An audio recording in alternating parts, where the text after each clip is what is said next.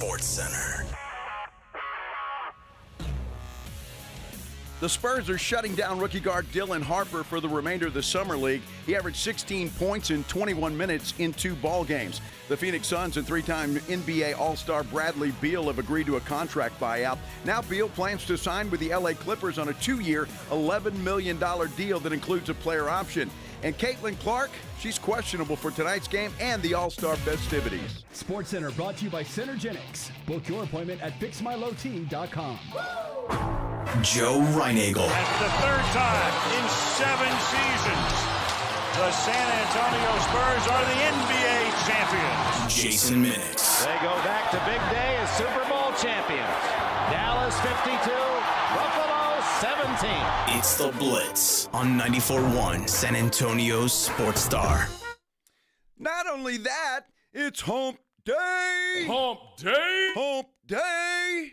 Hump Day? Yeah. What day is it? It's Hump Day! Happy Hump Day, everybody. So you were in Mexico last week. Yeah. And a great listener of ours, whose name is escaping me, Mine too. and his son ran into Jeremy Sohan and got Jeremy Sohan to do.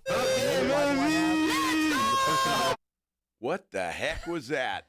That was Jeremy Sohan doing Hump Day. All right. Do we got the full version?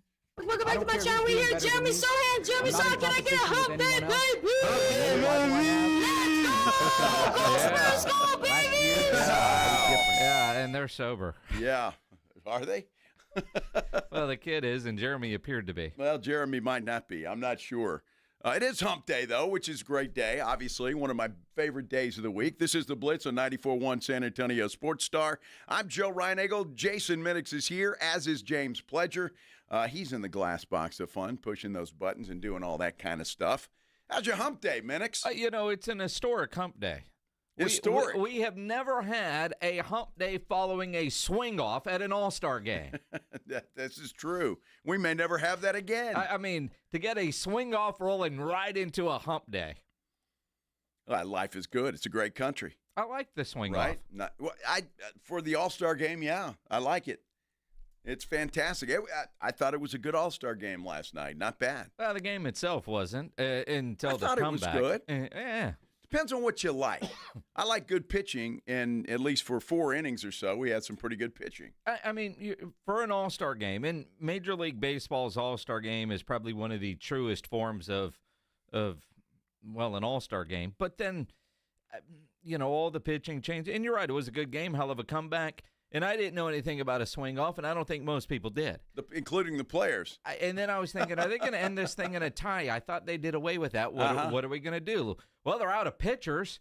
I didn't know what they – and then they explained this swing-off. And I was like, this is a good idea. That was a lot of fun. That was entertaining. And those guys had no idea.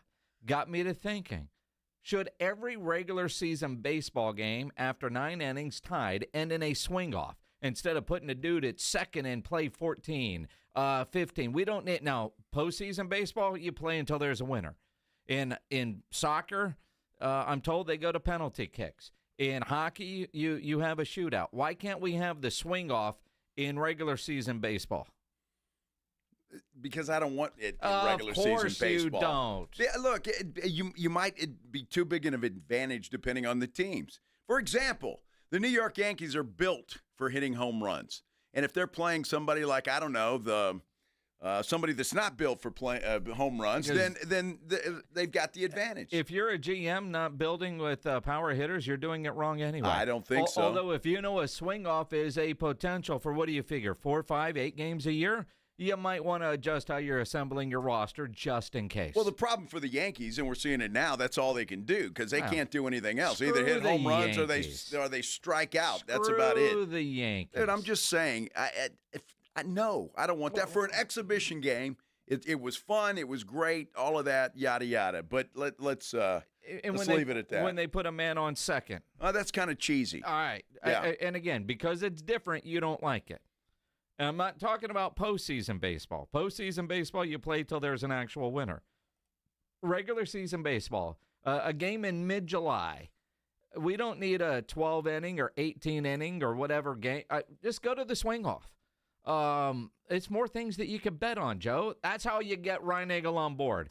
Can you gamble on this? I was a little worried last night. I had the National League, and I'm like, what are we going to do here? Am I going to kiss my sister? And then they go into this thing, and I'm like, wait a minute.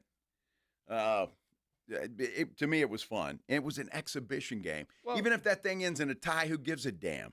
It doesn't matter. It's just for your viewing pleasure. No, it does matter. You can't have a game end in a tie. If I've invested any amount of my time into watching something, it cannot end in a tie. You can't. But I'm glad that thing didn't go extras. It didn't add a whole lot of time to it. Rob Manfred is constantly talking about trying to shorten the games. Well, tied after regulation, swing off. That was fun. I heard somebody say today that the games in Major League Baseball have been cut by about 30 minutes on average per game, which is great. But would you notice? Like, I don't really care as much about time as I do quality. If I'm watching a great game, I don't care if it took 2 hours and 12 minutes or an hour and 58. I really don't. If I'm watching a baseball game that's, 13-2 and 9 pitchers have rolled through, chances of me still being there watching are slim to none, right? It's not about time for me. It's about quality.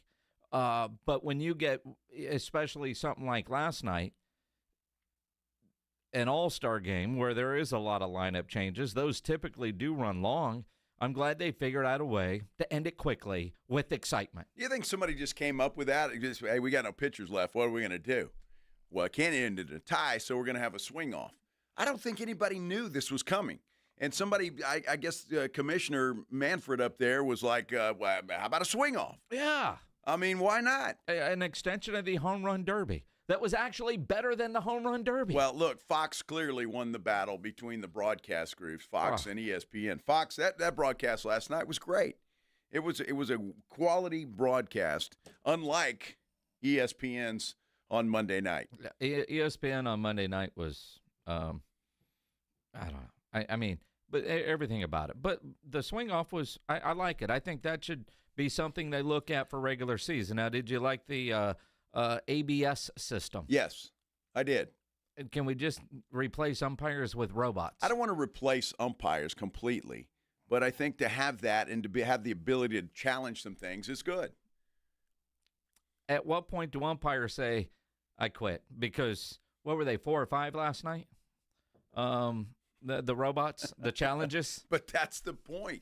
It's that human element. I know we all get pissed off at officials in all sports, but still, it's that human element. Now, if the officials are just, donkeys, then and they're just wrong every time, then that's another story. They need to be fired and replaced. Sure. But I don't mind a challenge or two. It's like every other sport now has challenges. Well, and there's some replay that can be used. So I like that, and I like the swing off. I think that is something that could stay. I mean, that was better than rock, paper, scissors. I didn't know what they were going to do to determine a winner. Flip a coin or what. I had not read or seen anything about a swing off. The broadcasters seemed surprised. It almost felt like they handed the dude a note and said, if it's tied, and he's reading this. So this is what's going to happen. And the analyst was like, yeah, that sounds like a pretty good idea. Oh, that's a great idea, Jim. Swing off. A swing off. It was fun. It's an exhibition game. It means nothing. So, I mean, we've gotten all kinds of suggestions on our YouTube page, which you can subscribe to if you'd like. And smash that thumbs up button there, too. It's San Antonio Sports Star. Go there, and you can play as well. Now, G's saying you can play war. Or you can have that one where you spin around the bat 5 times and then run the bases, and whoever makes it, you could do that. I mean, it is the All-Star game. Why not? Why not? Although, I'm curious, and you guys comment there on YouTube, or pledge if you can make a poll.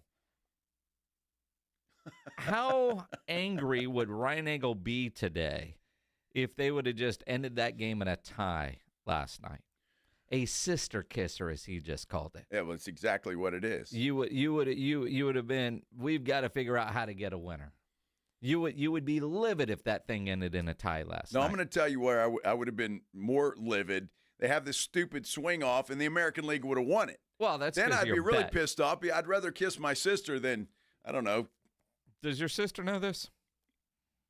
She probably does. Oh, okay. I get no excitement out of kissing my sister. Well, she's a great human being. Uh-huh. But, there's no woo. Yeah, I got you. Huh. What are the options for the poll? How angry would Joe have been? Really or extremely? I don't know, because we know damn well why he says, it doesn't matter. He would have been upset, highly upset, if that game ended in a tie last night. It has nothing to do with his bet. You roll with the punches, and for the All-Star game, exhibition game, which in the end of the day means absolutely nothing, it's fine to have little quirky stuff like that. Mm-hmm. But I don't want to implement it for regular season baseball and be, it just quirk up the entire game. Quirk up. I mean, penalty kicks in soccer, shootout in hockey is the same thing. It's not the same thing. In a way, it is exactly the same thing. The swing off is a shootout. It is the penalty kicks. And you determine a winner in a hurry. So if you're, and I hate using the Yankees, I'll be honest with you. So, okay, if you're the Dodgers and you've got Shohei Ohtani. Okay. Right? So you've got an advantage already. Well, I don't care who the other team has. I mean, you had an advantage having Shohei for 9 innings, yet you still ended in a tie. Well, there you go. And he was probably already left the stadium is the reason why he didn't participate in said swing off. See, the All-Star game, I'm with you. And I don't know if he left the stadium, but all right, Shohei. Roll out here in your street clothes and swing. That would have been exciting. All right, we have a poll up on our YouTube page. How mad would Joe had been if the All-Star game had ended in a tie? Not mad at all, very mad, extremely mad, old man yelling at the clouds mad. Well, I know what's going to win. And as I believe it was Corwin on YouTube, because now it's getting covered up by the poll, said, madder than when Dak signed his extension. Yeah, well, I wouldn't have been that mad. No, nothing could make me madder than that. Old man yelling at the clouds. Yeah, I can already predict the winner of this poll. I guarantee you. Well done, James Pledger. Yeah, that was good. Josh Jimenez, you creep. Uh-oh. He hopes there's video of you kissing your sister. Oh, my gosh. That's gross, man. What? How do you people kiss your sister? It's a little peck on the cheek, for goodness sake. I don't think that phrase is about the peck. That's all. I think it's more Alabama focused. I don't know what happens in your family, Joshua, but in my family, it's a peck on the cheek. Uh-huh. That's it. No mas. And there's a lot of swing-off kind of comments in there that are funny. I'm sure. I am from Alice, Texas, Uh-huh. Where the sheep are sheep and the goats are afraid, or so. There's something like that. I don't want to hear about you and a goat or a sheep. Oh, my goodness. Well, let's hear about Micah Parsons then. A lion. A lion. Yeah, a lion who Micah seemed a little bit, how do I want to say, a little, not angry, but a little almost angry. Almost angry? Almost angry. Like Ryan Eagle, almost mad. Almost mad. Almost like yelling at a cloud. Pretty close. Well, we'll let you decide because we're going to hear from Micah Parsons. He talked at his camp. I guess that was at Penn State, wasn't it, Pledge? Well, it's high school in Pennsylvania. Yeah, there you go. Where they retired his number. Same thing. Yeah. And he had a camp there. And he talked to reporters about his contract standoff. We're going to talk about it as well when we continue here on The Blitz on 94.1 San Antonio Sports Star.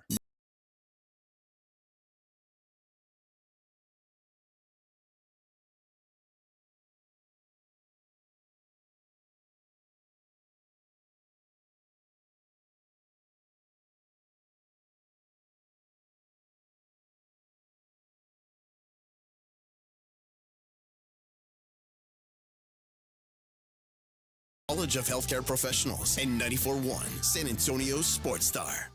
Join the Blitz live tomorrow at Lion and Rose Dominion for the Harley-Davidson Javelina Bike Night. Food, drinks, vendors, and giveaways. That's tomorrow starting at 2 at Lion and Rose Dominion off I-10 after the Dominion exit. This summer with Kohl's, you can rack up the compliments. Like, where'd you get that dress? Tell me all your makeup secrets. Or, ooh, my husband needs that polo in every color. Because Kohl's has what you need. Cute dresses, Sephora essentials, stylish polos, comfy kids clothes, and more. Plus, take 20% off some of your faves. Yep, cue the compliments with Kohl's. Select styles, some exclusions apply. Offer ends July 20th. Coupons and Kohl's Cash do not apply to Sephora. See store or kohls.com for details. Keeping your engines healthy means protecting them in season and out. Experts trust Stable to do that. And third-party testing confirms it. Stable is the industry leader in preventing fuel-related issues, no matter if you use it in your car, boat, or outdoor power equipment. In season or out, at every fill-up or when you store, start with Stable. Drivers who switch and save with Progressive could save hundreds. With that kind of money, you could go big time on a fancy water bottle with ultra titanium alloy metal. You're not sure why you need all that. I mean, it just holds water. But you're getting it anyway. Because if you're hiking near an active volcano and you accidentally drop the bottle into molten lava, your water will still be icy cold. Switch to Progressive and you could save big time. For water bottles. Progressive Casualty Insurance Company and affiliates, not available in all states. Potential savings will vary. If you need to hire, it seems like the whole process can be exhausting. You search resumes, wait for the right candidates to apply, set up initial interviews. It's a lot of time and work. Well, what if you could meet with qualified candidates for your job the very next day? Now you can with Zip Intro from ZipRecruiter. And right now, you can try it for free at ZipRecruiter.com/radio. Zip Intro is super easy to use. You simply pick a time, and it does all the work of finding and scheduling qualified candidates for you. Then you can choose who you want to talk to and meet with great people on back-to-back video calls as soon as the next day. Best of all, you save time and energy. Try Zip Intro for free right now at this exclusive web address, ZipRecruiter.com/radio. Zip Intro. Post jobs today, talk to qualified candidates tomorrow. Once again, go to ZipRecruiter.com/radio to try it for free. That's ZipRecruiter.com/radio. By texting 64,000, you agree to receive recurring automated marketing messages from Real Success. Message and data rates may apply. No purchase required. Terms apply. Available at OurRealSuccess.com.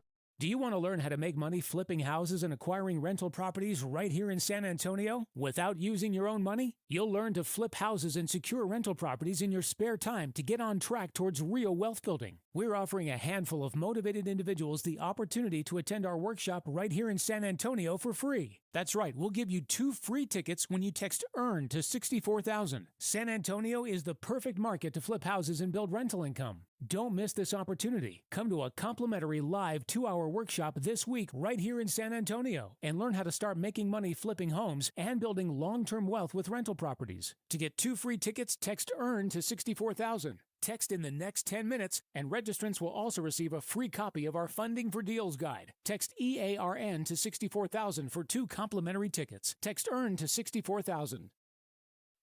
It's The Blitz with Jason and Joe on 94.1 San Antonio's Sports Star. On one of them there hump days. That's like we like to do it here on The Blitz on 94.1 San Antonio Sports Star. Happy hump day, everybody. Hope you're having a good one, and we're happy you stopped by to listen to us for a little while or the entire 4 hours, which is probably recommended by doctors all over the place. Not probably. Oh, absolutely. Highly recommended. And 9 out of 10 dentists. That other one's from Alabama. That's the dentist that says, don't brush your teeth. Come see me. A lot of people listen to that guy. Jeez. Well, sometimes dentists, eye doctors, do they really want you better? That's a good question. I mean, because think about it. Your teeth are always good, and you're just going in. Like my dentist is like, cleaning really should be every 3 months instead of 6. Really? Hey, the insurance only pays for 2.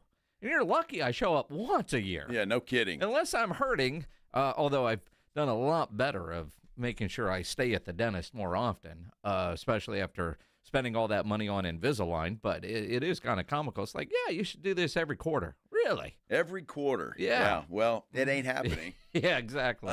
Every quarter century, maybe. I'm bad about the dentist, man. I'm bad about the dentist. That's for sure. The eye doctor. I need to get better.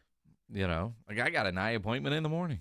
Oh, is that right? Yeah. Oh. Well, I tried to do that every year before football season, just to make sure. Make sure your eyes are okay. Well, I mean, I mean, you know, there was a time when I realized, all right, you know, 'cause I had LASIK. Yeah. And they said it would last for a certain period of time. Okay. And then I'll never forget, I'm doing a football game over at Heroes Stadium.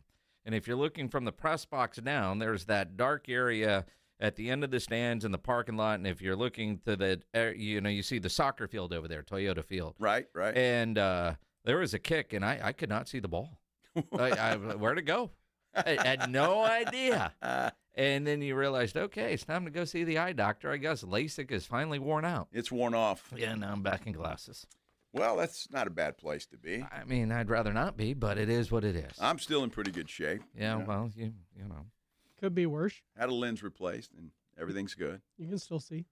Well, that's it. And I know, like, for me, because I would like to do LASIK again, but mine would be a lot more involved, and quite frankly, I'm not there yet mentally to take that risk. I'll wear glasses. As much as I don't like them, the idea of, yeah, I got 2 of these. If something goes wrong here, I'm done. That's true. Yeah. That's a scary part of it. I tell people all the time, I wish I could go do LASIK again, but I'm a little gun shy on the whole replacement thing that I would have to do.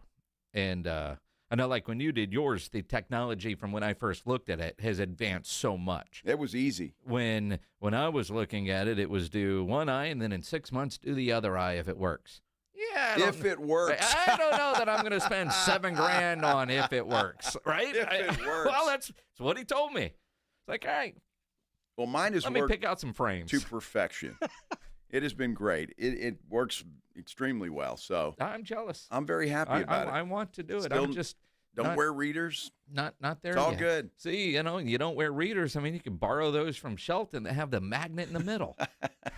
Those are pretty cool. If I ever have to wear readers again, I'm getting some of those. You would not. No, I will. Why not? Honestly, in the military, we called those BC glasses. And explain. Birth control. Oh. You ain't getting laid with those. Shelton. He's had that problem his entire life, so what difference does it make? A pair of glasses. Jeez. You guys think I'm a bad fuck. You don't imagine Shelton with a kid? Yeah. Wow. You know, there's a lot of people rolling around, and you wonder, somebody actually slept with you. This is true. This is true. And then there's other people that you're just thankful they don't have kids, like James Pledger. I mean, none that he knows about None that anyway. he knows about, yeah. But could you imagine James as a dad? I think Pledge would be a good dad. I don't know. I think you'd be all right. What do you think, Pledge? You'd be a good dad, wouldn't you? I'm a great uncle. He's a great uncle. Being a great uncle is different than being a great dad. See, with being a great dad requires a level of responsibility and maturity that Pledge does not possess. Uh-huh. Right? Well, there's that. Yes. Yeah, but, dude, I had kids, and I was about as immature as they were. So I don't know if that counts. Was? Well, still am. I mean. But now it works great with grandkids, man, because you can be as immature as you want to be. Well, and sure. It's actually recommended. But that also explains a lot of things. Yes. Oh, my goodness. I'm with you, Pledge. I vote you'd be a great I think dad. Pledge would be a good dad, but he would have to change so much in his life that, yeah. Yeah, quite a bit, right? Oh, yeah. Well, I find it interesting that, and I don't know what the word is, Jason. You got to help me here. When you listen to Micah Parsons at his camp, aggravated, maybe, dumbfounded that nothing has been done. I don't know. I'm not sure. What do you think? Complete opposite of you. And honestly, when I heard the clips from his media session, he's at a camp in Pennsylvania, his high school jersey retired by his school, and all these honors, and all these questions about his contract. I think he was more frustrated with the questions than not having the contract yet. Because I think he wants to talk about other things. He sounded like he's ready to move past it, but I don't think he was sounding frustrated by not having a deal done yet. In fact, at one point, he even said, I know I'm going to get mine. It's just really a matter of time. Not really, because I was finna get mine no matter what. You know what I mean? Like, the markets change every year. The salary cap went up like another 18% this year. So it really, like, if you want to know contracts, like, all the contracts are based off of a percentage. Like, each player, high-paid player, takes a percentage of the salary cap. So it's not really the number. It goes off by the salary cap. Oh, okay. Well, and again, he's paying attention to, and he's not wrong. It's a percentage of cap. And every year the cap goes up, and how much of the percentage of cap. And I think he's trying to educate the reporters there in a way. Quit looking at the number. Look at the percentage of cap that you're taking up. Because he did say, the contract talks or lack thereof haven't really affected him. I just worked harder. Like, to me, I look at it like, if people don't see your value, you don't cry and, like, lay up. Like, you just work harder. Like, you got to show people your value. I just think that's, like, the difference. Like, okay, and, like, I just work. Just work harder. Mm-hmm. Yeah. Well, look, that percentage of the salary cap, you can't have a handful of guys taking up most of that percentage. Except for that's how the salary cap in the CBA is set up. You've got on every NFL team, you've got 5, 6, 8 guys that are more than 50% of your cap. You got 5, 6 guys, 8 guys that are never going to have to work again the rest of their lives. They are getting life-changing generational money. Then you get about another 10 or 15 guys that if they're good with their money, they're going to be good. And then the rest of your roster is filled with guys that better have a plan for after football because the NFL stands for not for long.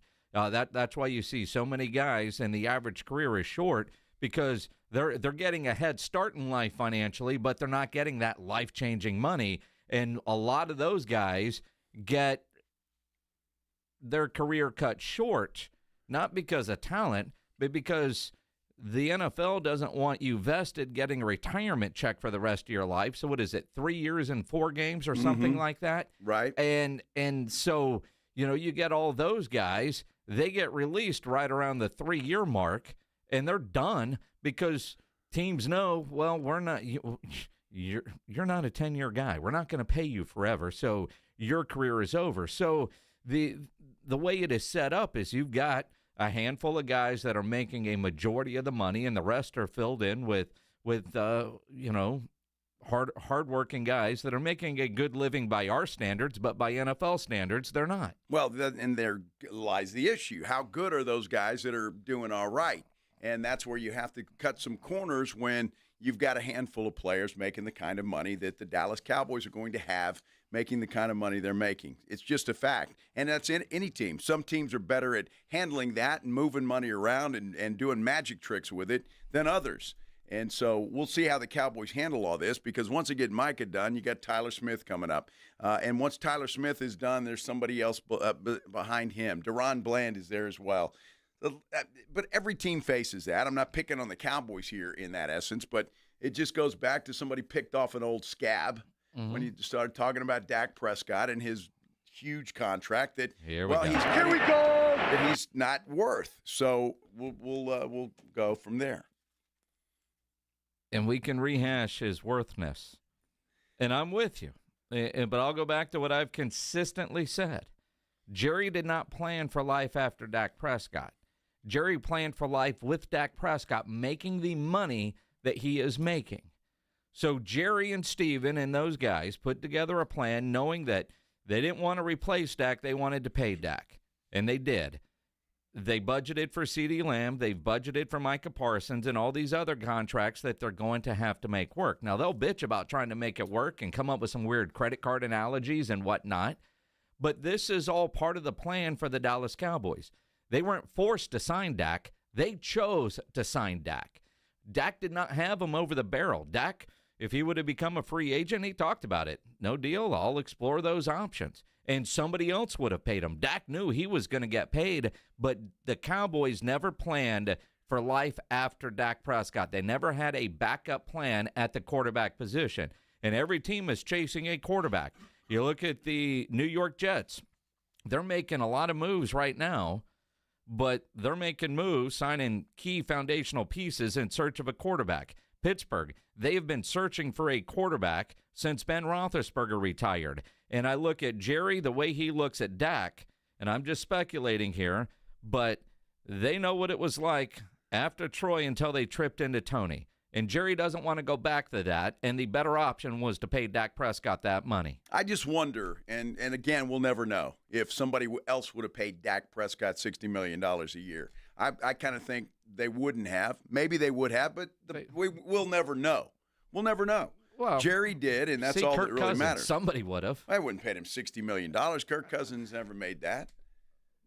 $60 million a year? I mean, you look at the money that Kirk Cousins has made every time he said, well, he's not going to get another job if he leaves Minnesota.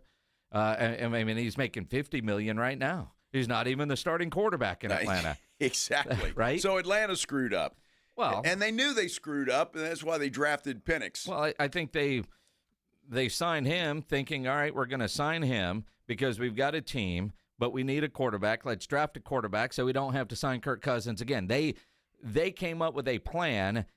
His play, especially if you've been watching Quarterback on Netflix, which I finally finished, they went to Penix a lot sooner than they thought they would because Kirk Cousins' performance, partly because of injury, but at least they had a plan for, all right, we're going to spend the money on the quarterback here, but we got a rookie that we're going to draft and develop that we think can be the guy ready to go. That is something the Dallas Cowboys never addressed. They were comfortable with Cooper Rush as the backup quarterback.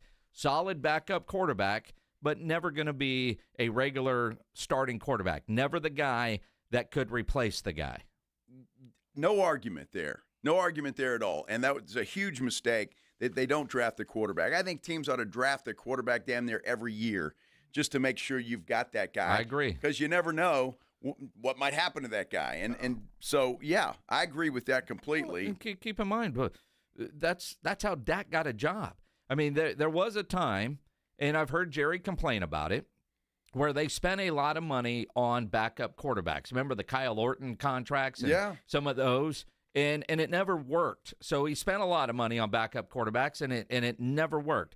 Tony Romo was at a point where it wasn't if he got hurt, but when and for how long. So they had Kellen Moore, and then they had a drafted Dak Prescott just in case, who tripped into the starting job his rookie year. Well, and look, and I'll give them some credit for going out, and I don't know how good Joe Milton will be or if he's the next guy, Dak's replacement or not. But at least they did something, and they got a guy in here who was a pretty good college quarterback and who might have an opportunity to be an NFL quarterback if Dak Prescott goes down, which there is always that chance of that happening. Mm-hmm. So we'll see what happens. But, again, it's ancient history at this point in time. But we'll see how Dak does and what kind of a hot seat that will cause if he doesn't do well this year and what the Cowboys may or may not do. There's always that Arch Manning guy that maybe the Cowboys could just tank. You know, it worked out for the Spurs pretty well. Cowboys could just tank, get rid of Dak Prescott, let somebody else play quarterback who sucks and not pay anybody. And then there's old Arch Manning sitting there to be drafted by the Dallas Cowboys. It's where his grandpa wants him to go. Wake up, Joe. I'm just saying. Wake up. Could happen. Could happen. Well, it's not going to happen, but it should happen. Where will Mr. Arch Manning go? And that just pisses me off. I'll tell you what. I can't lie anymore. It does. It just Pledger it on the screen. I can't listen to Joe bitch about tanking for another year. They're not tanking. You don't have to worry about it. And even if they try to, they can't get out of Dak's deal for a couple of years. My goodness. The Arch Manning to the Cowboys pipe dream is, well, just that. Well, the poor guy's going to end up in New Orleans then if he comes out too early. He's not coming out next year. Well, he's we'll not see what even worried happens. about next year's draft. He better be worried about this He's year. worried about Ohio State. Yeah, he better be worried about Ohio State. Sark, all the pundits are picking you. How is he handling that? And what does he tell his team? Well, he'll tell us what he tells his team when we continue. Here on the Blitz on 94.1 San Antonio Sports Star. Stevens Roofing, one of my favorite businesses in this great city of San Antonio. Family-owned company, local company, and, well, they're just the best in the business. And you know that because they've been in business in San Antonio and South Texas for so many years.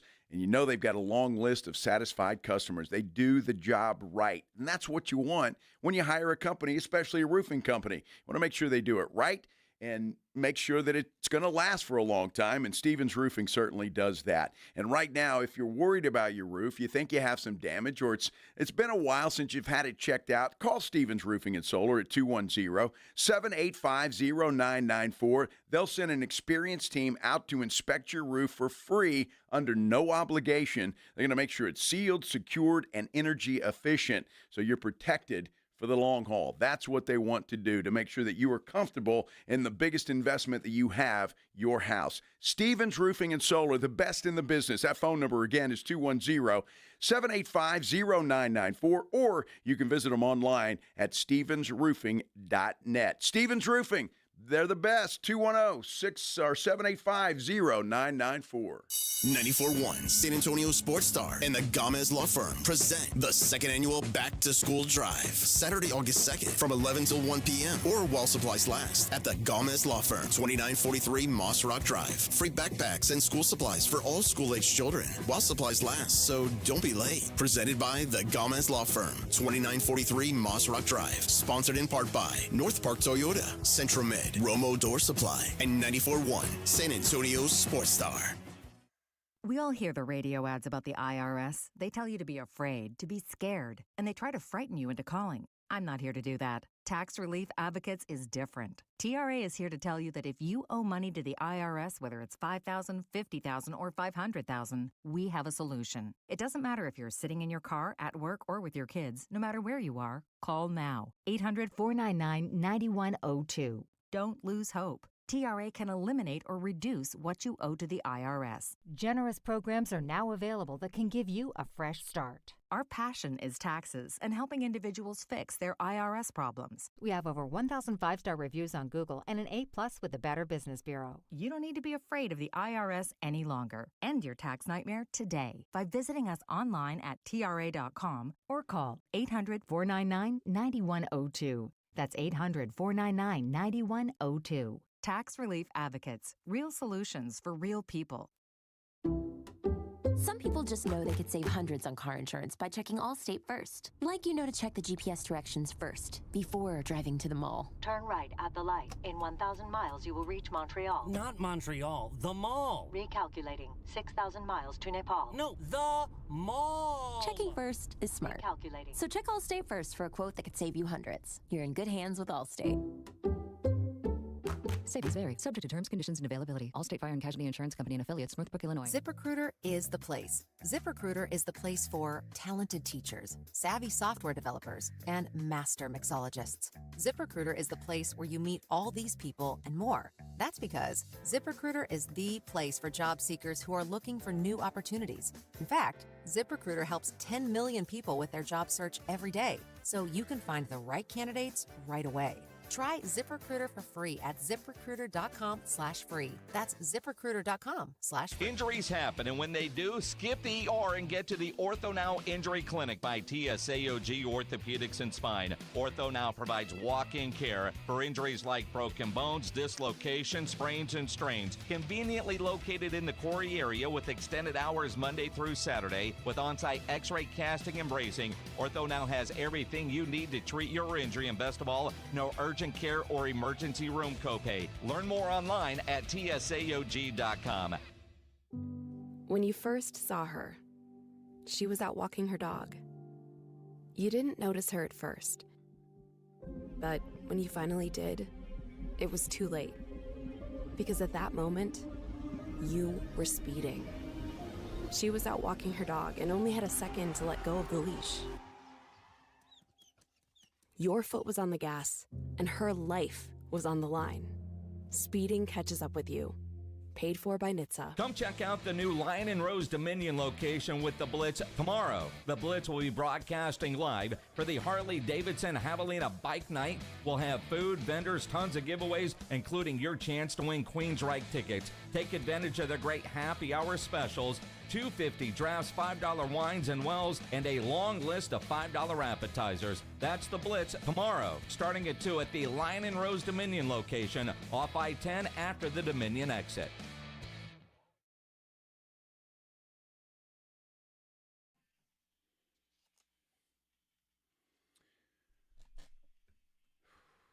Texas Longhorns, have you seen any place, Jason, that does not have them picked to win the national championship? Right now, they're either one or two. And to win the national championship, yeah, like Phil Steele, they're mixed on all their different predictions. Georgia's in there. A lot of them either pick first or second in the SEC, but making it to the SEC championship games. They are the national darling. Yes, they are the national darling. Pick. And the darling that runs that show is Arch Manning. He's the darling guy right now. He doesn't run the show, but obviously everybody's talking about him. Everybody wanting to see what he can do when he gets under the center this year. Steve Sarkisian was on the podium at SEC Media Days yesterday, and he's heard all this talk too. And you wonder when you have a team that is so highly thought of that everybody right out of the gate is picking, how do you handle that as a head coach? And it's going to be a difficult job for Sark. It is, but it's one that I think, he's prepared for. His program is prepared for. And it really is. And, again, it sounds coach speak, but you got to just stay level-headed about it and take care of your business. Some of it is great to snicker at. Some of it is enjoyable. Like, think about this. It's July 15th. Right. And how much is being talked about the week one matchups. Right? Us at Ohio State, LSU at Clemson, Bama at Florida State. I can't tell you one week one matchup in the NFL. So there's this idea in college football, like we get to celebrate this really cool sport that we have. You guys get to talk about it. You can say Arch Manning's the greatest quarterback since Tim Tebow, and Jordan's going to come on here and say he's hot garbage. It doesn't, but that's the beauty of it. And that's what you guys get to do, to celebrate our game, to talk about our game. In my opinion, you've been doing it a lot longer than me, Paul, but like to me, college football is more popular today than it's ever been. And a lot of it is due in part to what you all are able to do to celebrate our game. Granted, we got to put a good product on the field. And, yeah, there's a lot of talking points right now, especially in college football. But, man, it's popular. And people like hearing about it. People like talking about it. And I'm no different. I think it's great. You know, I like what he says, and he's right about the week one matchups. And everybody's talking about those. And it's a lot more interesting than a lot of the week one NFL matchups. I agree with that. But then after that, you got a lot of donkeys in the group. I mean, you really do. So, I mean, yeah, we get excited about that first one. But how excited are you for Texas and Cupcake University in week two? Well, and again, there are a lot of dog matchups. That used to be, or donkey matchups. They're animals. But when you look at, let's go back to the old days. We were so excited about college football, yet the first four games used to just suck. Yeah. Right? Yeah, true. But those games are needed. There is no preseason in college football. I'm looking here on our desk, and if you're watching on YouTube, you see the A&M helmet and the UTSA helmet. That's a week one matchup. Not sexy at all by any stretch of the imagination when you compare that to Texas and Ohio State or, Clemson and LSU, because we want that. And these coaches are willing to put that on the schedule now because they know a loss in that game doesn't derail their season. They're not afraid to put big-time games on their non-conference schedule because it doesn't knock them out of the national championship picture in September, or in this case, August now.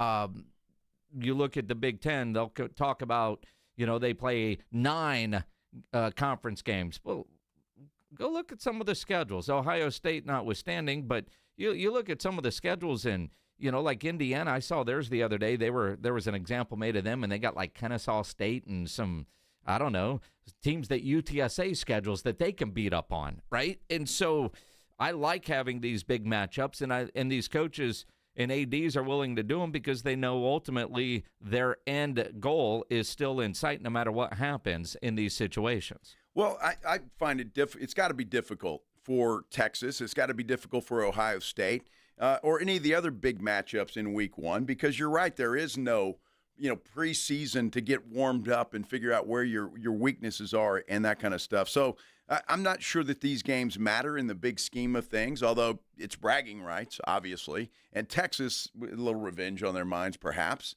They'd like to go up to Ohio State and knock them off. But I'm excited about college football because I like college football. I don't like what's happening within college football, but when the product is on Saturday afternoon, I'm there to watch and I enjoy it. But again, there's some of these teams who, Texas against San Jose State in week 2, they're going to be favored by 50 million points. But do they cover? Well, that's always the question. I mean, typically they do. But again, a game like that, you need. And San Jose State needs it. They need right? For the paycheck. Yeah, I mean, that's it. I mean, UTSA starting at Texas A&M. Jeff Traylor will probably say all the right things. UTSA fans will go to College Station, but I think everybody knows going in. Now, granted, I hope inside that locker room they believe because we have seen, especially when it comes to A&M, the upsets happen. Sure. Right? Yeah, that's very true. We have seen it. Yes, right? we have.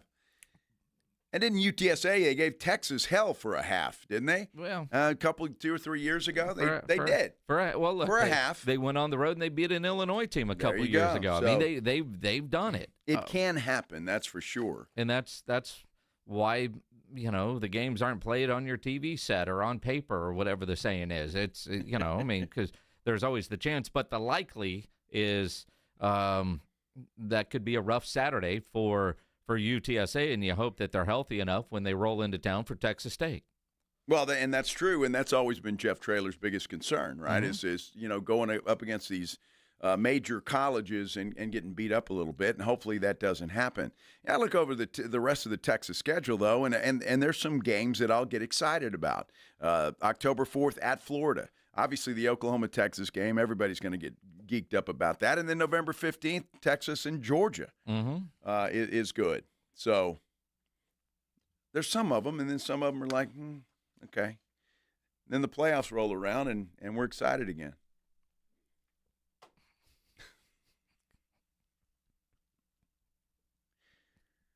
You get excited about Vandy coming to Austin? They're going to excite you? I mean, I don't know. Texas at Kentucky? I mean, Texas at Mississippi State? You have a party for all those? Probably. Because my team, I mean, do you do that with the UTSA schedule? I mean, not every game is going to be the biggest game of the year. The point is that that's what Sarkisian made it sound like. College football is as popular as it's ever been. It is. I'm sure it is. Look, I'm excited. I'm a college football fan. I'm just saying not every game, because I guess his example was, everybody's talking about the week 1 matchups, and I don't even know who's playing in the NFL in week 1. Well, I'm sure he doesn't. Well, Sark shouldn't, but I mean, Sark isn't campaigning for the NFL. Sark is campaigning for that week 1. And by the way, because there's no NFL games that weekend, there is a major spotlight on college football. That's true. And they're doing it right. And they have to take advantage of it. And they've got a lot of great made-for-TV matchups. Not every matchup is going to be great, but the ones that we want to see. The difference is, you're asking me, I'm a Longhorn fan. I plan a lot of my weekend around the Longhorn schedule. You plan your weekend around what is the biggest game that Reininger wants to watch. True. You don't have that passionate team that you're going with, right? You are, what's the biggest game? And I know you well, Joe, where have I laid money? That's what's getting your interest. And that is one of the reasons why college football has exploded in popularity, because more and more people are gambling on college football games than in the past, and partly because, so many states, not named Texas, have made that legal. But there are people that are listening that plan their weekends around the A&M schedule, sure, the UTSA schedule, the Longhorn schedule. That's not you, right? So, and there are people listening that are more like you. They just want to watch big games and whatever the big game is. And you know what? The big game might not be Texas that weekend in your mind because they got Kentucky or Vanderbilt or whoever. But you know what? There's going to be a couple of matchups that are top 25 matchups that everybody is going to be paying attention to. At my house, that game might be on the little TV because Texas will be on the big TV. No matter what. At your house, it's the complete opposite. No matter what, no matter who they're playing and who else is playing, they're on the big TV. Yes. Wow. Yes. I will say this. I mean, and at my house, I got the 2 TVs going, and I probably have 2 iPads going watching games. I've done that before. And some of that depends on where my money is at. Well, of course. That's exactly right. See, that's what the problem is. What's the problem? I don't hear a problem. I got San Jose State at Texas. Texas is a big – I can't bet on that game. Oh, you could. I could, but I'm not going to. Well, and I'm looking at the schedule now. Again, I don't bet on a lot of Longhorn games because I want to enjoy the game or not enjoy the game and not worry about money. I tend to bet on teams that I'm not passionate about because when I make those bets, I'm betting with my heart and not my mind. Well, of course. Right? So I stay away from that personally. But that Saturday – now, granted, it's San Jose State. That might not get the major TV, right? Oh, it might not. Huh? I mean, okay, it's San Jose State. Yeah, gotcha. Let's be real. Uh-huh. But once we get into SEC play, and anything can happen. Sure. But yeah, I bounce around and I watch everything. Or I'm at a place like the Rue Pub, and every game is on there that I want to watch. Sometimes I'll have something on my phone or the iPad or whatever it might be. Now, I do that too, and for the same reasons you said. Look, I love college football. I can tell. Oh, I do. I'm not really sure. Oh, please.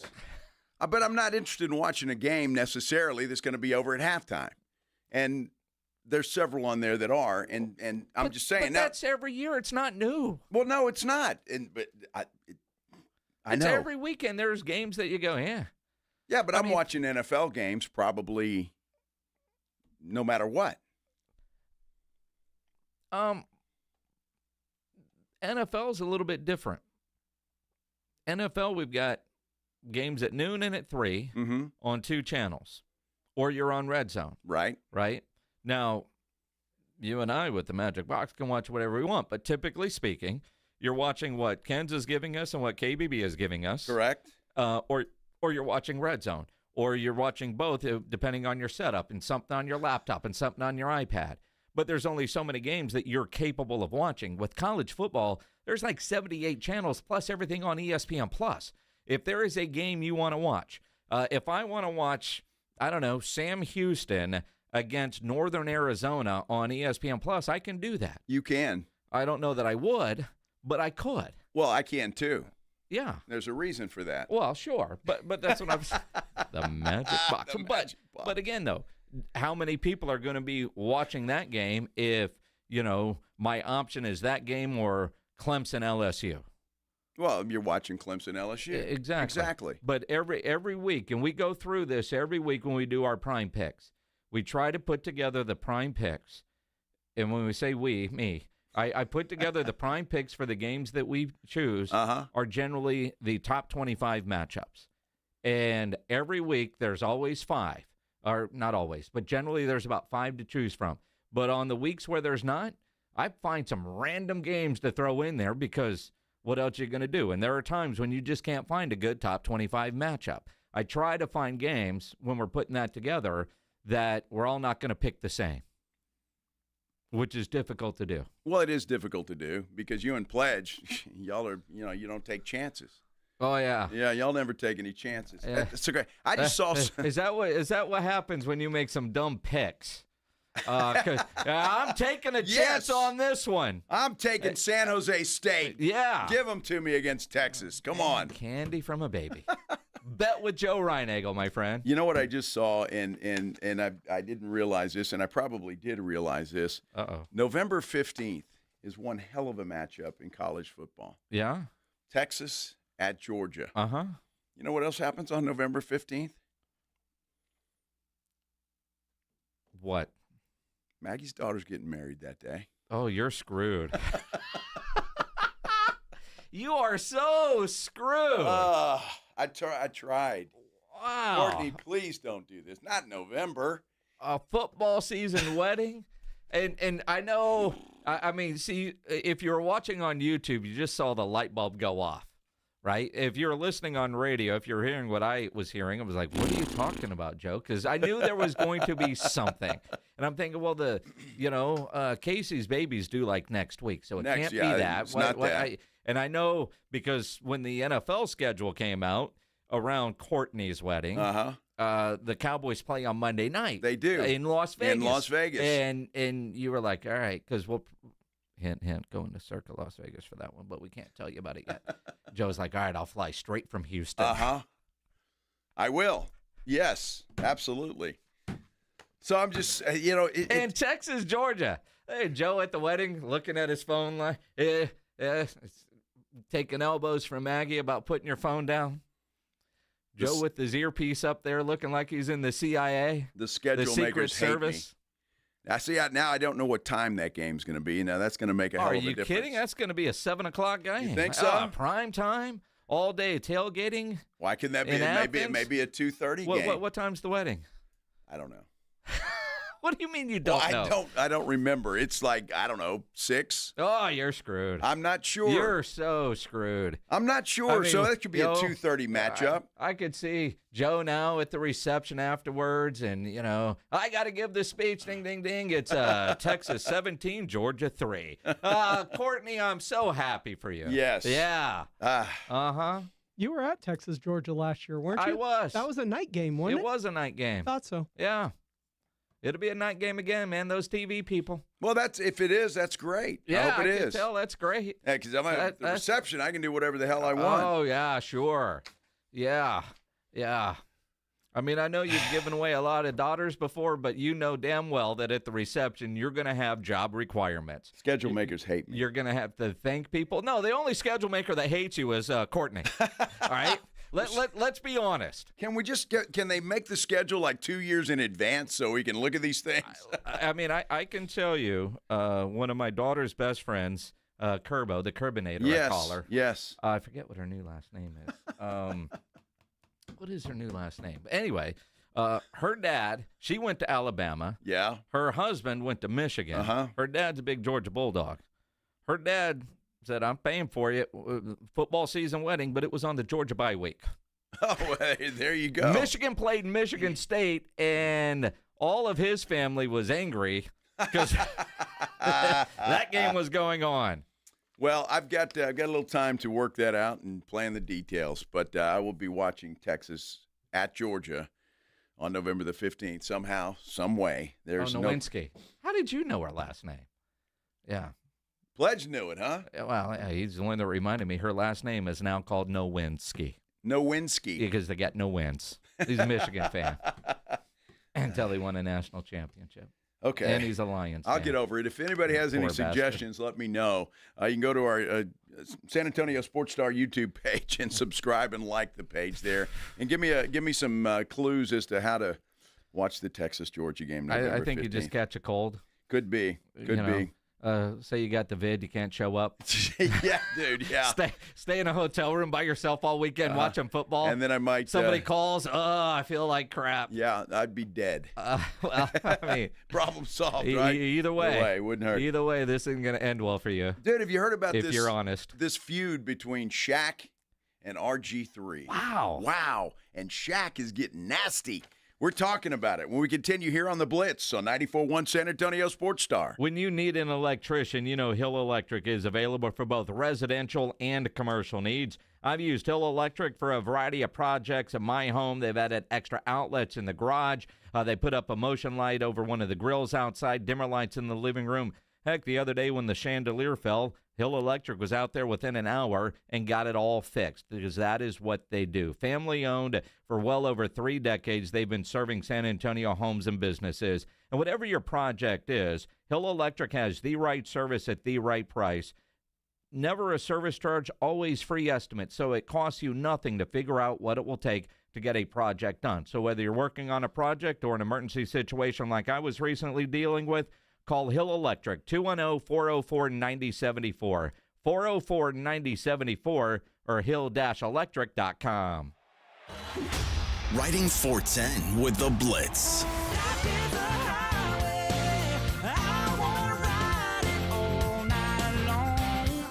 Afternoons 2 to 6, KTFM Floresville, and everywhere at sasportstar.com.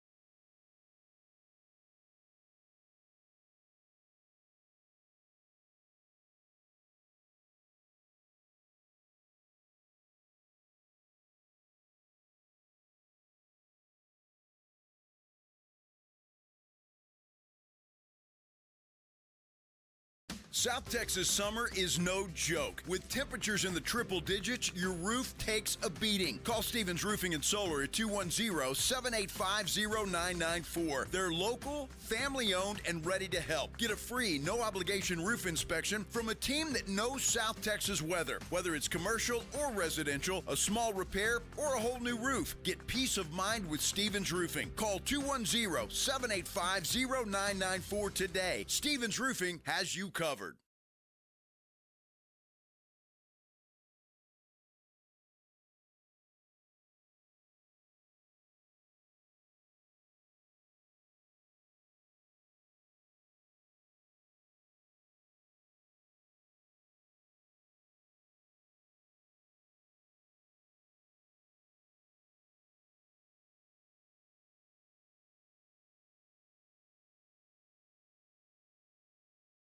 Made in America, highest quality. That's Connecticut Quality Water Softeners. There's a reason Dave Ramsey says a Connecticut is a wise investment for your home.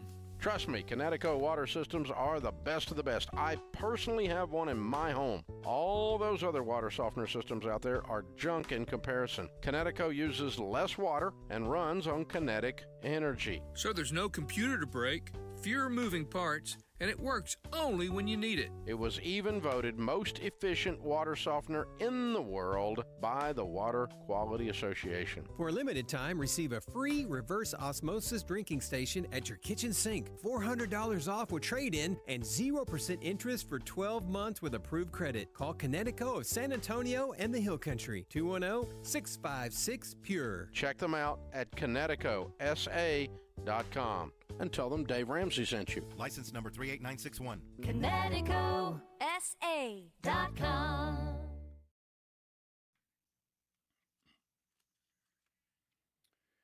Well, as expected, the San Antonio Spurs are shutting down rookie guard Dylan Harper for the remainder of the Summer League. He averaged 16 points in 21 minutes in 2 ball games. Phoenix Suns and 3-time NBA All-Star Bradley Beal have agreed to a contract buyout. Now Beal plans to sign with the LA Clippers on a 2-year, $11 million deal that includes a player option. And the San Antonio Mission's getting involved in helping the Hill Country flood victims.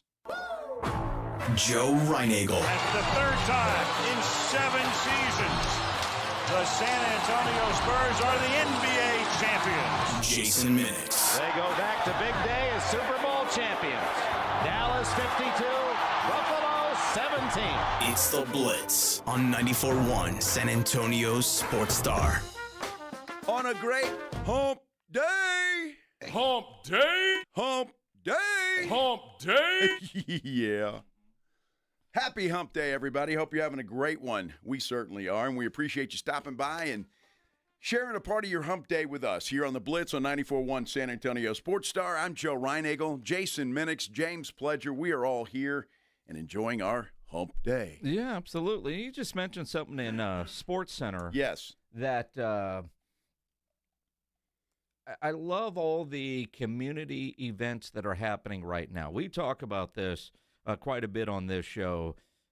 Sports and music bringing people together, raise a lot of money, and just kind of the normalcy that those kind of events do.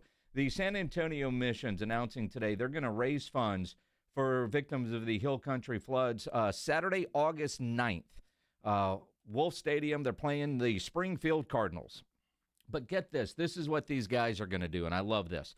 The Missions are going to be wearing baseball jerseys of at Centerpoint High School, Comfort High School, Ingram, Tom Moore, and Kerrville-Tivy. All those schools that have been impacted by the floods. Manu Ginobili also going to wear one of those jerseys. He's going to throw out the first pitch. They're going to be raising a lot of money during this event, but honoring those that are affected, including helping with the Ingram Little League rebuild their fields because they were damaged quite a bit during the floods. That's great. I'm happy that the Missions are doing that. Obviously, the Spurs have pitched in, have all the Texas sports teams, including the Cowboys, Rockets, Texans, all of them have pitched in to help those folks deal with what is just undealable in a lot of ways, but trying to make it as easy as possible for those folks to recover and get on with their lives. Well, and the jerseys that the Missions are going to wear that night of all the area high schools, including Manu's, they're going to autograph them and they're going to auction them off. That's how they're going to raise all the money, which I think is fantastic. So put that one on your schedule to go out and head out to Wolf Stadium and do that, because it is pretty impressive. And then you think about like tonight, Pat Green is doing that live stream concert, raising a lot of money. And of course, by now I think most people know Pat Green lost his little brother, his sister-in-law, and 2 nephews in the floods, which is just tragic. And did you see the lineup that Robert Earl Keen announced today? Oh my gosh! You talk about a great lineup at Whitewater. August 28th is that show, but it's Robert Earl Keen, Miranda Lambert, John Randall, Jack Ingram, all performing together. Cross Canadian Ragweed, Randy Rogers, Radney Foster. I mean, so many. I mean, it's that at Whitewater is going to be incredible, and those are great shows to go to, especially when you know the cause that it's going to benefit. And according to REK, every one of these are donating all their time. There's going to be very little expense. So, like, the money raised is all getting to where it needs to go. That's outstanding. And again, that's what people do. I mean, when people are suffering in this country, in this state, in this city, that's what people do, man. It's a very generous. We just all come together when tragedy strikes. This is Jason and Joe's Headline Blitz. 2 guys, 2 opinions, never enough time. Shaq and RG3 feud was not on my bingo card. No, kind of crazy, isn't it? RG3 had all that stuff, and it feels like it's been, I thought it was all put to bed, right? Angel Reese and Caitlin Clark, and then his deal with Ryan Clark and all that. And then on his podcast yesterday, Shaq, defending Angel Reese, went right after RG3. Oh, speaking of man, RG3, tweet another monkey post about my girl Angel Reese. I'm punching your face. Whoa. Okay? It's enough. Like, I don't usually do stuff like this, but just stop it, bro. You got your job, you got your podcast, leave my Angel Reese alone. I'm the one calling her and telling her not to respond. And stop it. That's the last time. Okay? Thank you. It's not real hate. If you look around what's going on in this real country, that's hate. This is sports. I'm not supposed to like you. It's a shame that all the stuff you did in your life, you're going to be remembered for your podcast. You're going to be remembered for your podcast. That should tell you you're not that great. I don't want to be remembered for Shaq's Bit podcast. I do not. Like, leave those girls alone. You already spoke on it. Let it go. So what? He hates us. So what? I hate you now for messing with her. Now what? Say something about me. But she's not going to respond because I'm the one calling her and be like, baby, keep it classy. Because she's not soft by any means. You're from the streets. But I'm like, you're beautiful. don't indulge with these fools, because he's a fool. You don't even have G14 classification to say that. I would respect it more if Lisa Leslie said it. Like, that's y'all category. Stay out of them people's category. Okay, you're sports, whatever you do, you talk about sports, but, bro, you don't need to be going deep. Y'all can go deep. Y'all are females. Y'all understand what that's like. If he hates her, so what? Mind your business. Like, I don't mind you doing your job as anyone, but don't pick on that little girl. Because guess what? I'm her protector. Now pick on me. You pick on me, I'm going to punch you in your face. That's ridiculous, first and foremost. On his big podcast there, look, so many things to unwrap with this one. Well, there is. And people remember what RG3, and I can't remember the exact thing. I went back and tried to find it today. But there is a post going around, and RG3 claims he did not post this. And it is a picture of a monkey in a basketball uniform dribbling. And some fool made that, some idiot made that and put it out, and it was not RG3. And I think Shaq is confused, thinking that RG3 put that out there. Only so many things you can believe on the internet. RG3 did have a lot to say about them.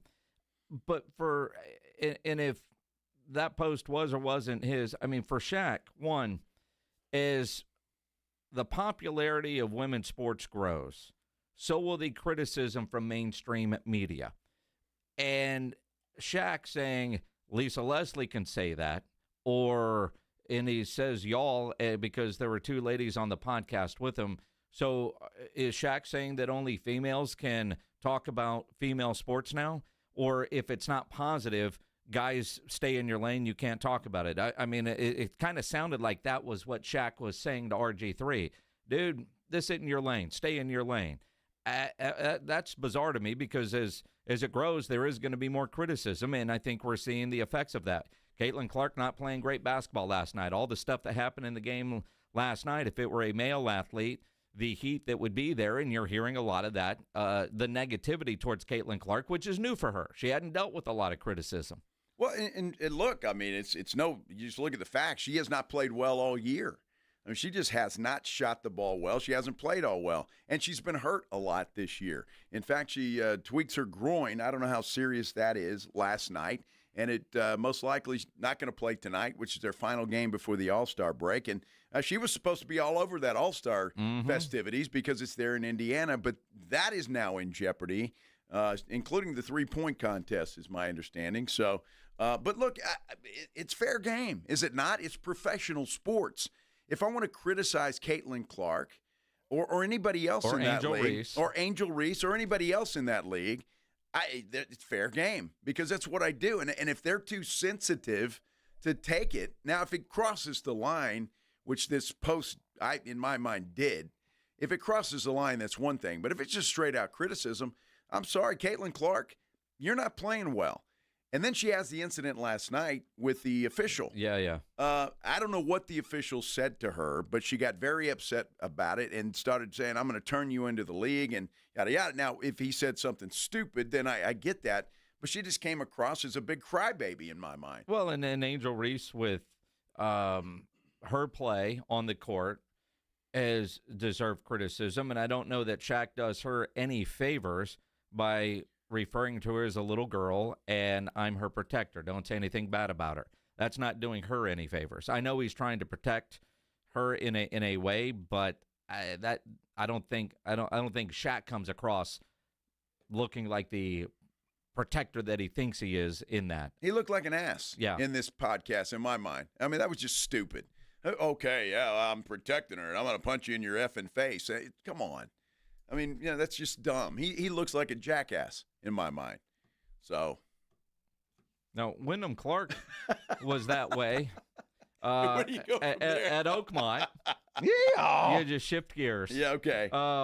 Speaking of donkeys, Wyndham Clark didn't play well, destroyed a locker. Now, when I first saw it, I was like, all right, it's a 100-year-old locker. 100-year-old locker. It was at the U.S. Open. And they say you can't come back until he apologizes, pays for a new locker, and goes to anger management.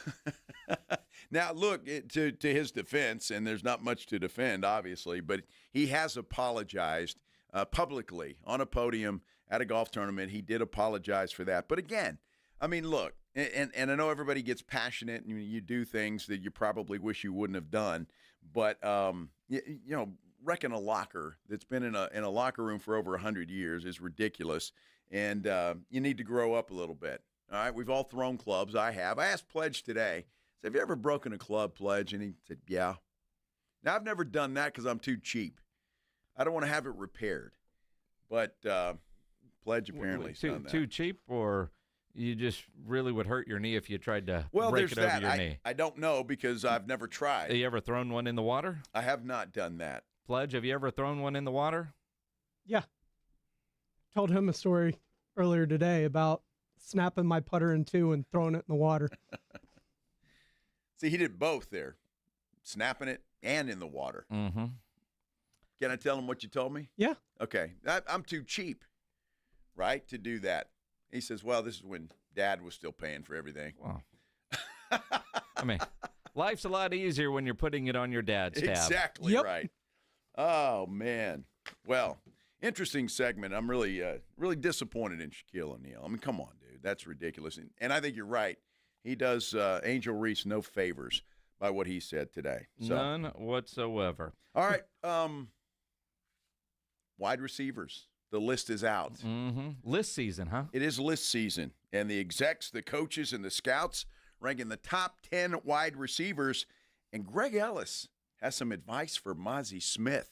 We're talking about it when we continue here on The Blitz on 94.1 San Antonio Sports Star. You know, nobody ever plans on getting arrested, but it does happen to a lot of people every day for all kinds of reasons. If you get arrested, you want to get out of jail fast because, of course, you do. Best way to do that, call my good friend Albert and his great staff at AA Best Bail Bonds, 210-225-2121.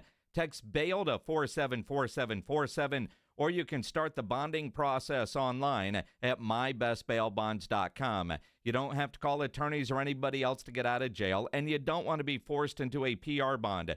If the jail offers you a PR bond, make sure you truly understand what those conditions are before accepting it. Whether it's you, a family member, a friend of yours, your best option for stress-free bail bonds is AA Best Bail Bonds, because nobody beats their price. They offer payment plans, have a free shuttle service. Of course, they are discreet and confidential and open 24/7, offices all over San Antonio and Texas, services nationwide. If you're up in Dallas, down in Corpus, anywhere in between, license number 149, call AA Best Bail Bonds, 210-225-2121, or go online, mybestbailbonds.com.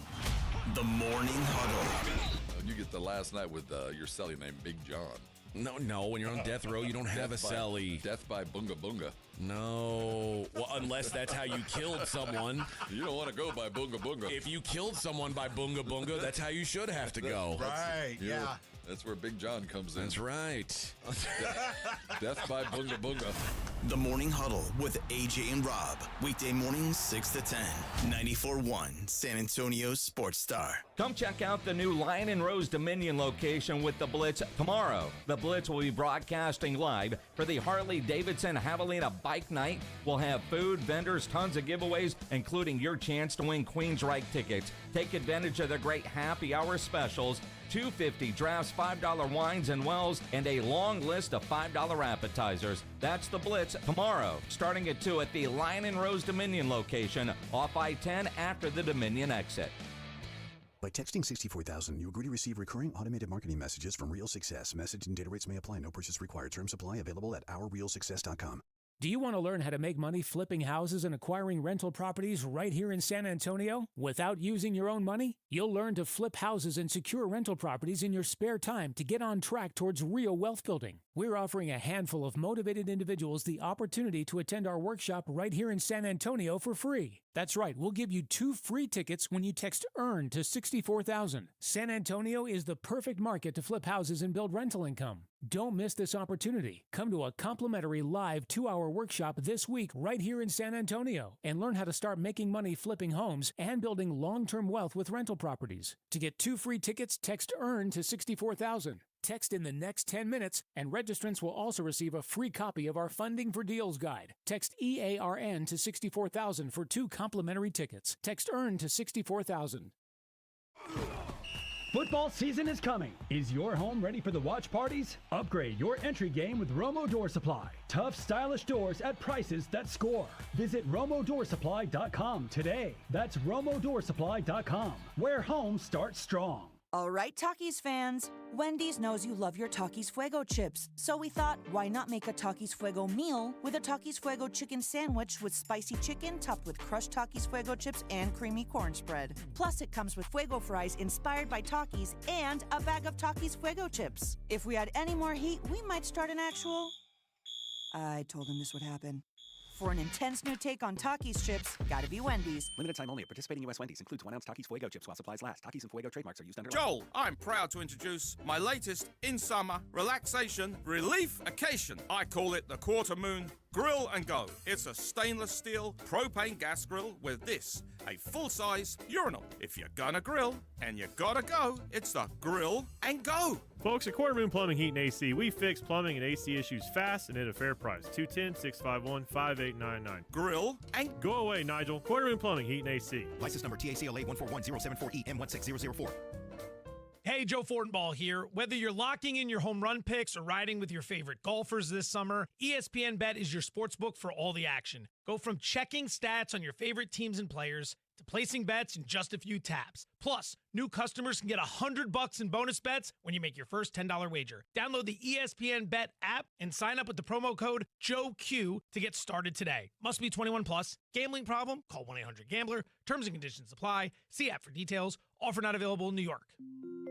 Listen to 94.1 San Antonio Sports Star on your Amazon or Google smart speaker and just say, Alexa, play 94.1 San Antonio Sports Star.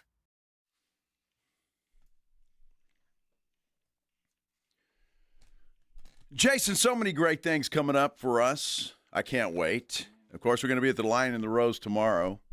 Looking forward to that, the Dominion location. Then we're off to Oxnard for Cowboys training camp. And then it's Vegas, baby. Circa Las Vegas. Vegas, baby. Circa Las Vegas. In fact, and you can come with us if you'd like. It is their Circa Sports Ultimate Contest weekend. We're going to be there August 21st and 22nd doing the show, then staying for the weekend. So you can come to Vegas with us, San Antonio Sports Star, for the Ultimate Contest weekend. We're going to give them some discounted rooms. That's our gift to them. Yeah, promo code Blitz when you book your rooms at the Circa or the D. It will get you 20% off your room. But at sasportstar.com, there's a link there where you can go straight to the reservation page at Circa. The discount code's already there. Book your flights, book your rooms, and join us in Las Vegas. It's a great time. If you have, status at other places, one, go to Circa because they do a bit of a match. But two, even if you're staying somewhere else, you can still come hang out with us at Circa. Absolutely. We kind of have a little fan appreciation party on Saturday, typically, where we watch some football and have some fun and drink a lot. It's their ultimate contest weekend. Sign up, the big weekend, the big party for Circa Survivor and Circa Millions. And lots of football talk. And quite honestly, a lot of that is kind of what ESPN is doing right now in the middle of what I like to call list season, their ranking season. And it's the wide receivers on the docket today. And quite frankly, I look at this list, and there's some that you'd want to move around. But wide receivers in the NFL, beauty is in the eye of the beholder on who makes the top 10 and then who's just on the outside looking in. You could really make an argument for a lot of these guys that they should be on the list. Well, it's look, 1 and 2 you could interchange as far as I'm concerned. Number 1 is Jamar Chase, Cincinnati Bengals. No argument there. Justin Jefferson is number 2. And if they had those flip-flopped, I'd be okay with that too. Yeah. Where I do have a problem is number 3, Tyreek Hill. I don't think Tyreek Hill should be number 3 on this list. I would move CeeDee Lamb from 4 to 3 if it were my list. Tyreek Hill, you can blame it on the quarterback if you want to, but he didn't have that great of a season last year. Even right, he appeared to quit. With 2 out of the lineup, he struggled. But I think if you're looking at Tyreek Hill, and if you're a scout, you're a GM, you're looking at that speed, you look at those hands and that skill, and quite frankly, whenever anybody's game planning against Miami, the first thing they're looking for is how do we cover Tyreek Hill. So while I would have had him a little bit lower, he's still a top 10 guy. I do have a problem, quite frankly, with number 3. And like you said, you could, even if he were at number 6, I think, I mean, you know, A.J. Brown or Tyreek Hill, Amon-Ra St. Brown or Tyreek Hill. I mean, Malik Neighbors. I mean, you know, where do you put Tyreek Hill? But speed kills. And his skill set, I know last year was a bit of an off year, which is, you know, as I look at these lists and I'm trying to figure out whether they basing it off of last year's performance and projections this year, or is it just based off of last year's performance? Last year's performance, he would not be in the top 10. But projected this year, if Tua's healthy and he still has that speed, he could be deadly. He could very well have Quinn Ewers throwing him the football at some point in time. I mean, if he's lucky. If he's lucky.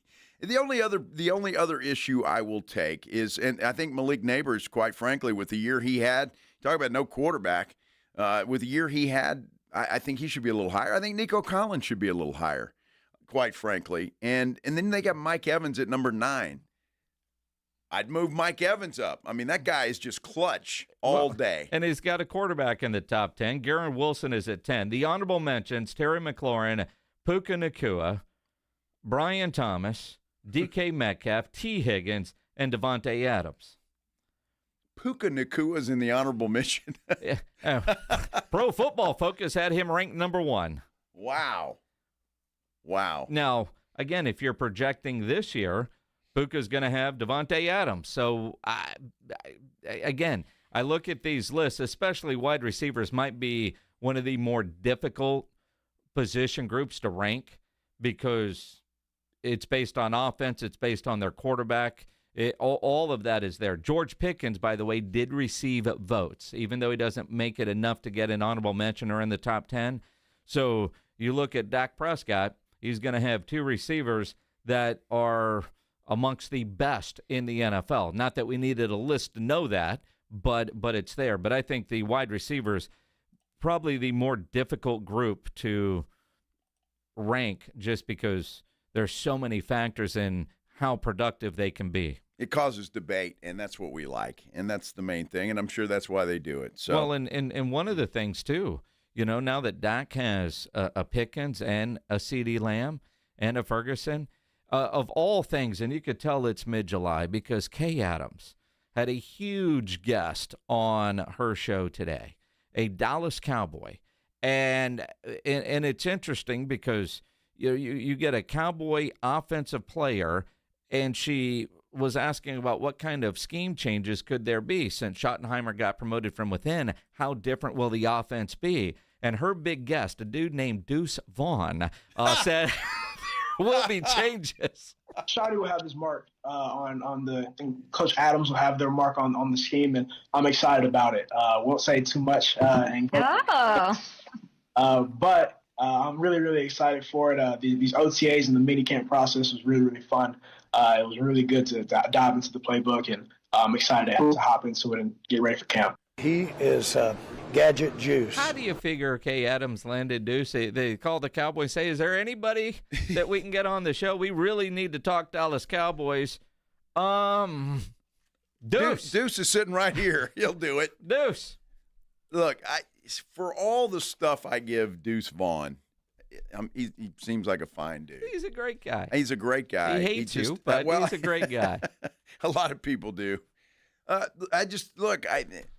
don't know that he'll make the final roster, this guy. I'm surprised he's made the final roster his entire time. Well, I mean, exactly, and he continues to prove you wrong. Well, but I suppose. I mean, little politics there. I was a little surprised when Pledge said, hey, you know, there was a Cowboy on with Kay Adams talking about the Cowboys' offense. I'm like, oh, cool, man. Who was it? Deuce Vaughn? Oh, Deuce. Hey, Pledge is putting on the screen a beer bet on will Deuce make the roster. Dude, I'm not taking that bet. Why not? I'm not. Well, one, because you know he shouldn't. There's actual competition this year? Yeah. I mean, Jaden Blue. Yeah. Right? Miles Sanders. Now, granted, I don't know that Miles Sanders makes the roster. Javonte Williams, they drafted a guy. Phil Maffa. And now he could go practice squad. I believe somehow Malik Davis is still there, right? No, he's been cut, I think. Did he get cut finally? I think he finally did. I'll have to check on that, All but right. I think he did. If he didn't, he will. Yes. I'm drawing a blank on the fullback dude. Oh, Hunter Lepke. Yeah. Yeah, Hunter Lupke. Lupke. Who, quite honestly, times last year I thought would have been the better option at tailback. I agree. And I don't know why they don't use that dude more. You talk about a battering ram. I mean, that's what that guy is. Well, and look, Mozzie Smith isn't getting done on the defensive line. Why not put that guy in short yardage situation? Malik Davis is gone from the roster. All right, breaking news. But they got 5 running backs right now. They do. I mean, now the rookie 7th-round pick may or may not make the team or could go to the practice squad. Deuce is at that point where, and I know Dad is just trying to get him that 3 years and 4 games so he can be vested, right? Well, will this be his 3rd year, correct? Yeah. Yeah, it's a big year. But he's got to make it through this year and then next. Yeah, well, I'm sure, somebody, Schottenheimer will have a spot somewhere on his coaching staff. Yeah, that's what they do. That's what they do. It's okay. I mean, dude, you're talking about Schottenheimer and nepotism in the same sentence. Well, I mean, I'm talking about Deuce Vaughn's dad. Well, he's still a scout there, how do you isn't think he? Schottenheimer got into the NFL? That's a good point. I mean, that's a good point. I love it when the light bulb goes off, Captain Obvious. That's a good point. Yeah, I got it now. Correct. There's a lot of that going on in the NFL, isn't there? Hey, you want to start with Jerry and Steven? I mean, is that Greasy family? There's a lot of them out there. Yes, no doubt. It's too bad Mozzie Smith doesn't have a daddy that can protect him. He was going to be a war daddy that just hasn't worked out. Uh-huh. I do find it interesting because this really is a make-or-break year for Mozzie Smith. Now, granted, he's had a different defensive coordinator every year he's been in the league, but he's never lived up to the expectation. Greg Ellis was on All City Dallas, and Greg Ellis, very honest in his assessment of what Mozzie needs to do to live up to the hype. Maz, you do have to look at the coaching change. The year before we got there, it was more just vertical, get up the field, get up the field, get up the field. Really not Mozzie's game, to be honest with you. I think he played better last year. He flashed some good stuff, in my opinion, but he kind of showed why did the Cowboys draft him, what they saw. Now we switching up again, and from my understanding, this again, more vertical charge. But hopefully they factor something into the equation to allow Mozzie's superhero ability to flash. If not, you may need to just trade him. Yes. The words of Greg Ellis, one of my favorite all-time Cowboys, by the way. Mm-hmm. I'll tell you why. First draft I ever covered, and where was that? Before the Star in Frisco, it was called what? Where was the Cowboys Valley headquarters? Ranch. That place, yeah. One of my first drafts that I ever covered, it was Greg Ellis who was drafted. Greg Ellis is one of the nicest guys. He is. But one of the reasons he's one of my favorites, and I won't ask you the question, but if you remember when Texas Stadium closed, the final game at Texas Stadium, and the Baltimore Ravens ran all over that Cowboys defense. I think a couple of the longest runs in the history of that stadium happened in that game, and I was there. It was cold. It was nightmarish cold. But after the game, even though the Cowboys lost, there was this huge on-field celebration. And I remember looking down on the field, and the only current Cowboy player in full uniform that walked out to pay respects for what was happening on the stage was Greg Ellis after they got their ass kicked. Everybody else was in the locker room. Greg Ellis went out there, and I've always appreciated him for that, kind of like George Teague taking out T.O. on the Star, the defender of the Star. There are certain guys that just understand. And to me, Greg Ellis, forever. Jerry should have retired his jersey then, put him up there, because that was a classy move by Greg Ellis, and nobody else walked out that I saw in full uniform watching that ceremony. Greg Ellis is a hell of a nice guy, and he was a pretty damn good player too. Yeah. On top of that, so good for Greg Ellis. I'll listen to him. And Mozzie, you better get it done this year, son, because If not, you'll be wearing somebody else's uniform next season. Goodness gracious. Maybe traded in season. Did they draft anybody from Michigan this year? Or did they learn their lesson? Oh, stop. I'm just wondering. Stop. Stay away from those Michigan men. Good advice. Sounds like girl dad speak. Yeah, it sure does. Hey, we got some tickets to give away to the Missions taking on Midland on July 22nd. And we ought to do that right now, don't you think? It's a 4-pack of tickets to see the Missions taking on Midland July 22nd. $2 Tuesday. So you got $2 everything out there. Even pizza slices I'm looking at right here. Beer. Do they still do those? They're not full-size cups, but it's still $2 beer. $2 beer, that's all right. Just buy a bunch of them. That's okay. So all you have to do is dial up 210-656-3776, 656 ESPN, and be caller number what, Mr. Minix? 19. Oh, caller number 19. Good luck to you. You're going to see the Missions take on Midland July 22nd. So 656-3776. Good luck to you. Good luck to you, Pledge. No doubt. Hey, we're going to talk San Antonio Spurs. They made a decision today on a player. We'll tell you what happened when we continue here on the Blitz on 94.1 San Antonio Sports Star. You know, injuries do happen, and when they do, you can skip the ER and get straight to the Ortho Now Injury Clinic by TSAOG Orthopedics and Spine. Ortho Now provides walk-in care for injuries like broken bones, dislocations, sprains, strains, conveniently located in the Corey area with extended hours Monday through Saturday. They have on-site x-ray casting and bracing. In fact, Ortho Now has everything you need to treat your injury, but best of all, no urgent care or emergency room copay. So if you're injured, get to the Ortho Now Injury Clinic. Learn more online at tsaog.com. That's tsaog.com.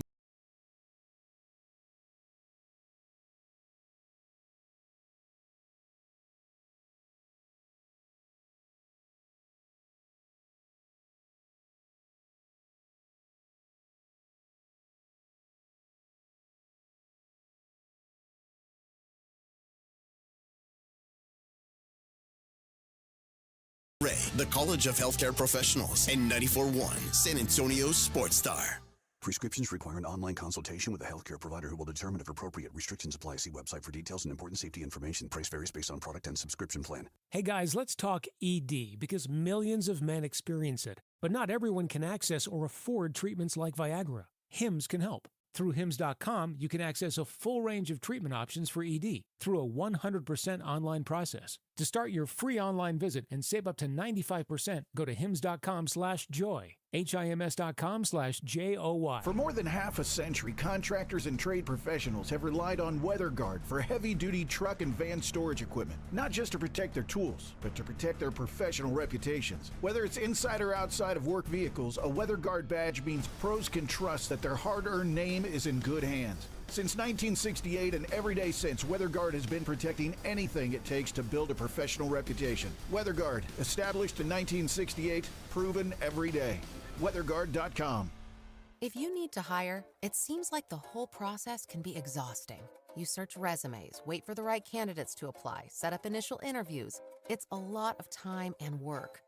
Well, what if you could meet with qualified candidates for your job the very next day? Now you can with Zip Intro from ZipRecruiter. And right now, you can try it for free at ZipRecruiter.com/radio. Zip Intro is super easy to use. You simply pick a time, and it does all the work of finding and scheduling qualified candidates for you. Then you can choose who you want to talk to and meet with great people on back-to-back video calls as soon as the next day. Best of all, you save time and energy. Try Zip Intro for free right now at this exclusive web address, ZipRecruiter.com/radio. Zip Intro. Post jobs today, talk to qualified candidates tomorrow.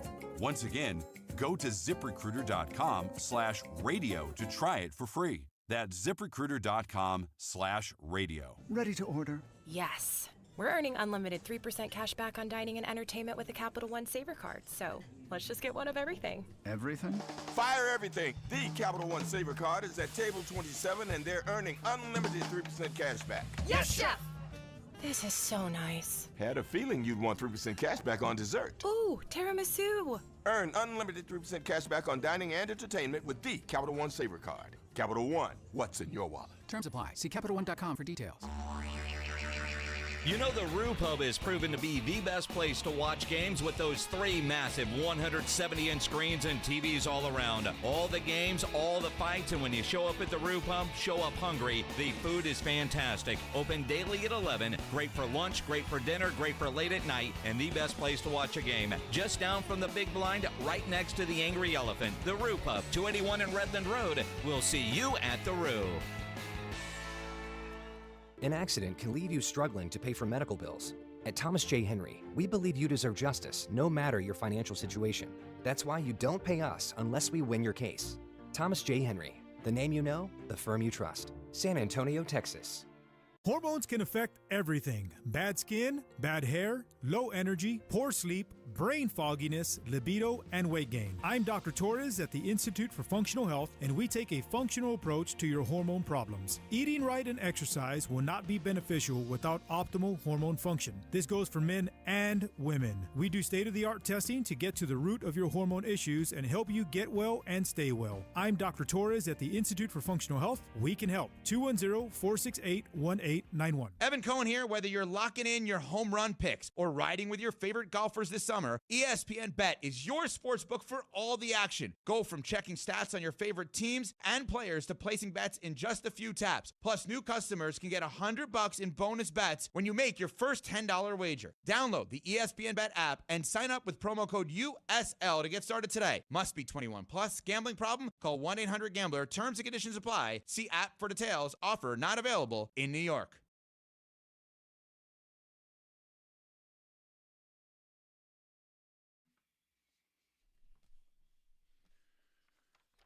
Happy Wednesday, everybody. Better known as Hump Day. Hump Day? Yeah. Hope you're having a good one out there, whatever you're doing. Thank you for spending a part of your day with us here on the Blitz on 94.1 San Antonio Sports Star. I'm Joe, Jason, James. We're all here together having a good Hump Day, without a doubt. You having a good Hump Day, Minix? Sure. Yeah?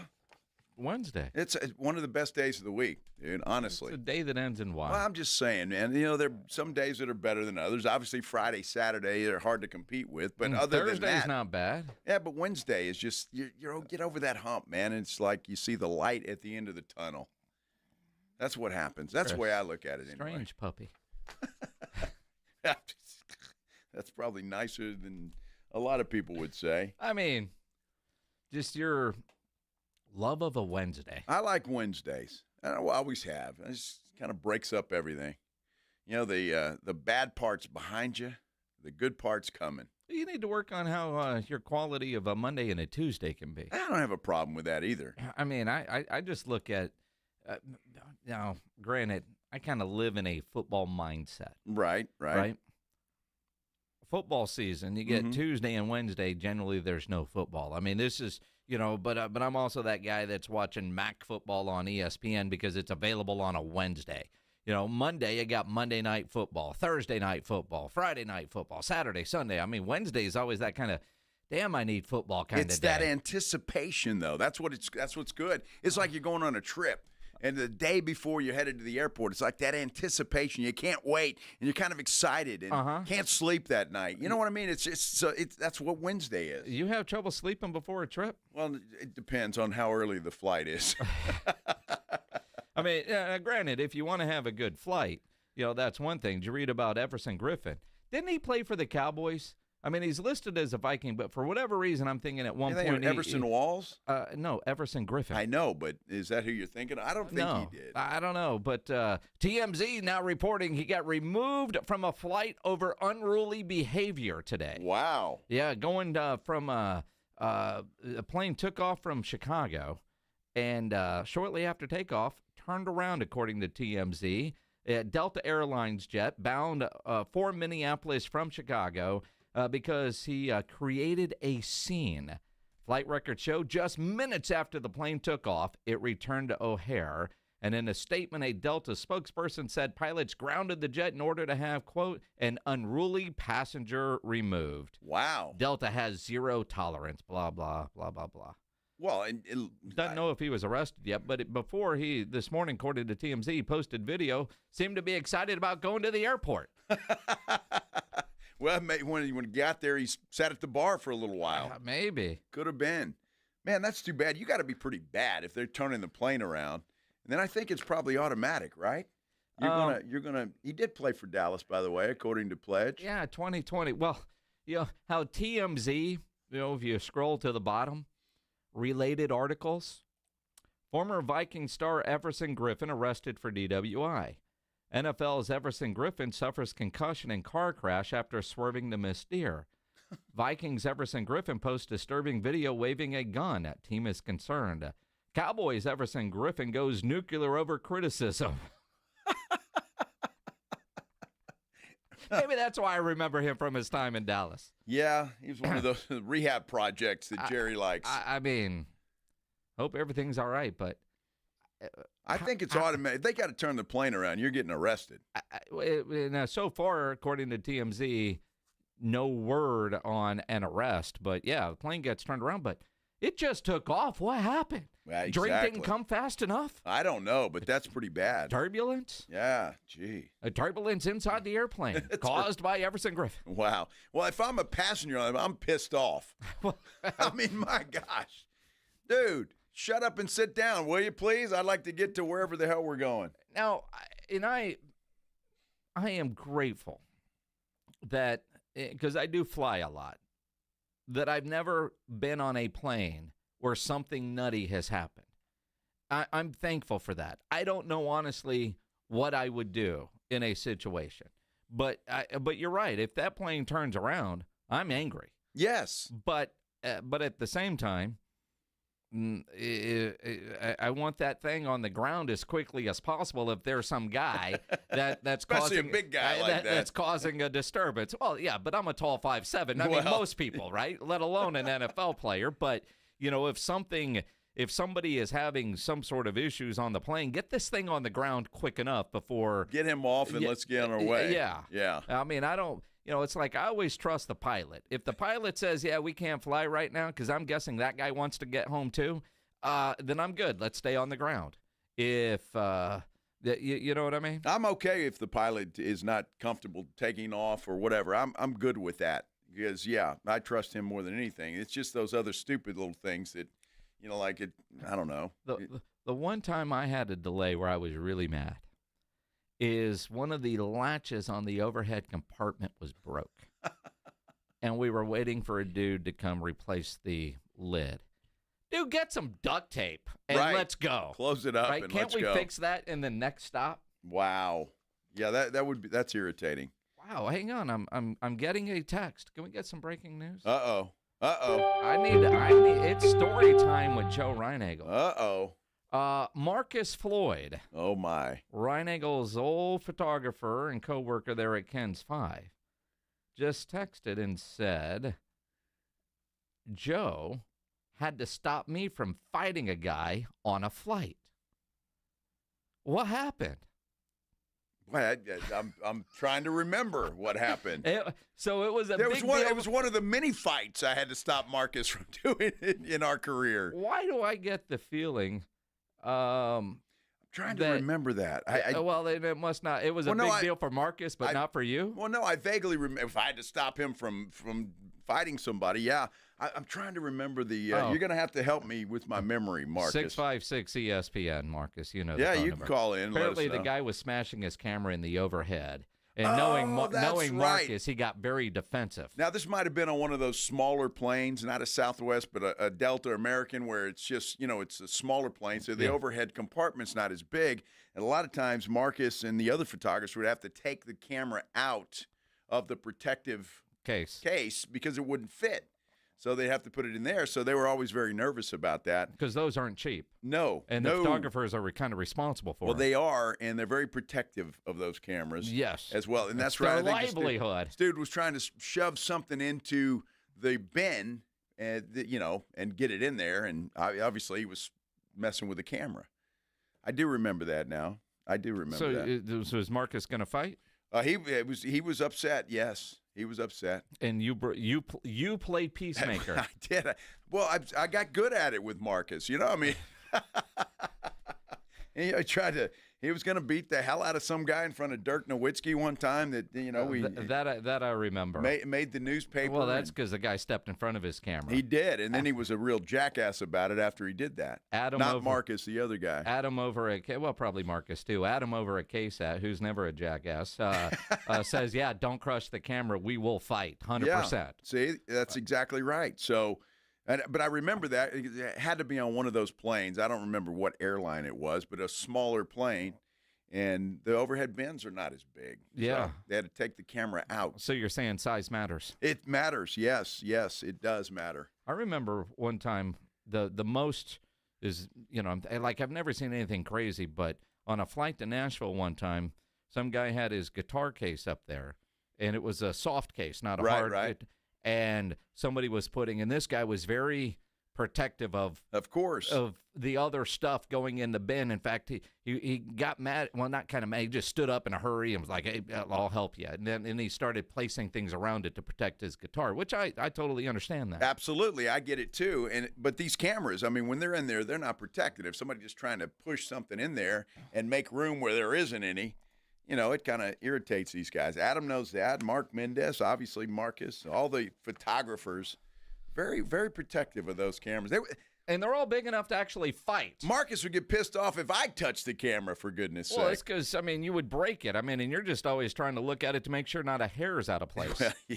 Yeah. Look at that. Marcus Floyd calling in. That's perfect. Yeah. That's perfect. What's up, Marcus? Fighter? Hey, champ? how's it going, Jason?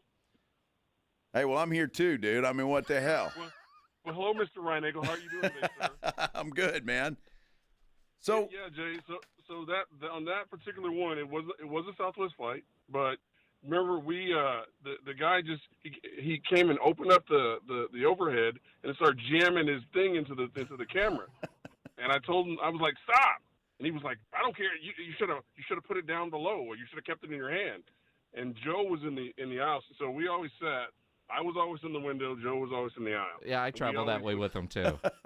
Yeah, and he would always bet that no one would sit in the middle because I was kind of menacing looking, even though I wasn't. It was him that.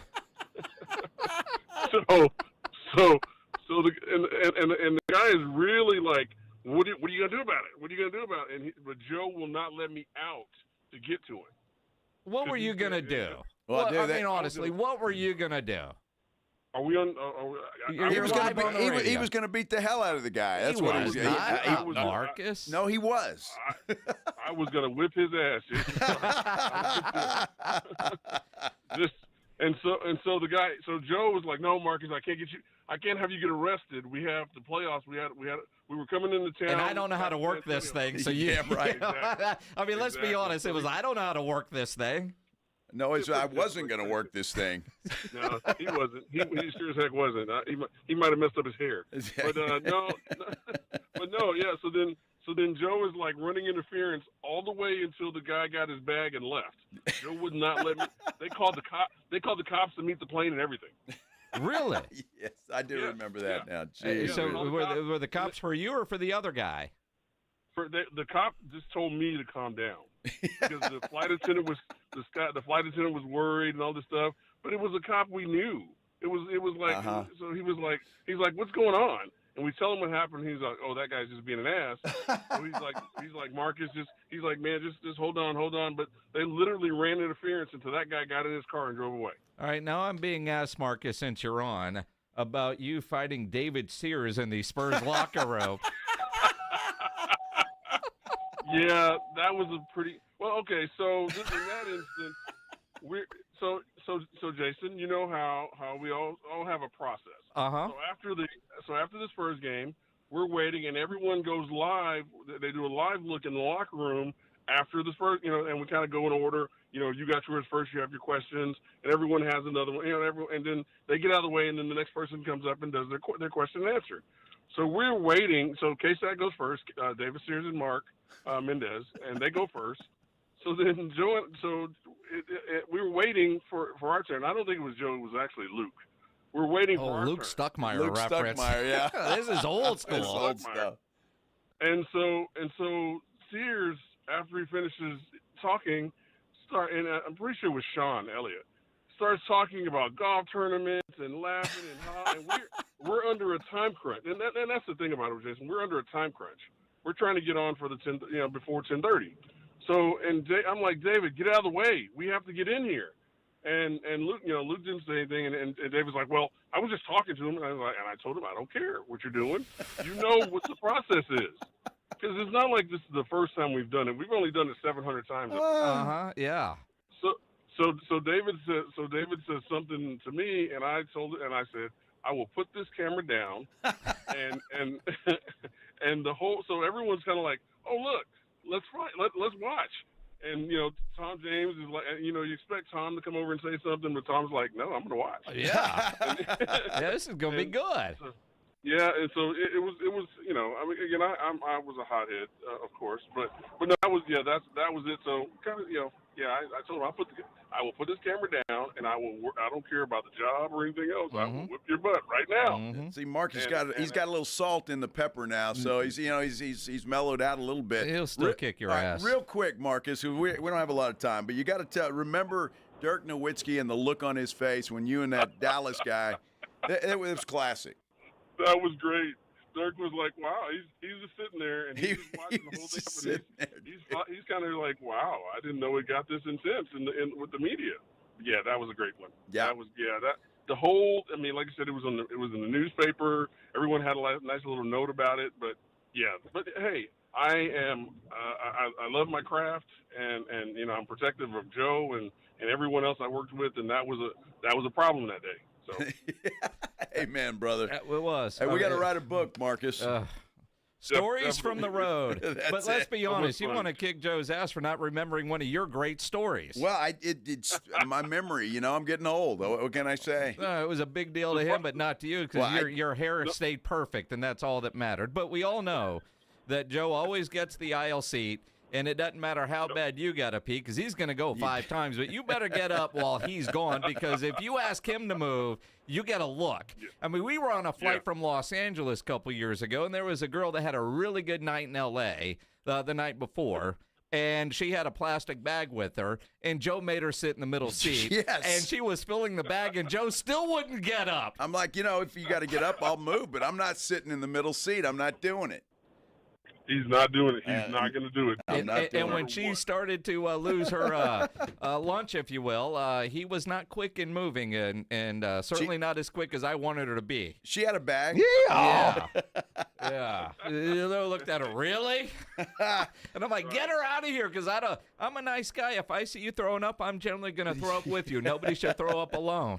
Appreciate you, Marcus. Appreciate you, man. Thanks for letting me on. Marcus Floyd, man. We 18 years together. It's a long time, and we had a lot of stories. We should write a book. I don't think there's any question about it. We did a lot of Spurs coverage in their heydays. Yeah. I wish they'd get back to those heydays. Yeah, and that was a great Spurs segment. Well, I thought it was too. And David Sears down for the count. Boy, I could tell you some stories about that guy. Oh, my goodness. David Sears. Maybe we'll do that during the break. We got to take a break. And, thanks for listening to Tales from Marcus Floyd, Joe Reinagel, and Jason Minix. We'll return here on the Blitz on 94.1 San Antonio Sports Star. First, though, what are your plans this weekend? They should include a trip to the golf course, and the only golf course you should be going to is the Golf Club of Texas. It is fantastic, and I know we've had a lot of rain. That golf course is in fantastic shape. I mean, it's in fantastic shape. It always is. You get a little rain, it's going to green up, and it's going to be plush. It is going to be nice. And, in fact, you walk out there, you're going to think you're at a country club. Not a country club, though. It's open to the public 7 days a week. And, well, again, some of the best course conditions in town, no doubt about that. And let me tell you, you need to get out there early or stay late or do both, because the Tin Cup Bar and Grill is where you need to be. You can have some lunch before you tee off, or some breakfast, or however it is, and then drinks afterwards. It is the best place in the world. And you don't even have to be playing golf to get out there and enjoy the Tin Cup Bar and Grill. You can go out there. Anybody can. It is open to the public, and it's a fantastic place to go. The Golf Club of Texas, all the improvements they've made out there are second to none. It is a fantastic place. Make your plans now to get out there. The best way to do that is go to golfclubtexas.com. golfclubtexas.com. That's where the best rates are always available. Golf Club of Texas is right there off Briggs Ranch Road off Highway 90. The Golf Club of Texas is the friendliest golf course in Texas. Riding home with the Blitz. Afternoons 2 to 6. KTFM Floresville. And everywhere at sasportstar.com. Calling all snack MVPs, it's time to huddle up with Southern Recipe Small Batch Pork Rinds, the low-carb, high-protein snack with a flavor-packed crunch. From sea salt and cracked black pepper to hot honey, sweet barbecue, and more, these bold bites are ready to tackle your crunch time cravings. Find your flavor playbook at H-E-B and make every bite count, because when it's crunch time, there's only one snack you need on your team: Southern Recipe Small Batch. You work hard to provide for yourself and your family, and that's why identity theft is so scary. Not only does it pose a threat to your financial well-being, everything you've worked so hard for, but it's also a danger to your family. Even children can be victims. It's not their money thieves go after, obviously, but their social security number. Fortunately, there's LifeLock. LifeLock monitors millions of data points a second for threats. If your identity is stolen, LifeLock will fix it guaranteed or your money back. Act now and save up to 40% your first year at LifeLock.com. Use promo code NEWS. Terms apply. The Gomez Law Firm has been San Antonio's trusted law firm for 50 years. We have Jose with the Gomez Law Firm here with us today. Jose, tell us about the cases you all specialize in. We do ride-sharing cases, we do 18-wheeler cases, work injuries. We will be happy to take a look at and see if we can help. If you or your family have been injured in an accident or hit by a company vehicle, you need to visit joegomezlaw.com. Call the Gomez Law Firm at 736-4040. Hey, Green Gobbler here. So you've got a clogged drain in your bathroom. Water in the sink's overstaying its welcome. You're spitting today's toothpaste on top of yesterday's toothpaste. You hope that it go away. Yeah, clogs don't just go away. I make them go away. I'm Green Gobbler, the only clog dissolver you need. I'm bleach-free, safe for your pipes, and I work. Guaranteed or your money back. Because I never met a clog that was gonna unclog itself. Green Gobbler. Let the gobbler get it. If you could hear Old Spice Fiji Antiperspirant, what would it sound like? First, you'd start with Fiji Antiperspirant's amazing scent of palm trees. Add pure notes of fresh coconut and layer on 24/7 odor and sweat protection. You won't hear any dyes or parabens because with Fiji, you won't have any. So while your regular antiperspirant sounds like this, Old Spice Fiji sounds like this. Sounds like it smells amazing. See website for details. Bills Happen is not a lender. It does not make credit decisions. Must be 18 years old. Not available in all states. Honey, everything is so expensive, and our bills are piling up.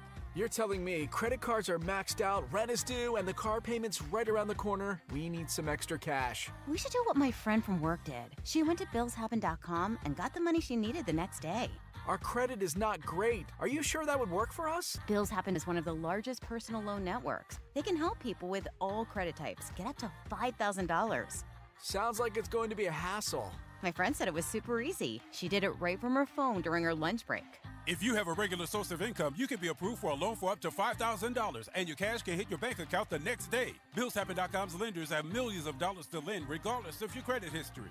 Guess what? I went to billshappen.com, and we're getting our money tomorrow. Wow, that's fast. Problem solved. If you need extra cash, go to billshappen.com. That's billshappen.com. Billshappen.com. San Antonio's Sports Center. Indiana Fever guard and all-star team captain Caitlin Clark left last night's game at Boston and is questionable for tonight's game in New York. Her status for this weekend's all-star festivities in the WNBA also in question. She suffered a groin injury late in last night's win. University of Memphis has been placed on 2 years probation and fined as a result of academic integrity violations. NCAA says a counselor paid 2 people to do a basketball player's work. Sports Center brought to you by Centergenics. Book your appointment at fixmylowteam.com. Joe Reinagel. That's the third time in 7 seasons. The San Antonio Spurs are the NBA champions. Jason Minix. They go back to big day as Super Bowl champions. Dallas 52, Buffalo 17. It's the Blitz on 94.1 San Antonio's Sports Star. And it's a hump day. Hump day. Hump day. Hump day? Yeah. Happy hump day, everybody. This is the Blitz on 94.1 San Antonio Sports Star. I'm Joe Reinagel. Jason Minix is here. James Pledger as well. We're all together enjoying this hump day. Hope you're having a great hump day as well. And thank you for dropping by and spending some time with us here on the Blitz. Absolutely. And again, today's been a lot more fun because, you know, the call and the messages from Marcus and then some that are being texted now with other stories that you can't tell. I don't even know if these could actually make the book. Well, they can make the book. Well, maybe not. There might be lawyers involved, right? Yeah. We don't want any lawyers involved, but well, considering HR there would have to be lawyers involved. Then you got other TV people that are chiming in with their stories. Oh yeah, lots. Dude, I'm telling you, I got to take the time and get with Marcus and some of the and we need to write a book.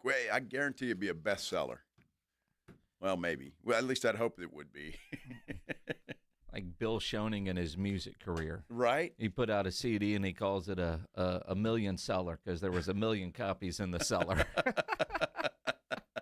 I'm going to miss that guy for sure. Bill Schoening, the ex-radio voice of the San Antonio Spurs. He has since retired, so hope he's doing well up there in the capital city of Austin. Hey, he finally got back. He's been on vacation since he announced his retirement. I don't blame him. I don't blame him at all. Following him on Facebook is like, being on vacation. Speaking of the great city of Austin, our good friend Bob Ballou from KEYE Sports in Austin is going to join us at 4:30. He's got a big announcement that he wants to make. He does. We'll talk with him coming up about that, and obviously SEC Media Days. Although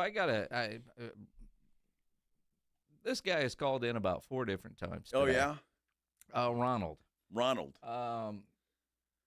And he wants to give you a bunch of crap. Me? What did I do to Ronald? All I know is Pledge keeps telling me in my ear, take the call.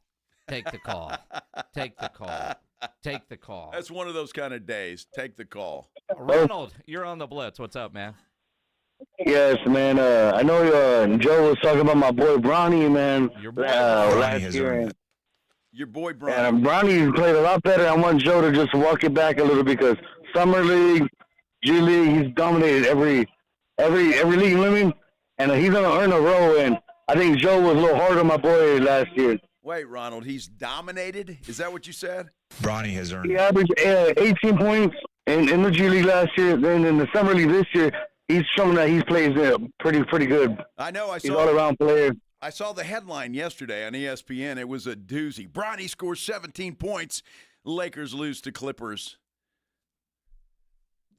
He laughed. What? Did you hang up on? I didn't hang up on.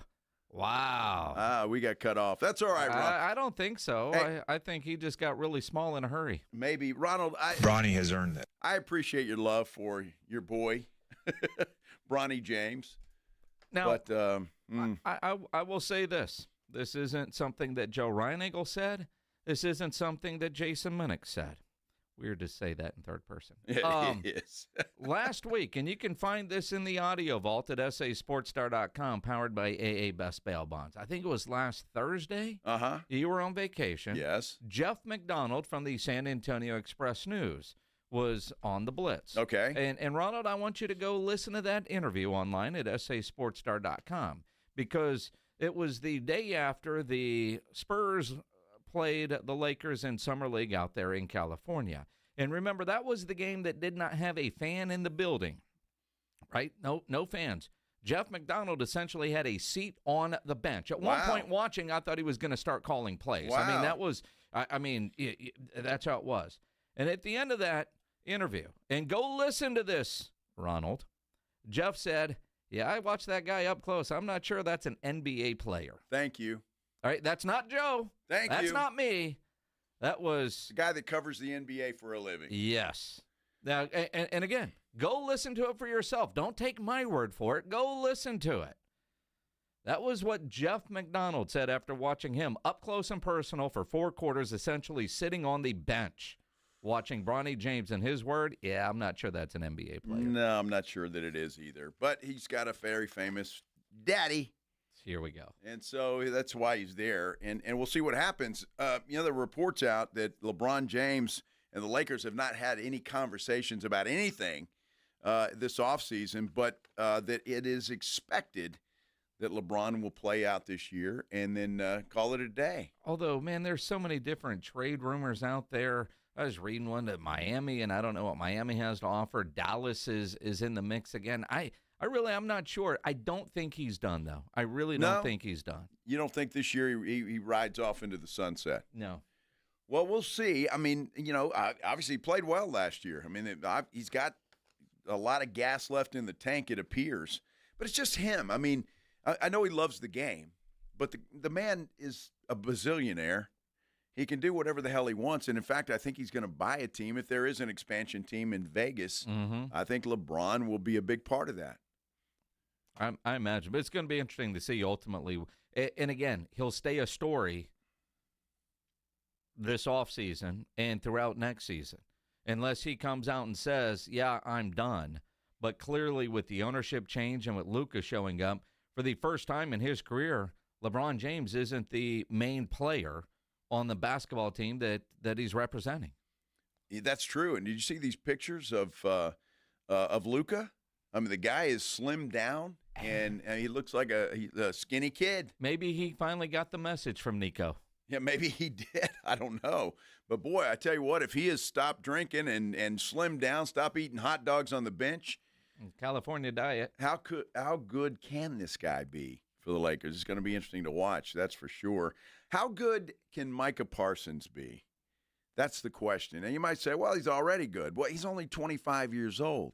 He's looking for a lot of money, and he was talking about it at his camp out there in Pennsylvania at his high school where he got his jersey retired. How about that? Congratulations, Micah. That's a big honor. We're going to hear from Micah Parsons coming up when we continue here on The Blitz on 94.1 San Antonio Sports Star. If you are having any issues at your house with your plumbing, your AC, you know there is one company to call, and that is Quartermoon Plumbing, Heating, and AC, 210-651-5899, 651-5899.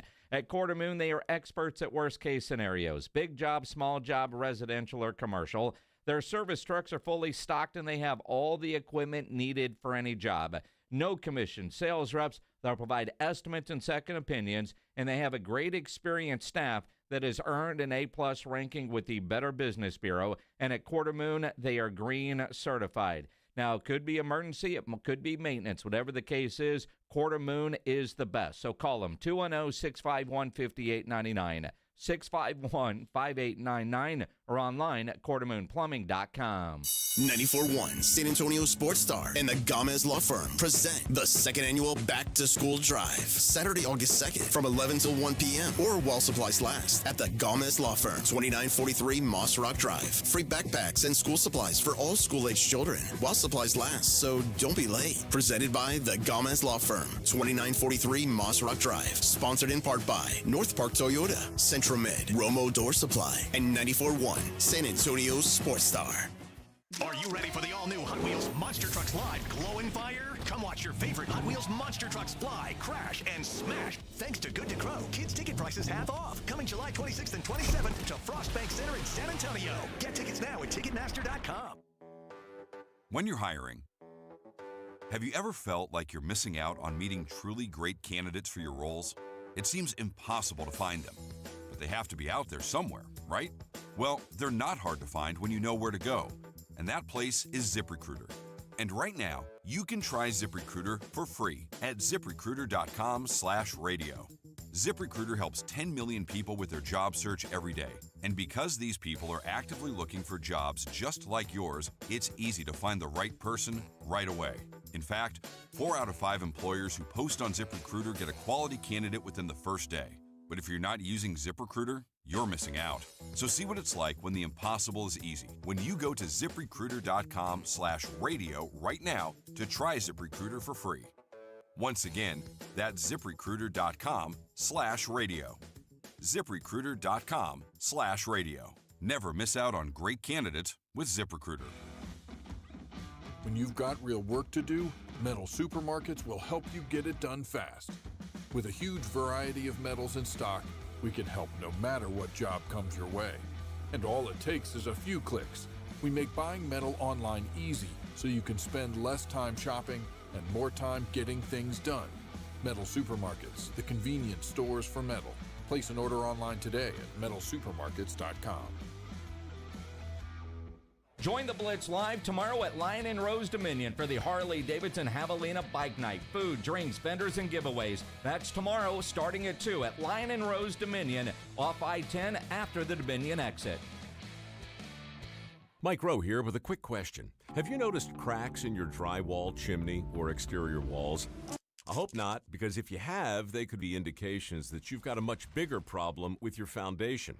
That's where Groundworks comes in. They can honestly assess your situation and create a plan to stabilize your foundation. Schedule your free inspection at groundworks.com/row. Groundworks is the official foundation repair company of Texas Athletics. Licensed in all states where work is performed. See website for details.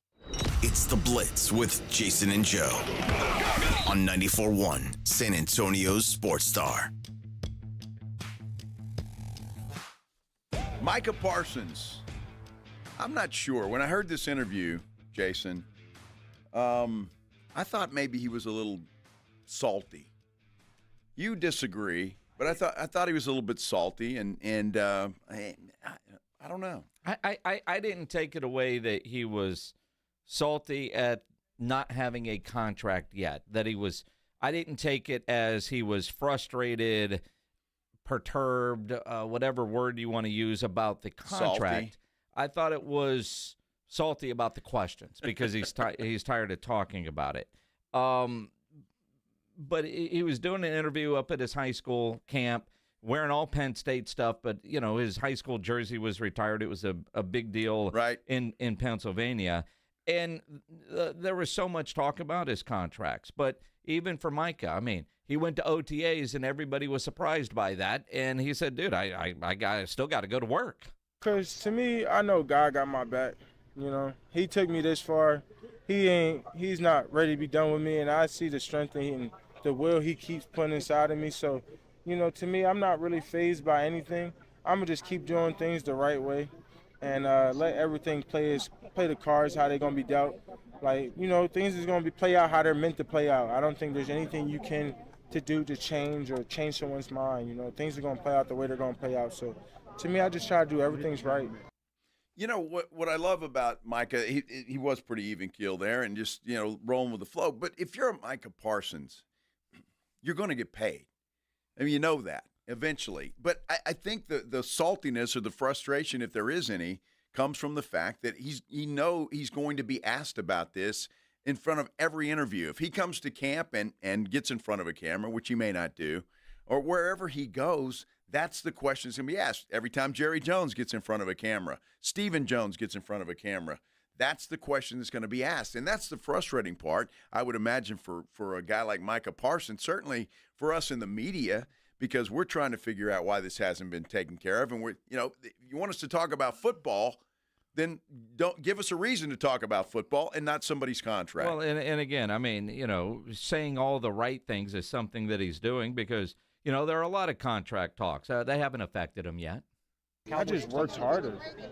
Like, to me, I look at it like if people don't see your value, you don't cry and, like, lay up. Like, you just work harder. Like, you got to show people your value. I just think that's, like, the difference. Like, okay, and, like, I just work. Just work. And, look, he did. He got out on the field during OTAs and worked. Now, one of the more interesting answers he gave from what is an obvious question, and we've done it here. We talked about it a lot yesterday when we heard what T.J. Watt was asking for, and you see, you know, a bunch of other edge rushers are up. Is he following all of their situations and waiting? And, you know, essentially he said, no, I'm not really. Nah, because they numbers got nothing to do with mine, and my numbers ain't nothing got to do with them. Like, I'm younger.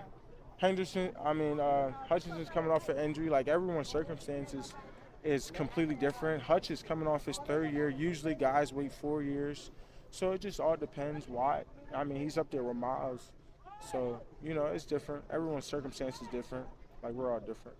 I mean, and he's absolutely right. The fact that he's only 25 years old, this is going to be his first big contract, is a plus in his side, because what T.J. Watt is asking for, reportedly, is outrageous for a guy that's 31 years old. Although it's right in line with what Miles has, right? So, I mean, he ain't as good as Myles Garrett. I'm sorry. Well, I mean, I mean, T.J. would beg to differ, and again, he's next, and that factors in. Although, how much does that factor in for Micah Parsons? Not really, because I was finna get mine no matter what. You know what I mean? Like, the markets change every year. Their salary cap went up like another 18% this year. So it really, like, if you want to know contracts, like, all the contracts are based off of a percentage. Like, each player, high-paid player, takes a percentage of the salary cap. So it's not really the number. It goes off by the salary cap. Well, the salary cap's going to continue to go up. There's no doubt. But, look, he's going to get his. I'm not worried about him. That whole I'm next thing, I mean, it didn't work for Brock Purdy. I mean, what did he get, $53 million? I'm just saying, I think NFL owners are coming to a point where that he's next thing is they're going to push back on that a little bit. I think for Brock Purdy, where was he at when he signed, when he's next? I mean, because, yeah, nobody surpassed Dak this offseason, but I mean, when Dak signed his deal, he was coming off a season in which, I don't know, he was second in MVP voting, right? That gives you a lot of leverage when it comes to becoming the highest paid. Mike is going to be the highest paid. The question is it for, 15 minutes, for 2 weeks, or for an entire season? And at some point, as Micah said with the salary cap that goes up every year, what might not be a great deal in year one could be a great deal in year 3 or 4 if you're looking at percentage of cap and how it's structured. But then again, you got to get David Mulligetta and Jerry Jones together, or whoever's handling the contracts for the Cowboys, because, as Jerry once famously said, he doesn't even know who Micah's agent is. I mean, I just stay out, let David handle all that, And, I mean, to be fair, Jerry's a businessman, Let him handle his business. His son and another person usually handle contracts, so, that type of thing wouldn't surprise me too much, to be honest. Huh. Well, you got to give Micah credit. He maybe a political career after his football career is over, because he's saying all the right things, there's no doubt. I wouldn't be worried if I'm Micah Parsons. I mean, look, he's already made a pretty good amount of money. He just wants that generational money and his future, and make sure that that's all squared away with the guaranteed money. Bottom line, that's it. That's what you're looking at, is getting all that money, as you said, generational. And that's the thing. We all know he's going to get paid. That's why I didn't hear over frustration, anger that it's not done yet. He talked at minicamp, I believe, or one of the OTA sessions, when he did talk about the importance of being there on day one of training camp. The question is he on the team plane when it lands? Is he there for the meetings? Is he doing a hold in? But we saw it in minicamp, in OTAs. He can't stay off the field. He wants to play football. He wants to be great. He wants to be a leader. He has done everything Jerry Jones has asked of a player of that magnitude getting a contract like this, yet Jerry still hasn't finalized the deal. Well, he better do something, or tie him to a chair. And I'm talking about Micah Parsons, because you're right. I think he will show up to training camp, whether he's got the contract or not. It's keeping him off the field might be the challenge for anything. And I'm not even talking about him being in uniform. He'd just be out there coaching and running around out there. So I can see any of that, but I hope he is smart enough to know, and I feel like he is, that he just needs to stay off the field, go to the meetings if you want to, in the cafeteria and all of that kind of stuff, but stay off the field. Worst thing that could happen is if anything happens before he gets that contract signed. Although we've seen Dak Prescott suffer a major injury, and it didn't affect him in his contract. I don't know if it would change things for Jerry. And it certainly seems like Jerry and Micah have a really strong relationship. And Micah has talked about that a lot. we've talked about it on this show. Will Jerry try to take advantage of that relationship? And it maybe at times felt like maybe it was happening until Micah was like, yeah, I'm not doing anything until David looks at everything, right? Jerry likes to talk to players directly and cut out the agents. We all know how Jerry likes to operate. And Jerry also knows what does he gain from signing Micah today? Because you can't sign contracts in the summertime. The New York Jets are doing it. And look at the run the New York Jets are getting. They even said this morning when I was watching Get Up this morning, when was the last time the Jets were a conversation topic on Get Up since Aaron Rodgers left the organization? They haven't been. They haven't been the lead on the show. But look at what the Jets have done. The Jets are taking advantage of this time in sports to steal a bunch of headlines, which really feels like it's right out of the Jerry Jones playbook. Now, Justin Fields is still on a rookie deal, isn't he? I believe he is. He may have a year or two left. He's got to, I would think. I thought he signed a we'll have to look, but I thought he signed a 2-year deal with the Jets for pretty decent money. Maybe so. But it's still not outrageous money. So they've got money to play with. So I don't know. Will that make them any better? It's good that they got those two guys signed, sealed, and delivered, but I'm not sure it makes that team that much better. It's just going to be interesting to see because the Jets they're the Jets.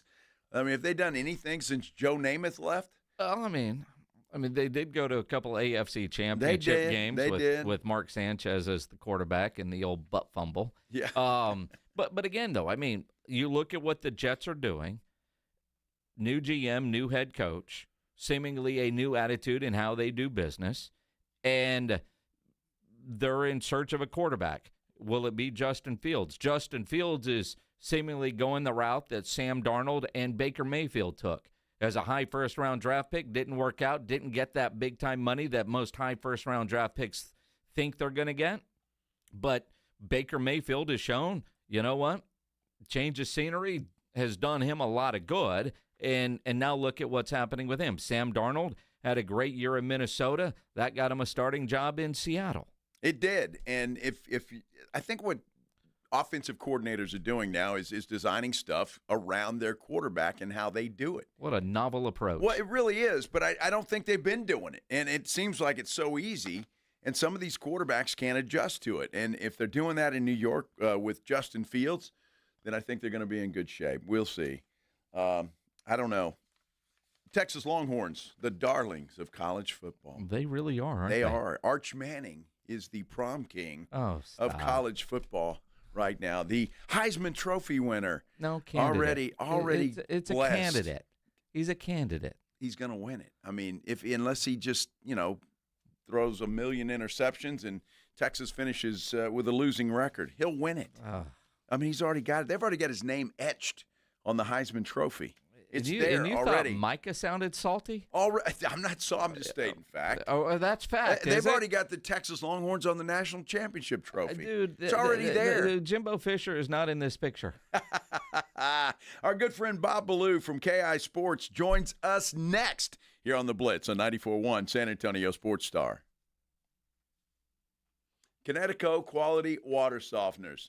That's what I want to talk about. In fact, I don't want to talk about it. I want to brag about it. I love my Connecticut quality water softener because, well, it's the best. It is absolutely the best. I've had a lot of other water softeners at different houses that I've lived in, but I've never had anything of this quality and that works as well as Connecticut. Look, if you don't have one, you need to get one. You need to treat yourself, treat your family to a Connecticut quality water softener. It is just the best investment you can make. It is the most popular water softener on the market, and there's a reason for that because it works better than any other water softener on the market. They've been serving San Antonio for over 50 years. All their products are made right here in the good old U.S. of A. And if you've listened to this program for any time, the thing that I love about it is you don't plug it in.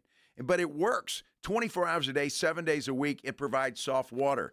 And even if your electricity goes off, doesn't matter. You need water, soft water, it provides it. There's no problem with that. And right now, they still have this special going on. I'm kind of surprised that they do, but they do because they are generous folks at Connecticut. For a limited time, you're going to receive a free reverse osmosis drinking station that they're going to install right there at your kitchen sink. It's like having bottled water that you turn on and off. It's that quality of water. They're also going to give you $400 trade-in of your old water softener and free money. 0% interest for 12 months. That's right, 0% interest for 12 months. You don't want to wait. Call Connecticut of San Antonio in the Hill Country. The numbers to call, 656-PURE, 210-656-7873, or you can get them online at ConnecticutSA.com. And you know the jingle, sing it with me. It's the last water softener you'll ever own. Call 656-PURE, Connecticut. 94.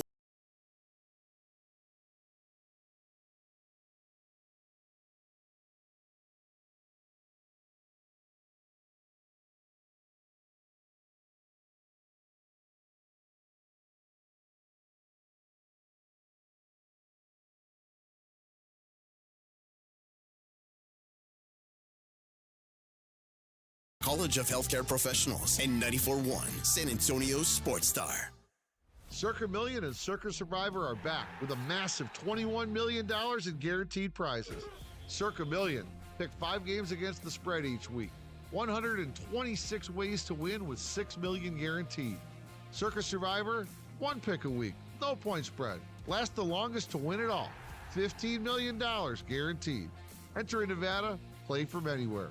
$21 million guaranteed. Visit circusports.com for details. Don't let pain hold you back from living your best life. I'm Dr. Jason Garrett with Arasti. At Arasti, we're dedicated to providing fast, effective relief from pain. Whether you've been dealing with a chronic discomfort for years or have recently suffered an injury, our goal is to help you recover quickly. Our treatment is all natural, non-invasive, and covered by most insurance plans. With convenient locations nearby, relief is just a call away. Visit Arasti.com. That's AIRROSTI.com. Arasti, we fix pain fast. When it comes to keeping your pumps running smooth, L&S Pump Repair has you covered. 24/7 on-site service for saltwater disposal and pump repairs. From Quintaplex to H-Pumps, they've got parts ready and the skills to get you back in the game fast. Need a whole new pump package? L&S builds custom skid packages too. Don't let knocking pumps or slow flow slow you down. Call L&S Pump Repair 936-853-3810. Keep your flow strong, San Antonio. Hormones can affect everything. Bad skin, bad hair, low energy, poor sleep, brain fogginess, libido, and weight gain. I'm Dr. Torres at the Institute for Functional Health, and we take a functional approach to your hormone problems. Eating right and exercise will not be beneficial without optimal hormone function. This goes for men and women. We do state-of-the-art testing to get to the root of your hormone issues and help you get well and stay well. I'm Dr. Torres at the Institute for Functional Health. We can help. 210-468-1891. We all hear the radio ads about the IRS. They tell you to be afraid, to be scared, and they try to frighten you into calling. I'm not here to do that. Tax Relief Advocates is different. TRA is here to tell you that if you owe money to the IRS, whether it's $5,000, $50,000, or $500,000, we have a solution. It doesn't matter if you're sitting in your car, at work, or with your kids. No matter where you are, call now. 800-499-9102. Don't lose hope. TRA can eliminate or reduce what you owe to the IRS. Generous programs are now available that can give you a fresh start. Our passion is taxes and helping individuals fix their IRS problems. We have over 1,000 5-star reviews on Google and an A+ with the Better Business Bureau. You don't need to be afraid of the IRS any longer. End your tax nightmare today by visiting us online at TRA.com or call 800-499-9102. That's 800-499-9102. Tax Relief Advocates. Real solutions for real people.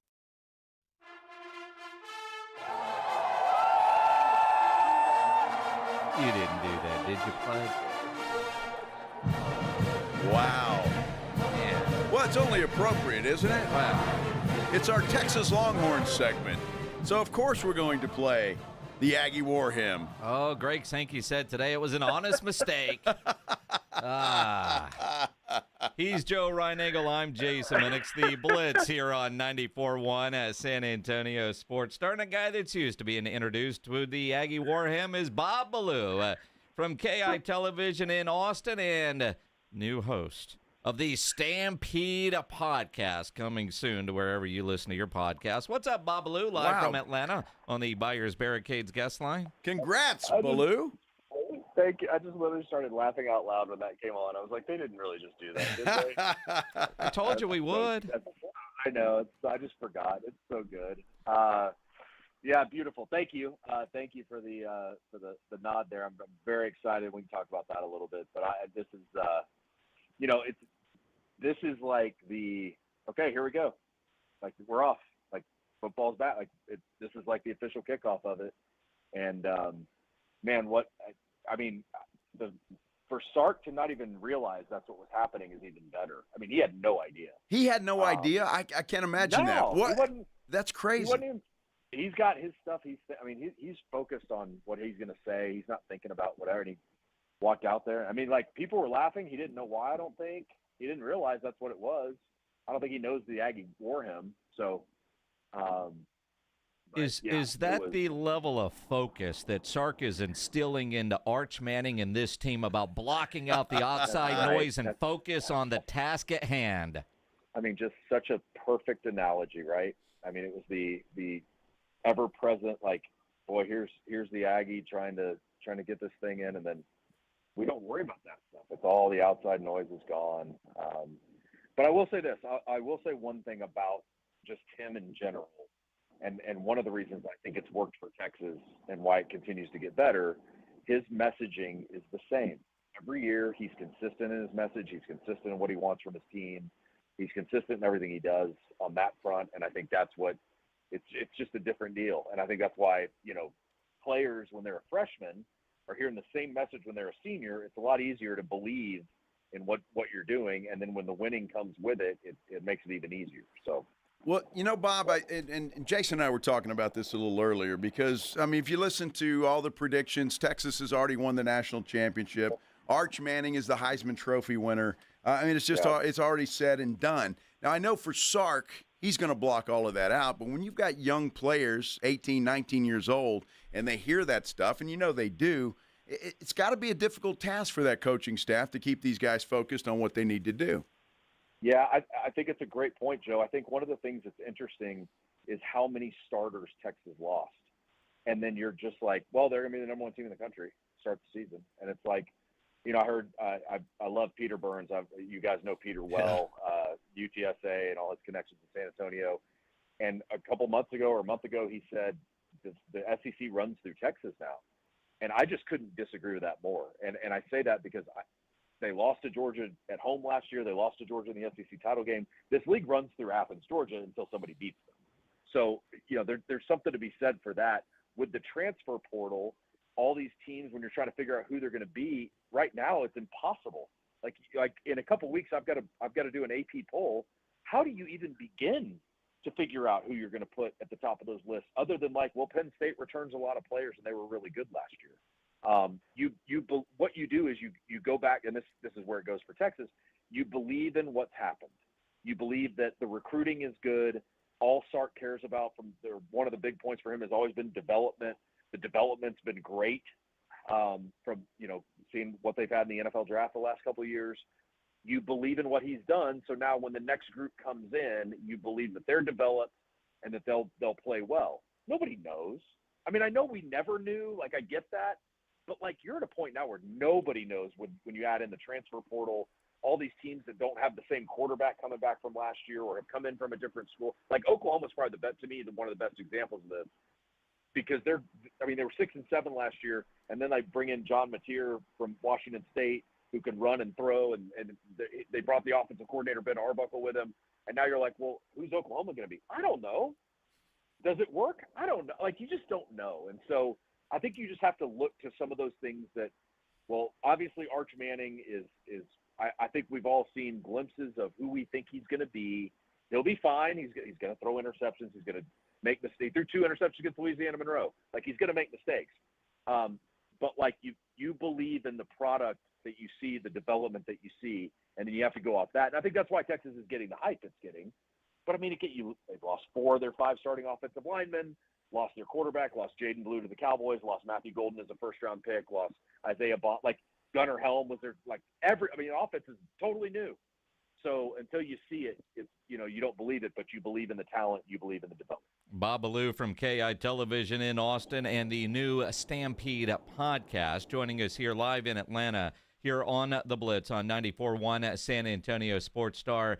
I want to kind of follow where you're going as an AP voter, because I hate preseason polls because of what you just said. I mean, Ryan Eagle loves to say we just don't know, but I taught you well, Bob. But again, I mean, it's in that Ken's 5 Kool-Aid apparently. But when you look at it, I mean, the preseason poll, they're all about debate. So are you looking more at projections this year or what they did last year? To me, how you finished last year, that's how we start this year. But like Phil Steele's magazine, some predict the Longhorns, some Oregon, a couple Penn State, and Ohio State, I think, was in there.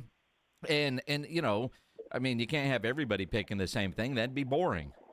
Right. Yeah, I think, and I haven't, just to be honest, I haven't done any kind of deep dive into some of these teams. I need to, our poll, I think, do at the beginning, do at the beginning of August. So, like, I've got a couple weeks here to kind of figure some things out. But I mean, going back to what I was saying, like, I think you believe in coaches.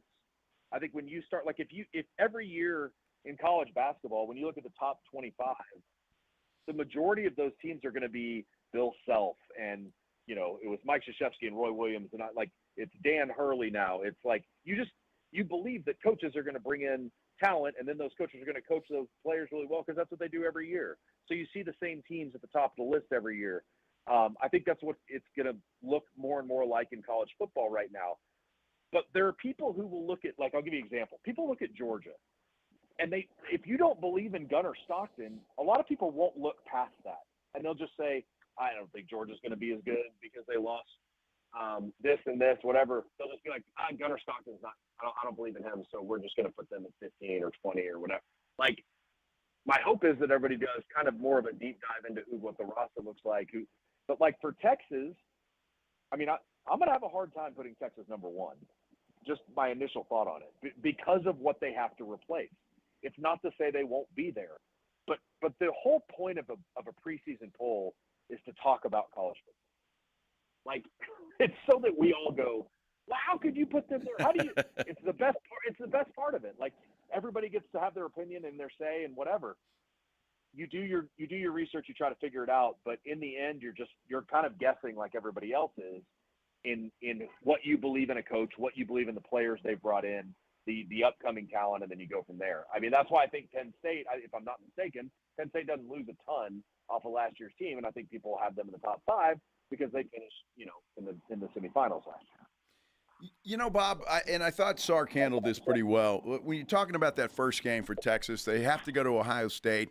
You know, as fans, we look at that. Maybe, you know, Texas has got a little revenge on their minds. But as you mentioned, a lot of those guys are now playing in the NFL. I find it's unfair, I think, to both Texas and Ohio State to play in this game right off the bat. They've had no preparation for that, game-wise anyway, obviously practice. So how do you look at that? Because win or lose that game for Texas, I mean, obviously it's not going to define the season. Right. Yeah, and now with the expanded playoff, it doesn't matter as much. That's not saying that doesn't mean it doesn't matter, but it doesn't matter as much. I think it's for both teams, though. I mean, Ohio State lost a ton too. So when you approach that game, you're just what a great opportunity, what a great way to start the college football season. I think most coaches would prefer to have a first game against a lower named team to at least get your guys a little warm up and whatever. But I mean, that's not what's happening here. And I mean, for us, it's great. Again, it is college football. To have Texas at Ohio State week 1 is incredible. The approach, I think, for Texas, and I would imagine, you know, Sark probably won't say this publicly, didn't really say it when people have asked him, but like, I would imagine a lot of this offseason, they're hearing about it. Like, they're hearing about what happened in January. They're hearing about that loss. It's fueling their fire for a 4 o'clock run in the middle of the summer in the heat. Like, I think that stuff goes, you know, there's a lot to that a team can take that, like, revenge factor and all those things and kind of play off it. And whether that works or not in the end, who knows? But I think it's a good motivator throughout the offseason, if nothing else. Bob Ballou from KEYE Television in Austin, here on the Blitz on 94.1 at San Antonio Sports Star. SEC Media Days, in all the media days, great talking season, right? Arch Manning, it seemed like there were more cameras there than for him. It kind of reminded me of like when Tim Tebow was going, the second time, right? There's just the attention on Arch, and I think part of it is he hasn't had a lot of time in front of the cameras. Now, the handful of times that he has had to talk since he's been on the 40 acres, you've been a part of those. Did you notice anything different about Arch at Media Day yesterday than the previous times he's done those group interviews at things like the Sugar Bowl and whatnot? Yeah, I've had this conversation a bunch in the last 24 hours. I believe this is either the fifth or sixth time that we've gotten to talk to him. The first time we got to talk to him was at the national semifinal at the Sugar Bowl when they played Washington.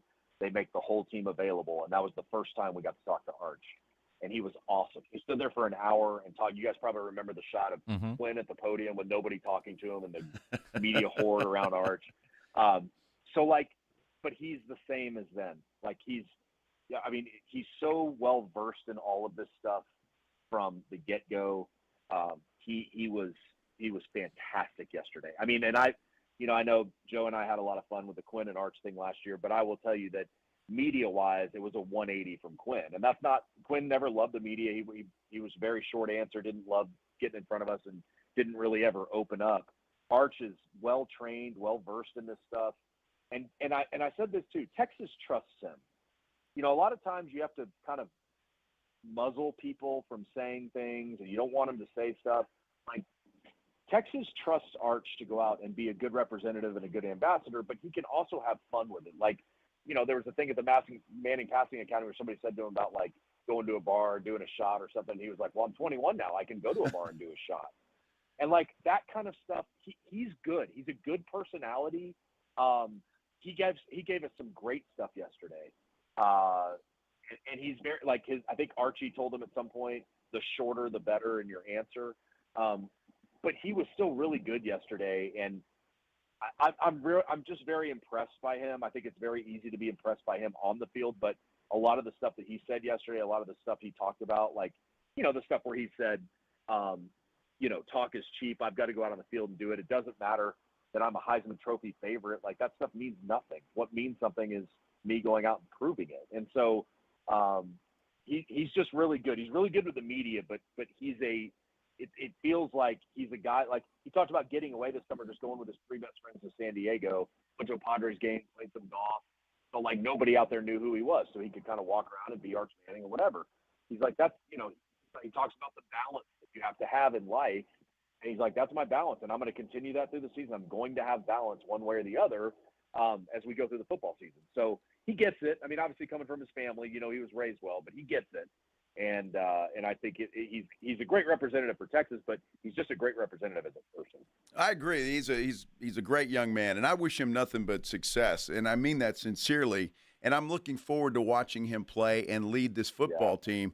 But when you look at it, Bob, and it's the media's fault. It's always our fault. But I don't care. We do this. We've put this guy on such a pedestal that if he falters from that at all, I'm just afraid of the he just wasn't as good as we thought. And to me, he can't win unless he is just almost perfect. How do you see it? Yeah, he can't win unless he wins. It's pretty much like he can't if they don't go 16-0. It was funny. I heard his dad Cooper was on Dan Patrick one day and said, you know, guys, he's going to throw interceptions. He's going to have really bad games. He's a quarterback. What quarterback has never done that? Like, every quarterback does it at some point. Patrick Mahomes, Tom Brady, they've all had Peyton, Eli. They've all had terrible games. It's football. It's going to happen. You know, the hope for Texas is they can find their way through all the turnover on offense, figure out who they're going to be on that front, and then become that, like, evolve that throughout the season and make it into the college football playoff. Because, again, you don't know. You have Arch for 1 year. Do you have him for 2? Probably depends on how things go. He may already have his mind made up. He may be like, I love college. I'm going to stay for 2 years. He's not in there's obviously no rush. He sat for 2 seasons. So there's not like there's this, I'm not in a panic to get to the NFL. So yeah, I think, but I agree with you. Like, there's a lot of expectation there without real, I mean, we saw, like I said, we saw glimpses last year, but we don't know. And especially with a whole new offense, player personnel wise. So that's the fun part of this, though. I mean, I think those guys enjoy it. I think Arch enjoys that. I think he's excited to get to, like, you know, he talked about how frustrating it was his first year to not play. He goes, I didn't deserve to play, but I had never not played. Like, I always played. And to sit for 2 years, it's frustrating. Like, there's frustration involved with it. So I think he's really just excited to go play football and get to kind of show, like, this is what I love doing. This is what I prepared for, and now I'm ready to go do it. And I think it makes a difference that he's had all offseason and heading into this one knowing he is QB1 and that mindset that comes with it. As we talk Longhorns here with Bob Ballou on the Blitz. Out of curiosity, because now you're an SEC guy, is it good or bad for Arch that Paul Feinbaum seems to be the president of the Arch Manning fan club? I mean, I think it's great. I think there's nothing. There's nothing you want more than people saying you're good. Like, you'd rather that than the opposite. It was funny. There was a moment today where Feinbaum shook hands with John Mateer, the Oklahoma quarterback, and, you know, people were like, "Oh, don't look, Arch." Like, you know, you don't. He's not cheating on you. Like, he's just saying, and, like, it's fun. But that stuff's fun. I mean, that's the fun part that comes with playing in the SEC is some of the media personalities are bigger than kind of, I mean, whatever word you want to use, not bigger than life, but just they're big, and it kind of, like, Feinbaum especially obviously has this the following that he has in the South. It's awesome, and he, you know, to have that, like, all of those things, I think it all goes together. Like, Feinbaum loving Arch being the Heisman favorite, like, all those things, they all kind of go together. How does Arch block it all out? How does he – I mean, I think with the head on it he has on his shoulders, he'll be fine. And then you just kind of, like, you move forward and you say, let's go have some fun with this, and let's go – I mean, how could you not have fun? I don't know. There are a couple of quarterbacks that I could name that I'd be like, they probably didn't love it all that much. I mean, Quinn's probably one of them. But, like, Arch has got to just be eating all this up. Like, Michael Taft said yesterday, he remembers what people said. He knows what people say. Like, he's involved in all this. He loves college football and all those things that go with it. And so, like, he knows, he remembers, and then he kind of stores it away and then goes and does his thing. You know, Bob, when you look at it, and you mentioned the personalities in the SEC. We hear, you know, from Lane Kiffin yesterday with Paul Feinbaum and their little feud that's going on and the feud that he's got going on with some other coaches as well. And then you see Kirby Smart making a crack about Nick Saban. He'd offer him a job. And, you know, Sark is kind of, I don't know, you tell me, you're around him more than I am. Is he a big personality guy, or is he more one of these guys that just kind of keeps to himself and does his job? Yeah, he doesn't do a lot outside of his media responsibilities. Now, what he does, you know, I don't know the insides of what he does on a national level. Maybe he's a little more out there with that. But, like, I've used the example this week a bunch at that Washington game. They have a coach's press conference on the day before the game, and it was Kalen DeBoer with Washington and Sark with Texas. And we finished the media availability, and all the writers kind of go off to the side. And Sark walks down the podium, and he says, "Hey, guys," and he walks out of the room, and he's gone. Kalen DeBoer stood there for an hour and talked to the Seattle media. That's the difference. Like, Sark just and I'm sure it has something to do with the way everything went down at USC. I'm sure it has something to do with working for Nick Saban as long as he did. But he's just very focused and intent on, I'll fulfill my media responsibilities. That's not saying he's not good when he does, but there's not a lot of get to know you, let's talk outside of this, like that kind of stuff. Like, it's very much, I said this the other day, like when he finishes on Monday at the press conference, he stands up and walks out, and every time inevitably somebody will say something to him that could be like a stop and talk point.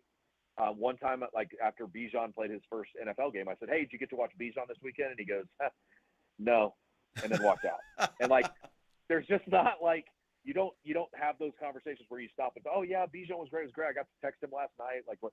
You don't do that. It's very much just like, "Yeah, no, I mean, yeah, we'll see," and then walk out. So that's who he is. So kind of the complete opposite of, say, your new co-host on the Stampede podcast, one Mac Brown. Let's get the big announcement here, Bob Ballou.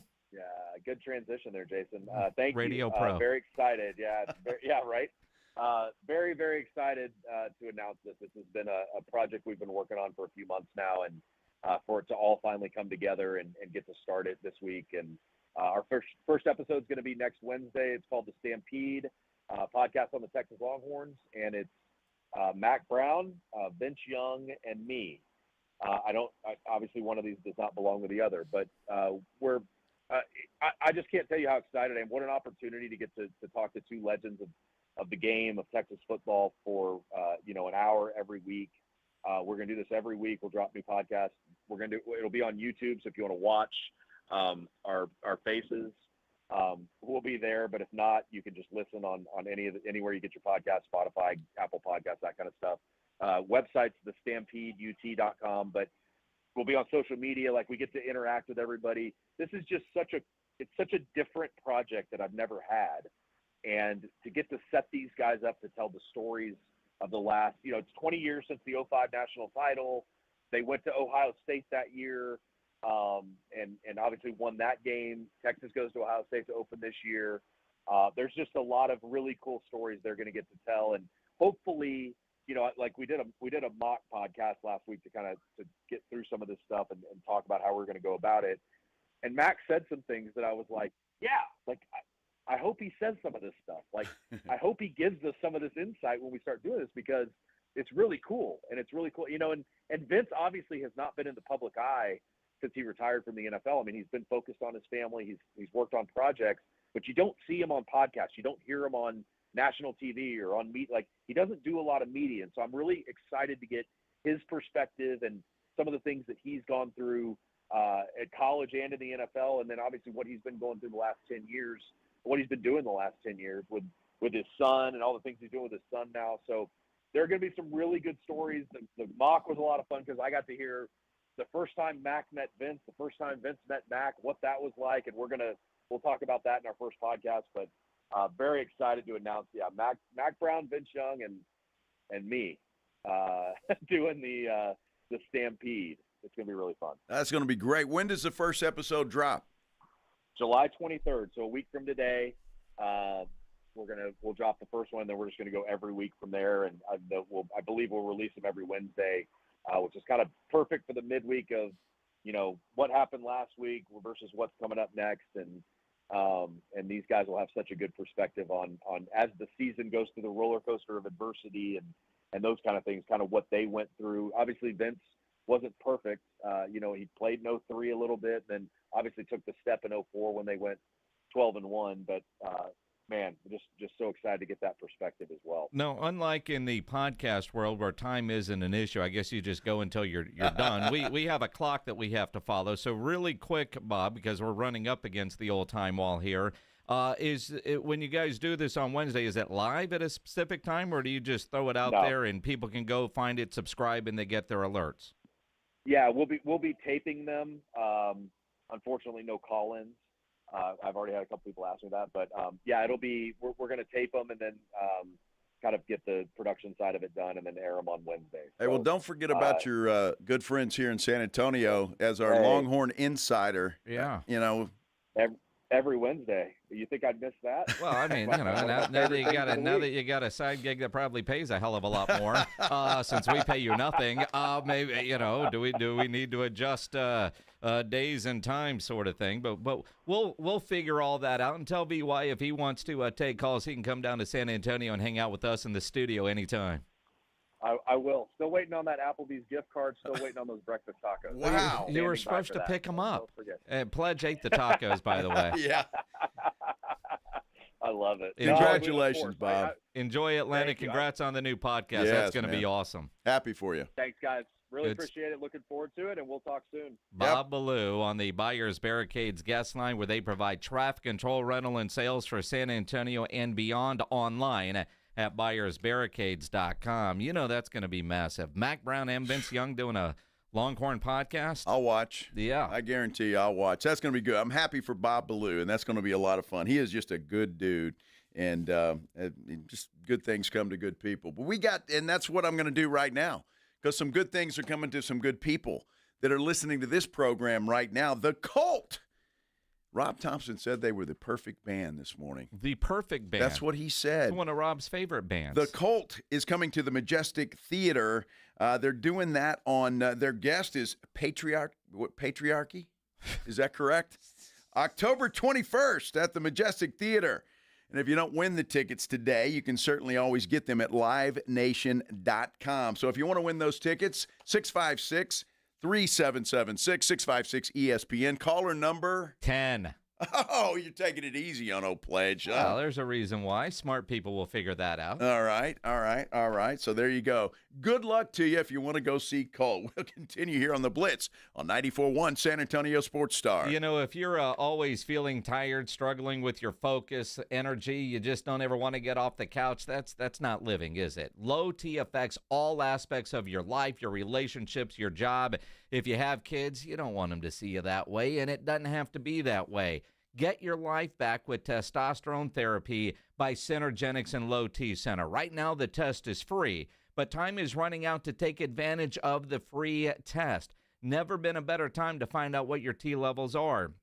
Go to any Synergenics or Low T Center. Take the test. It is fast. Results are available in about 15 minutes because they have the lab right there on site. And right now, the test is still free. So get in, get tested. Most major insurance is accepted.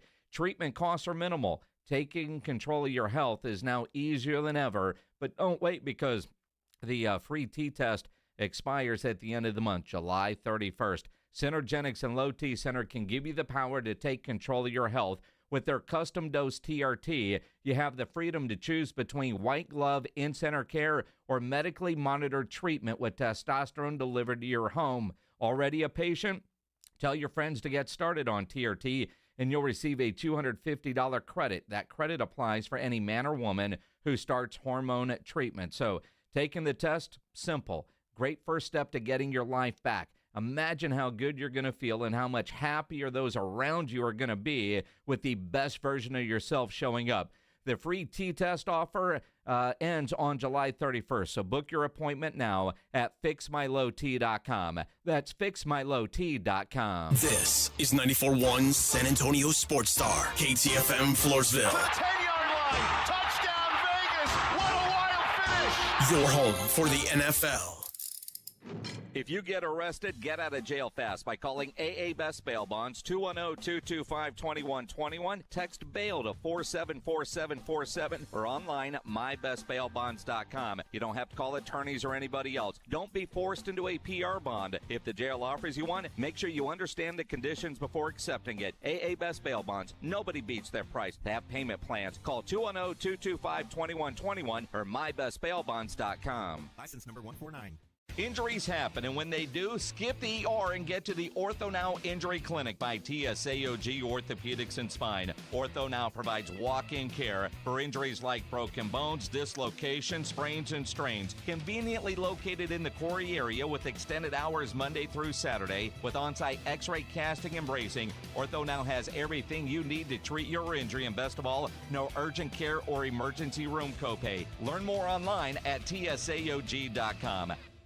Vacation mode? Check! Don't forget your furry friend. Bluebonnet Bunkin' Biscuit in Selma offers daycare, boarding, grooming, and more. Discounts for military teachers and first responders. Bluebonnet Bunkin' Biscuit, where pets play, stay, and feel at home.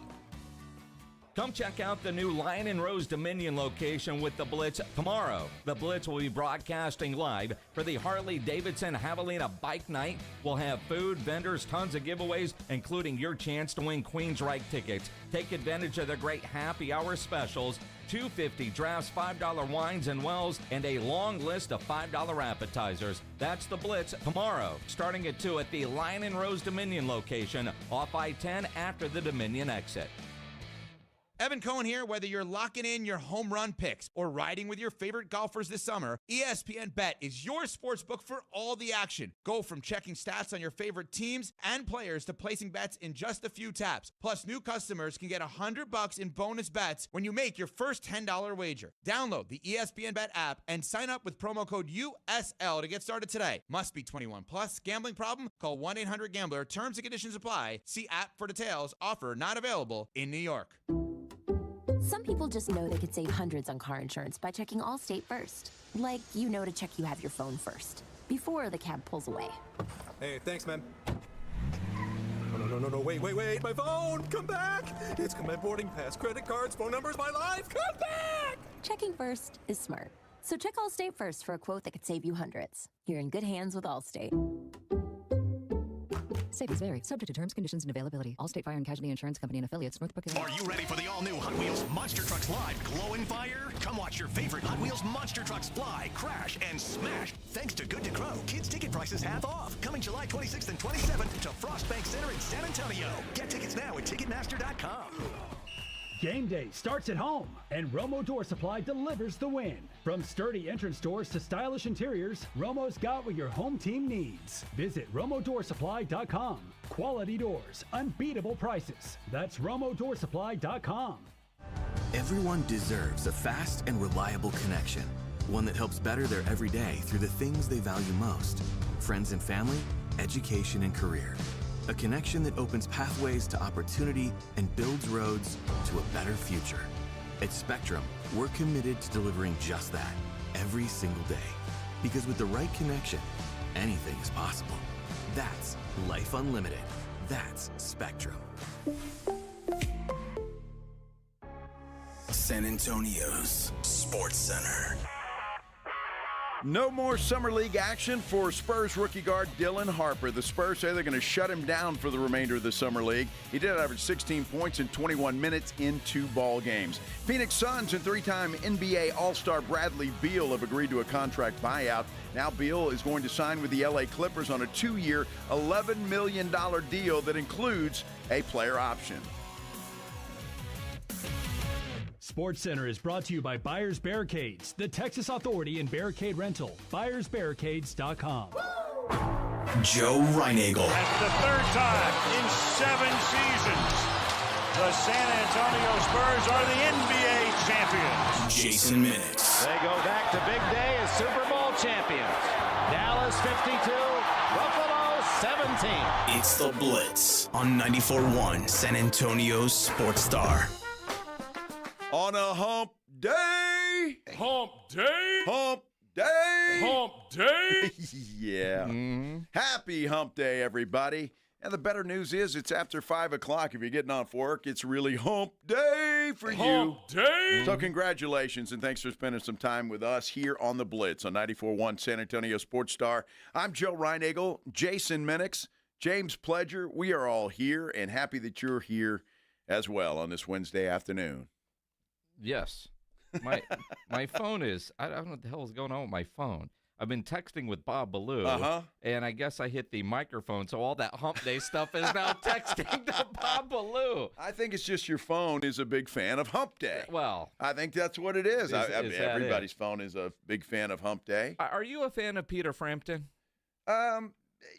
Yeah, I mean, he had some good songs back in the day. Well, I mean, Frampton Comes Alive was, let's face it. Yeah, I mean, sure, he had some great songs. I wouldn't say I was, listening to him a lot, but yeah, his songs were good. Dude, I just saw on my essay that on a tweet just now, Peter Frampton's still doing it. He's coming to San Antonio in October. Really? Yeah. Now, how old is that dude?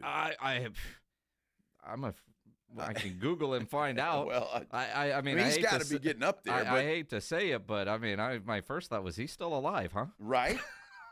Now, were you a Frampton fan, or was that before your time? Oh, yes and no. A little bit before my time. When I worked at KEYE back in the early '90s, I mean, Peter Frampton was a staple on classic rock. I am a fan, but not like. I don't think he's on my playlist right now. Well, I know he's not on my playlist right now. That I can tell you. Most good music isn't.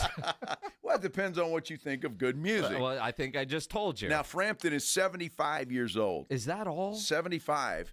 So that's about in there with some of the other, like say the guys from Styx or I guess Metallica, they're probably not that old just yet. Maybe in their 60s, yeah, pushing 70, something like that. No, Metallica is not pushing 70. Okay, yeah, so they're still in their 60s. Yeah, all right. Bite your tongue. But these guys, I'm just saying, those guys, they've been around a while.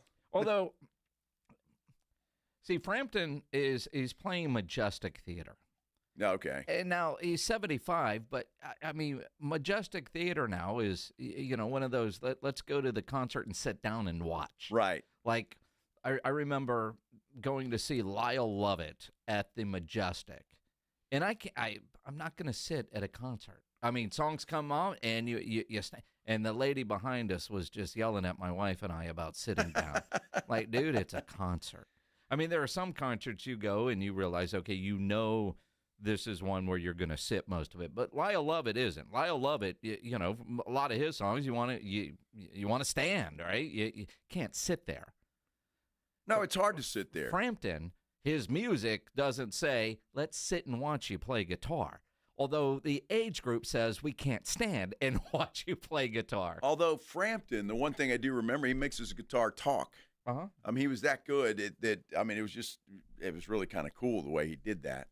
So, yeah, I mean, I remember him fondly. I mean, like I say, back in those days, Minix, when it was AM, FM radio, I mean, it's like, no, it was Frampton as well, buddy. It may have been Clapton, but it was Frampton also. He did that. Yeah, well, good. I mean, I wouldn't be opposed to going and seeing that show. It's probably a decent show. Oh, it's Peter Frame. He's a legend. He's still alive. He's still alive. He's still touring. He's still young at 75. Are you kidding me? The older I get, the younger things seem. Mm-hmm. So I don't think 75 is old at all. Not at all. But I don't know. Well, good for Peter Frampton. And I hadn't thought about that dude in a long time. I mean, like I said, I had no idea. Apparently he's got new songs and covers, and he'll play his hits. New songs? Well, sure. Well, I don't want to hear new songs. See, I went and saw Tim McGraw back in the day. Kenny Chesney opened up for me. That's when Kenny Chesney was first coming on the scene. Kenny Chesney kicked ass. This guy was great. It was fun. And then McGraw comes up there. I'm ready to hear some of the hits. He didn't play any hits. It was all his new stuff. And I'm like, who the hell wants to go to a concert and hear new music? I don't. You're right. I mean, you're not wrong. And the bands now, one, that some artists say, "Hey, man, we're playing the new album, right?" And then don't go. But I wish bands would. What's the word I'm looking for? Hey, I'm going to play something new, so if you got to pee and get a beer, now's the time to go. Because you don't want to miss the hits. Right. Right? You don't.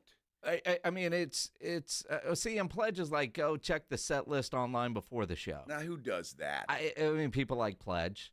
and I'm not going to lie. I've checked set lists before. Yeah. But I don't like to. Because so many of the shows, the way they're put together, they're the same. Maybe a song or two is different, but, most artists, when you talk to them, like Pat Green is doing his live stream tonight. And Pat Green was on the show a couple of weeks ago, really a month or two ago when he was playing here in San Antonio. Yeah. I remember asking him, I mean, you're playing all your hits, right? And that's always the challenge for an artist because they also get bored. Bored might not be the right word, but fatigue playing same songs, but they know that's why people are there. Exactly. And so, if you're doing 15 songs, you got to play 12 hits and 3 of the new ones, but mix them in. Or, like I said, I wish they would tell us, hey, the next 3 songs, need a beer, got to pee, now's the time to go. I want you to stay and listen, but really you don't know these, so have fun. I don't mind a new song or two in the mix, and that's fine. And you want to hear it, and then maybe, okay, I like that song, and I'll go listen to it or whatever. But yeah, you go to a concert because you want to hear the hits. You want to be able to sing along, and you want to, you know those stuff, and so. No, there's time. I remember seeing Foo Fighters in Memphis, and "Sky Is the Neighborhood" had just dropped, and I wanted to see them do that live. And I went to go get a beer, and they started. I was mad, right? I mean, but it was, they had just played something else from the new album, and I was like, yeah, beer time. And I'm standing in a long-ass line, and all of a sudden I hear the beginning of "Sky Is the Neighborhood," and, I was a little salty. Yeah, what are you going to do? Well, I mean, I got my beer. Well, of course you did. Yeah. What are you going to do? I've been in line. But, I mean, that's part of it. So I wish bands would announce hey, new song time. That means here's your cue to go pee. Here's your cue to go get another beer. Yeah. I think most do that. I remember we went to Jelly Roll And I think he said that. I guess a new song here, I or didn't whatever know. it was. They were all new to me. Well, not me. He is on my playlist. He is on your we're playlist. good friends. I mean, I got to put him on my playlist. We're buddies. I mean, he doesn't know that, but you are. As far as I'm concerned, we're best friends. All right. Well, How about that? You've seen parts that most haven't. Well, there was a lot of fat covering up those things. So a lot of layers he had to get through. You know what I mean? Oh, God. I got a question for you, Minix. I don't want to know. No, it's a good question for you. It's had nothing to do with Jelly Roll. So, are the Spurs done with the trades and all of that and signing guys? And I ask that question because, as well as the Chupacabra, David Jones-Garcia has played, and Riley Minix has played, is that their guys that will fit in, that will solve the problems and fill the need? Interesting question. We'll pose it to you as well when we continue here on the Blitz on 94.1 San Antonio Sports Star. You know, my wife texted a little while ago and said, "What's for dinner? What do you want to do for dinner?" I said, "It's steak night at the Roo Pub." That's easy because it is Wednesday. It is steak night at the Roo Pub there at 281 in Redland Road. A great 12-ounce ribeye. Your salad potato for $19.95. You cannot beat that deal, and the steak is fantastic. And when you get into the Roo Pub, you know any big game, any big fight, and the big fight's happening this weekend. No better place to go watch than at the Roo with those 3 massive 170-inch screens, TVs all around, and you know the food there is fantastic. Now, tonight's steak night. Maybe you don't want steak. You want the fried shrimp or the wings, the burgers, the hot dogs. You know, Reinagel got a hot dog there last night. Pledge tells me the salads there are wonderful. And that kitchen is open late every day with the full menu available. Roo Pub has happy hour weekdays from 11 to 6. Great for lunch, great for dinner, great for late at night, and the best place to watch a game. Just down from the big blind, right next to the Angry Elephant, the Roo Pub, 281 in Redland Road. We'll see you at the Roo. The Morning Huddle. It makes me wonder if there's people who go, okay, I guess I'm just going to stop alcohol and red meat. Like, I don't think anybody's ever said that choice. They moved to California. It's them. That's half the population that just moved there. It's the only place you can exist. Eat water and lettuce the rest of your life? I'd rather die of gout. You're going to have to live in Berkeley. Okay, there's a space for you up in Berkeley. The Morning Huddle with AJ and Rob. Weekday mornings 6 to 10. 94.1 San Antonio Sports Star.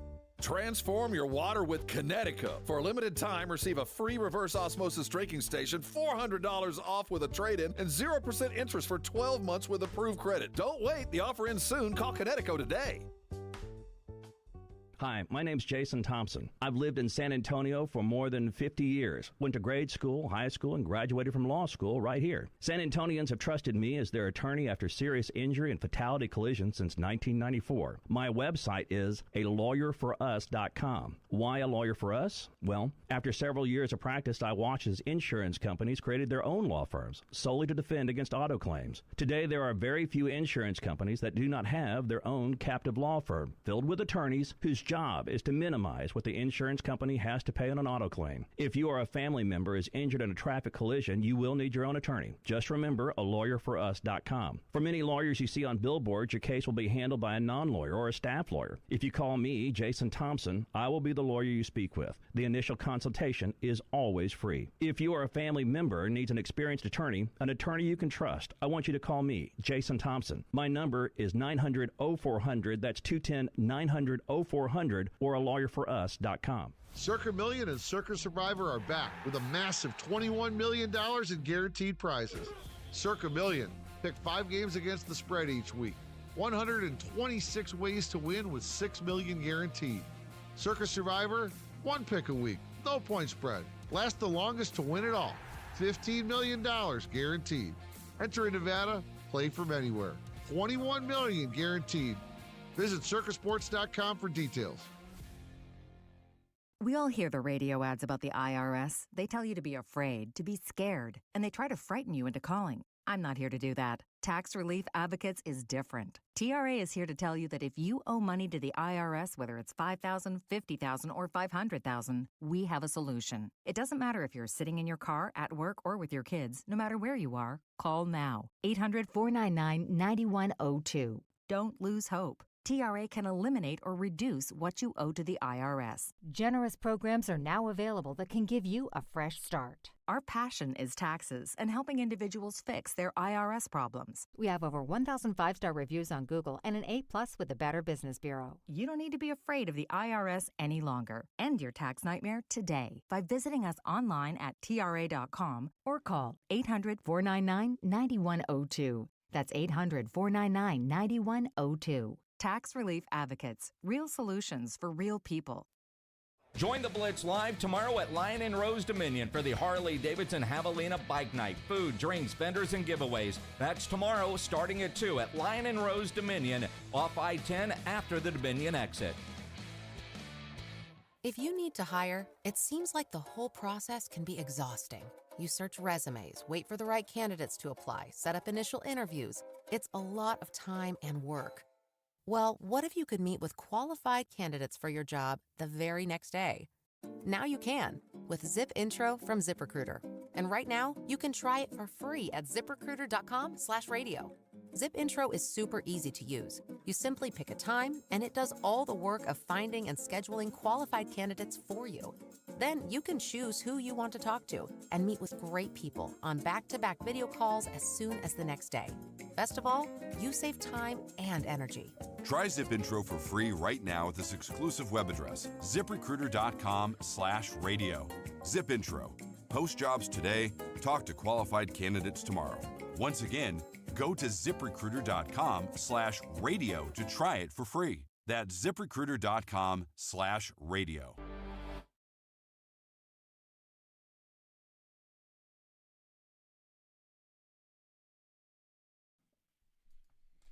Now, see, that's good music.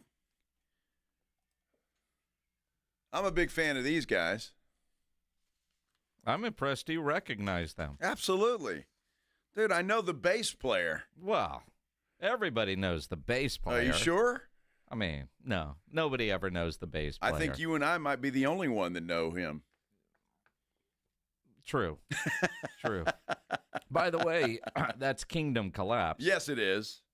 They announced a San Antonio show September 19th at Sam's Burger Joint. That'd be fantastic. We've got to be there. Well, no. It's Aaron's birthday, the bass player, on that day. Well, then that's all the more reason to be there. I'll be at a high school football stadium. It's That's a Friday night. I told him, dude, book it on Saturday. Well, Aaron, we'll blow it up for you boys. Yeah. But Maggie and I'll be there. Yeah, you're such a liar. Why wouldn't we? I don't need you. You got to work. I don't. I got to put in a day off.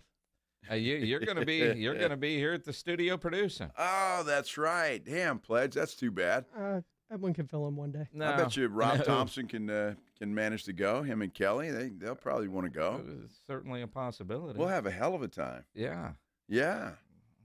Sotomayor against O'Connor on that Friday night. Well, that ought to be good. Be at Ferris Stadium. Uh-huh.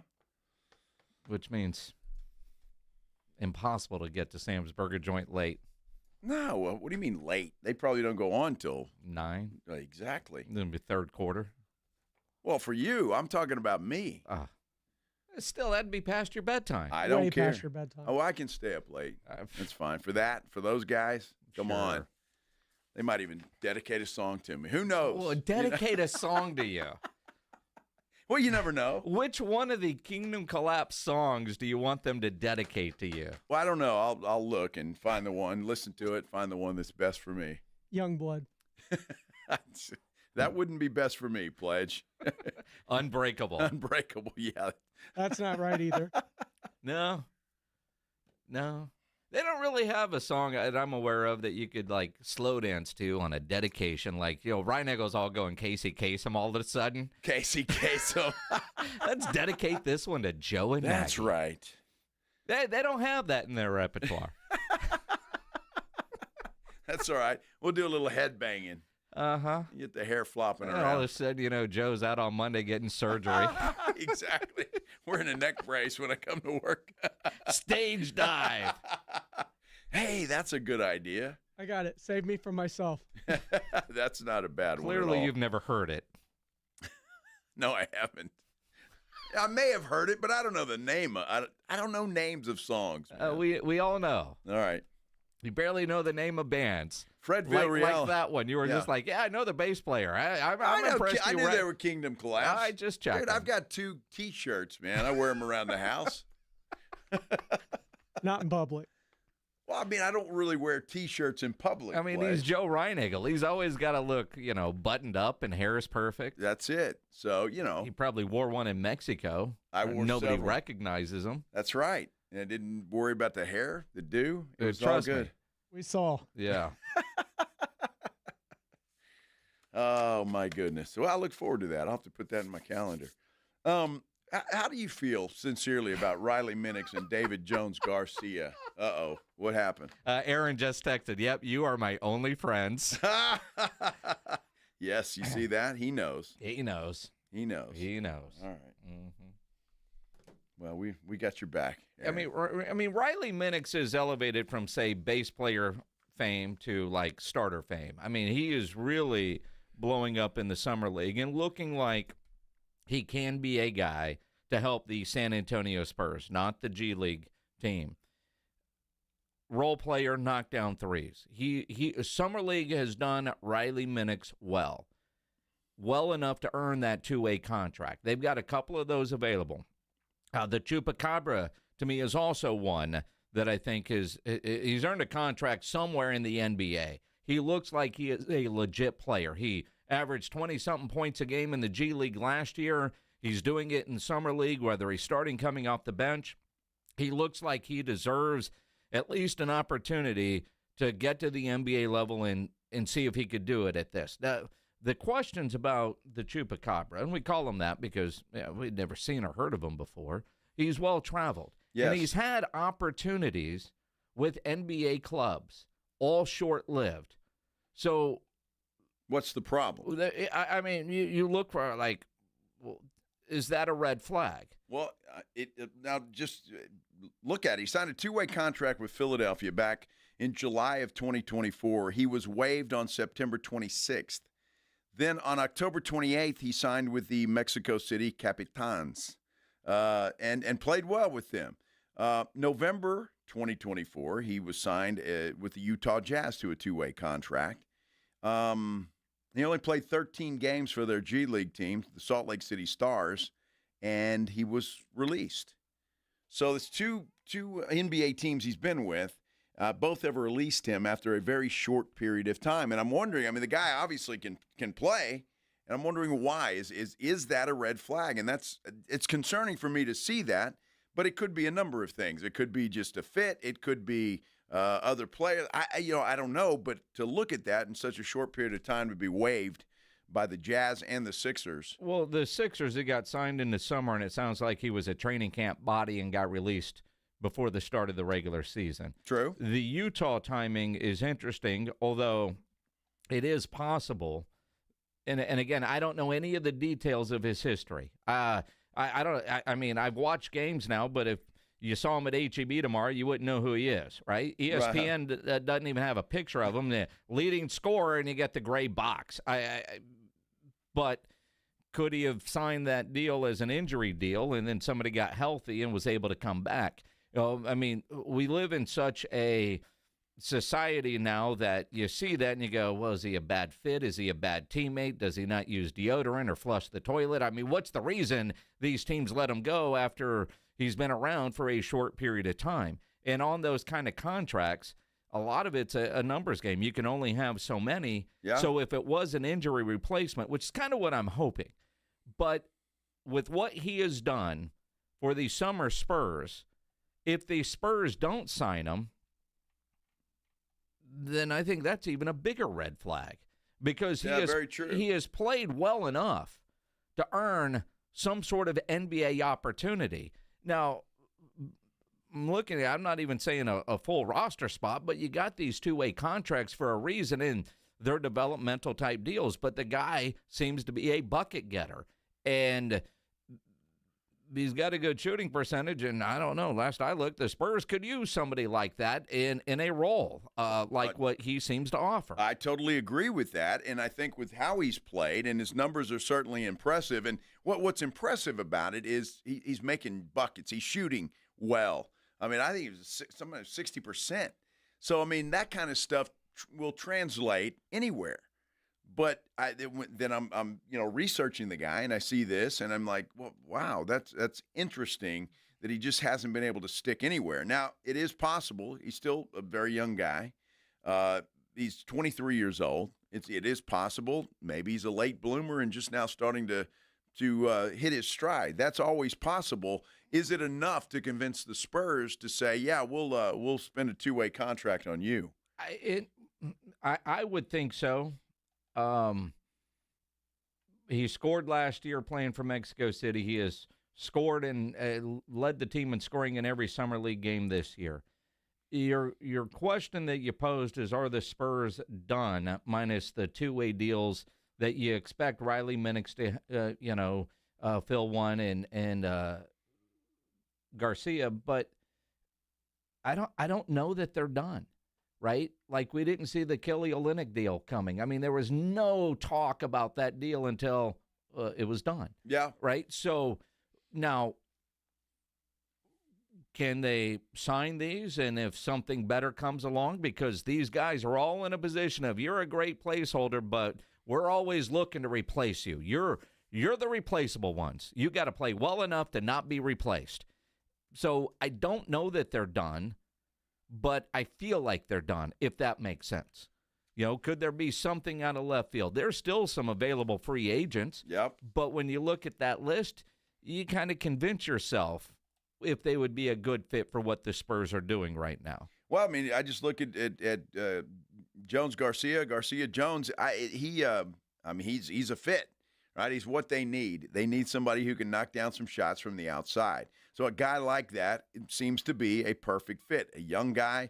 And I'm hoping that there were some reasons that he didn't stick with either Utah or Philadelphia. But he is playing well, and hey, the dude can shoot. So we'll see what happens. But that's why I bring that up. Now, with Riley Minix, he's been in the program. Yeah. Right? So the Spurs know a lot about him. And even through his injury last year, the Spurs stuck with him. Yep. So I think they believe that he is a guy that can stick and can help this ball club. So if I had to make a bet on which guy sticks, I'm obviously picking Riley Minix at this point in time. Well, and again, when you think about free agency moves, the available free agent types, that's one thing. Trades are another. And again, I feel like they're more or less set, but with this organization, you never know. And the way it is set right now, the question becomes, are you comfortable with what they have on the roster right now, which you think are going to be the majority full-time players for the Spurs? Two-way guys in Austin, that if we see them in San Antonio, it's probably because of an injury or somebody having a rest day, that sort of thing.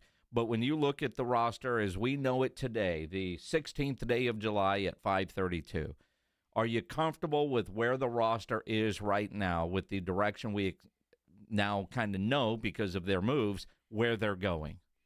Absolutely. Look, they've made some moves. They've added some defense. That was certainly a need. They've added a couple of big men. That was certainly a need. Now shooting, that to me is still a need, and scoring the basketball. But if you're going to play good defense, lockdown defense, then that solves a lot of your shooting problems. Now, Claymore on our YouTube channel says if Riley Minix makes the team, Jason must buy his jersey. I totally agree with that. I totally disagree with that. One, he doesn't spell the name right. Well, you can add an N. Well, then nobody would know. Then it would be mine. I mean, it is weird because I do have a rare last name. Yeah. Not a lot of Minixes out there, and certainly none ever in the NBA. This is, so I wonder why. So very different than, Rob's son being named Klay Thompson. Yes. Or is this baseball card still up there? A Rob Thompson that currently plays in the NBA, and Rob puts it out there. He's used to that. I'm not. And every time I see something written about Riley Minix, all I see is the name misspelled. Now, it's not misspelled for him. He'll probably see mine at some point and go, Dude, why do you have an extra N in there? Exactly right. You know, my dad dealt with that when he was in the military growing up because he had a M.I., and there was a TV show called Minix. Minix, I remember that. And the number of people that would misspell it or just call them Minix, that used to piss my dad off. That was a good show, by the way. So there's I'm not going to buy old cousin Riley's jersey. And 2, I don't buy current player jerseys. Well, you guys, I only buy legend jerseys, and quite frankly, nobody wants to see me in a tank top. No, exactly. You guys need to get together for lunch or something, and talk about why there's no in, or only one in and not two. I mean, there's got to be a reason. You need to research this, Minix. You think somewhere along the way, what is that DNA, 23andMe or whatever? Yeah. Somewhere along the way, there was some family member and lost an N because they misspelled it on a birth certificate. That's possible. And wouldn't you like to know? I mean, if Riley Minix is some long-lost relative, might benefit you to get to know the dude. He's a G-leaguer. Be real. Well, I mean, you never know. You never know. He's a young guy.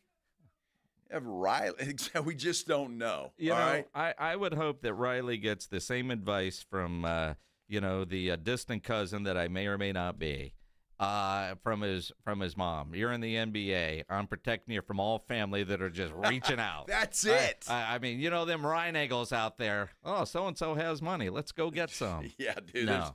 There's no Ryan Eagles that have money. There's no protection needed. Uh-huh. Yeah. Is your kids listening? They know. I already told them. He left it all in Vegas. Yeah, less check I write's going to bounce. Uh-huh. And they understand that. Yeah. Did you like the All-Star game last night? I did. Yeah, I did too. I like the swing off. The swing off. We've got a poll up, and I haven't mentioned this much on. You haven't mentioned your poll on San Antonio Sports Star YouTube I took page. a poll, and there's been several votes, and the poll is how mad would Joe have been if Major League Baseball All-Star Game had ended in a tie? And the responses are not mad at all, very mad, extremely mad, or old man yelling at the clouds mad. Bingo. Well, actually that's winning, of course, but not by as much as I thought it would. I'm actually pleasantly surprised. Did your kids vote? I have no idea what they do. No You've been clue. texting a lot of people during the show. Hey, we'll talk about that and this feud between RG3 and Shaq. It's ugly. We'll talk about it all when we continue here on the Blitz on 94.1 San Antonio Sports Star. You want to take a swing at picking baseball this season? Do it on Underdog with their great pick'em game. Underdog is a leading place to make all your sports picks. You can play in Texas. It's a ton of fun, and Underdog is great. The app has over 100,000 five-star reviews. Love watching games and then looking at my phone and seeing my pick'em entry turning green because that means I am winning money. And all you have to do is choose from things like home runs, strikeouts, total bases, and so much more. And you're picking whether a player is going to go higher or lower on the predicted stats. You can play for as little as $1. So download the Underdog app. Sign up now with promo code STAR to unlock a special offer of up to $1,000 in bonus cash when you make your first deposit. Again, use promo code STAR when you get signed up at Underdog. Must be 18 plus and present in Texas. Terms apply.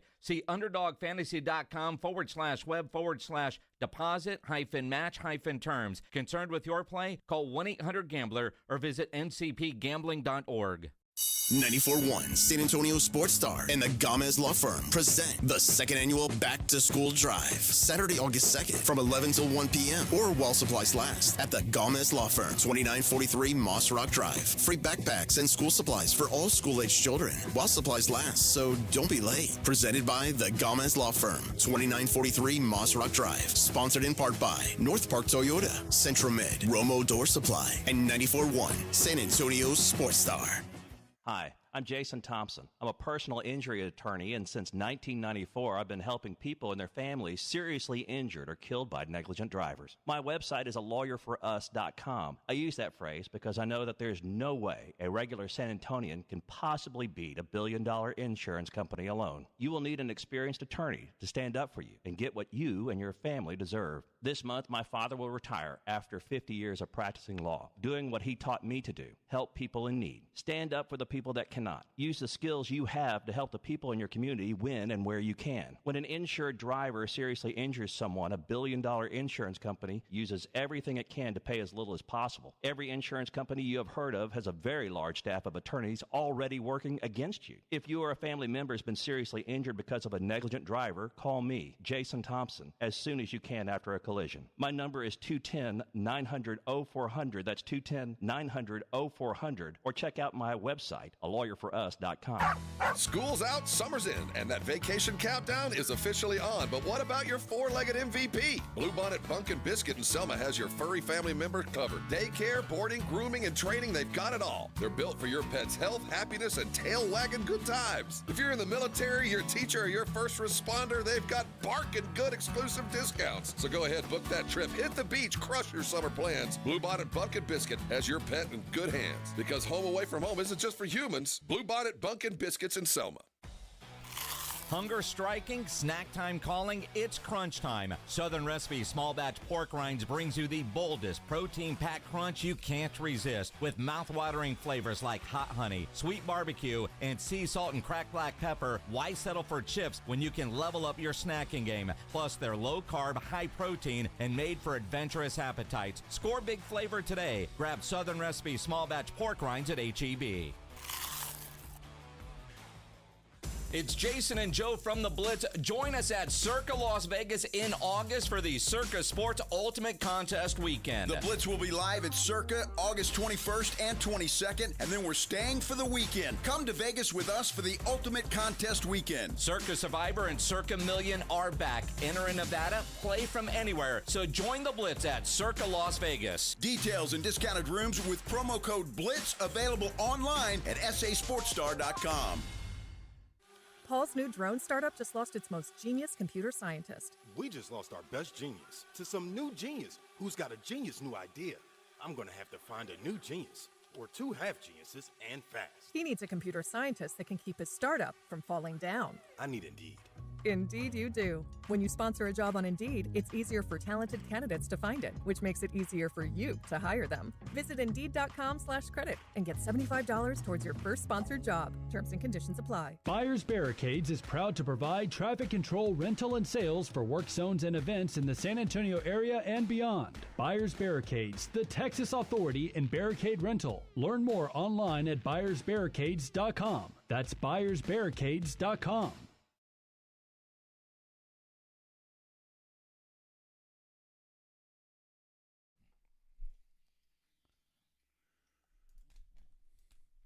Hope you're having a great hump day today.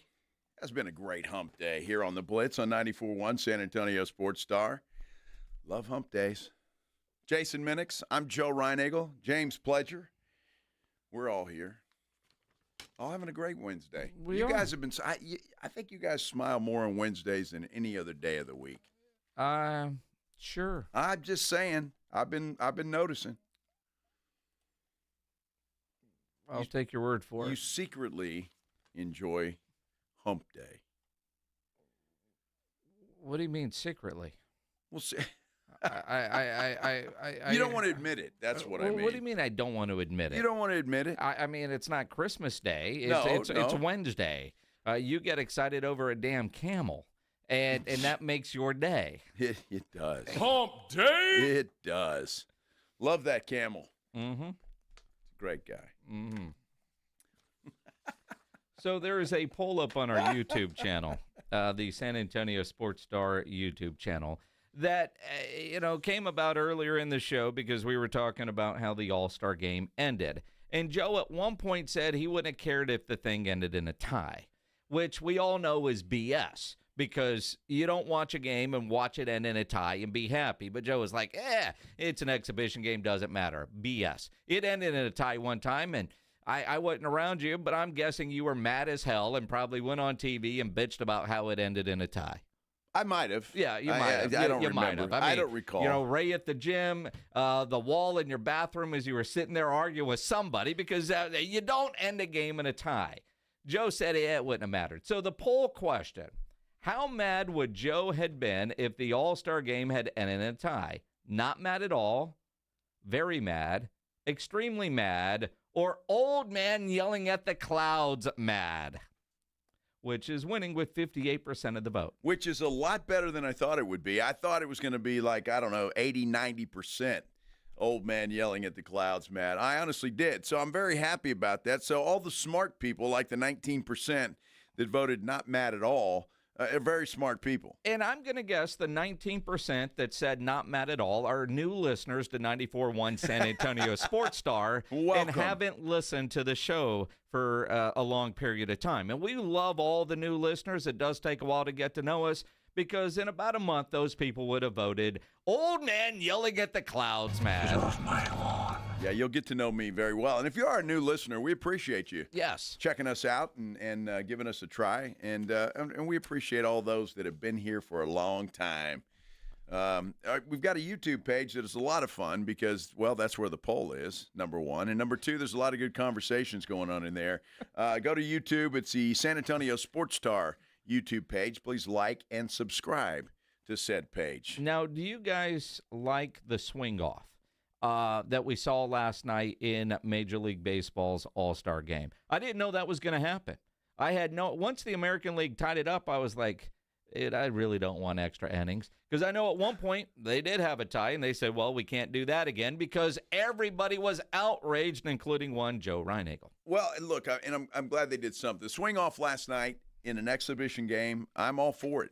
I don't even think the players or coaches knew that was going to happen, quite frankly. The broadcasters didn't know. I mean, you could tell he was handed a note with what to read. Yes. Oh, and then the analyst was like, oh, that's a great idea, Jim. Because they didn't know that was coming either. I mean, they were looking like, well, dinner reservations we're going to miss. No, I like the swing off. In fact, I thought that was so cool last night that every regular season baseball game that is tied after 9 innings needs to go to a swing off. I like that better than let's put a guy on second and hope somebody gets a hit and can drive him in. Well, I'm not a big fan of the second base guy, but I understand it. They're trying to speed things up, but I don't want to swing off. It's a gimmick.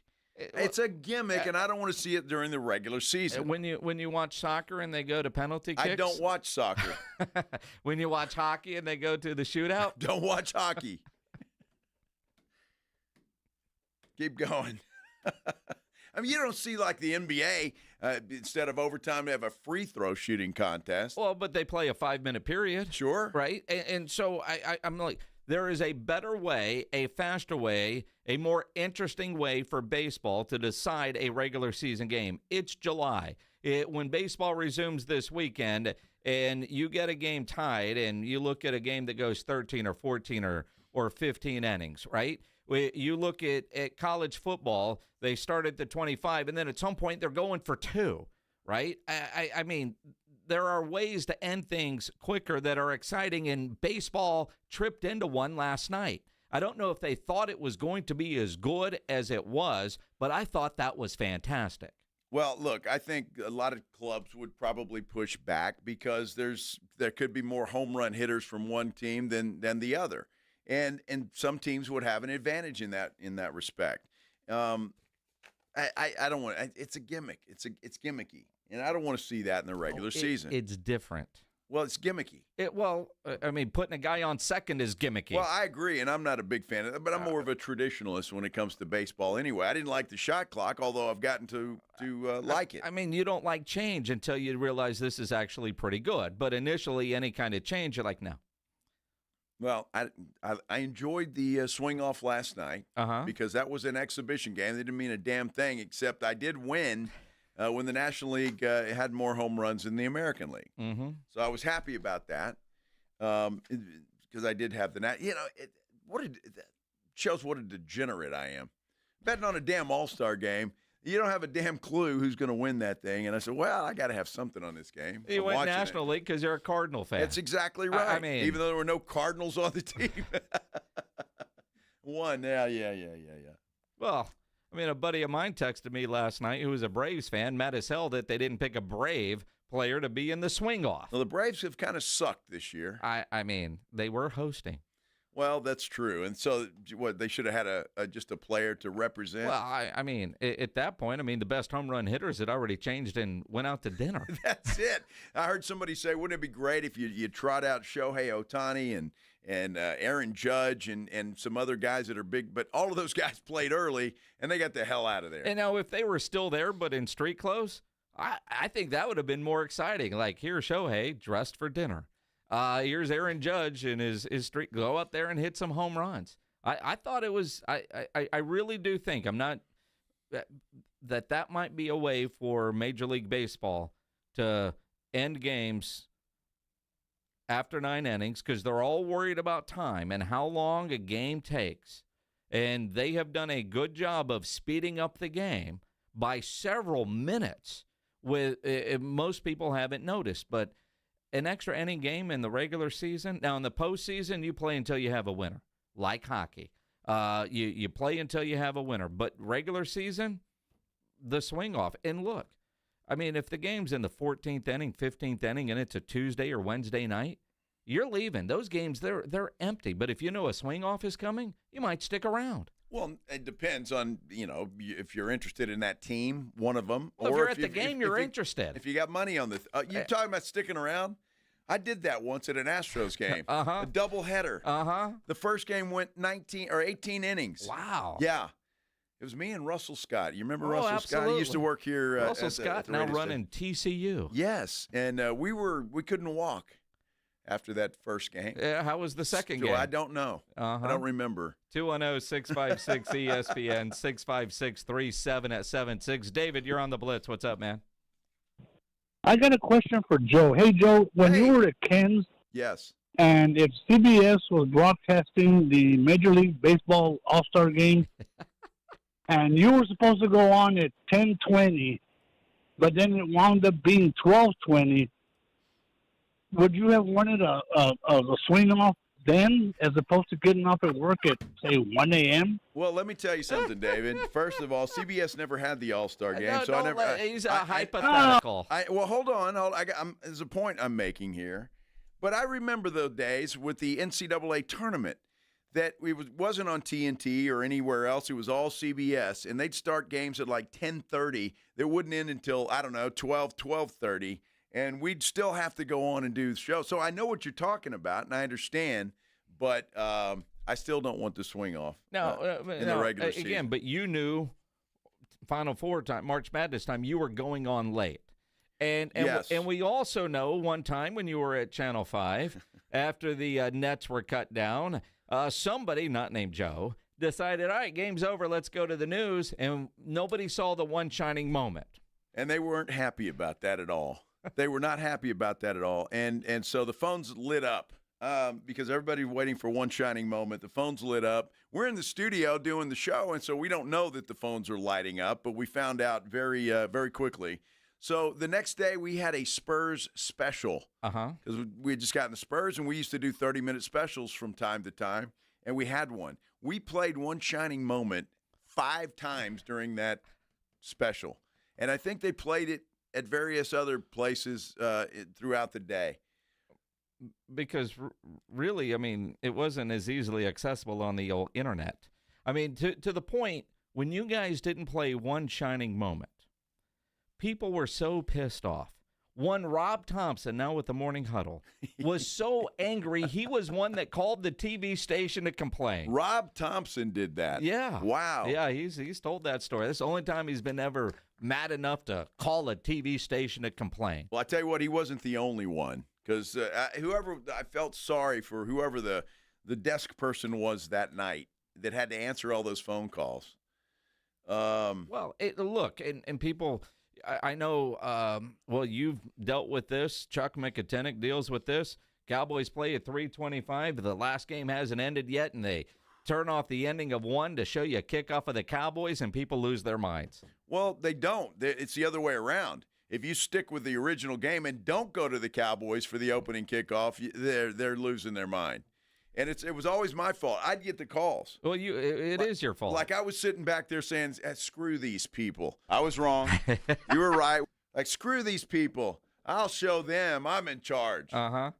So it got to the point where that happened a couple of times, and I'd get the phone calls. And so I finally went to our news director, and I said, look, we got to do something about this and make sure that when we have the Cowboys on in that 3:25 window, that I don't care if it's the best game you've ever seen in your life, we're going to the Cowboys for opening kickoff. And they made that change. It did. See, we only had 2 Cowboy games a year on CBS. And so it wasn't a regular thing for us. But you have to designate that you're the hometown Cowboys team for that to happen. And, well, early on, it wasn't happening. So. No, although I'm sure your sales department was thrilled when you went straight to kickoff. Well, perhaps. I don't know. But I didn't get any more phone calls after that, and I was very happy. So it didn't matter. It didn't matter what happened in the first game or who was playing. It didn't matter. You go to the Cowboys game right away, or you will feel the wrath of Cowboy fans. Really? Yes. I don't know why I would think it'd be the other way around. You turned off the end of a great game? I'm telling you, it didn't matter because people don't give a damn. They're just tuning in. They don't care about that, and all they want to do is see the Cowboys play. And it has to be from the opening kickoff. You cannot join in progress. Well, get to the news on time, have the swing off. I imagine those at Fox last night, they're already on late because they go on at 9. If that game would have gone extras, so I'm guessing they were thrilled to see the swing off. I'm sure, and if it happens in the All-Star game next year, I'll be thrilled too. Just don't bring it to the regular season. Get off my lawn. Yeah, we're going to be live tomorrow at the Lion and Rose, the Dominion location, so come on out and see us there. $2.50 domestic drafts, $5 wells, $5 appetizers. Tomorrow, Lion and the Rose, we'll be broadcasting live from 2 to 6 out there. Come join us out there. Don't forget to join the fellas in the morning, Rob Thompson and A.J. Hoffman. Is he still carrying that cat around? Yeah. Well, if you want to see A.J. with a kitty, tune in to the morning I'm glad you cuddle. didn't say A.J.'s kitty. No. If you want to see A.J. and his kitty, tune in to the morning huddle tomorrow morning at 6. We'll see you at the Lion and Rose tomorrow at 2. Riding I-10 with the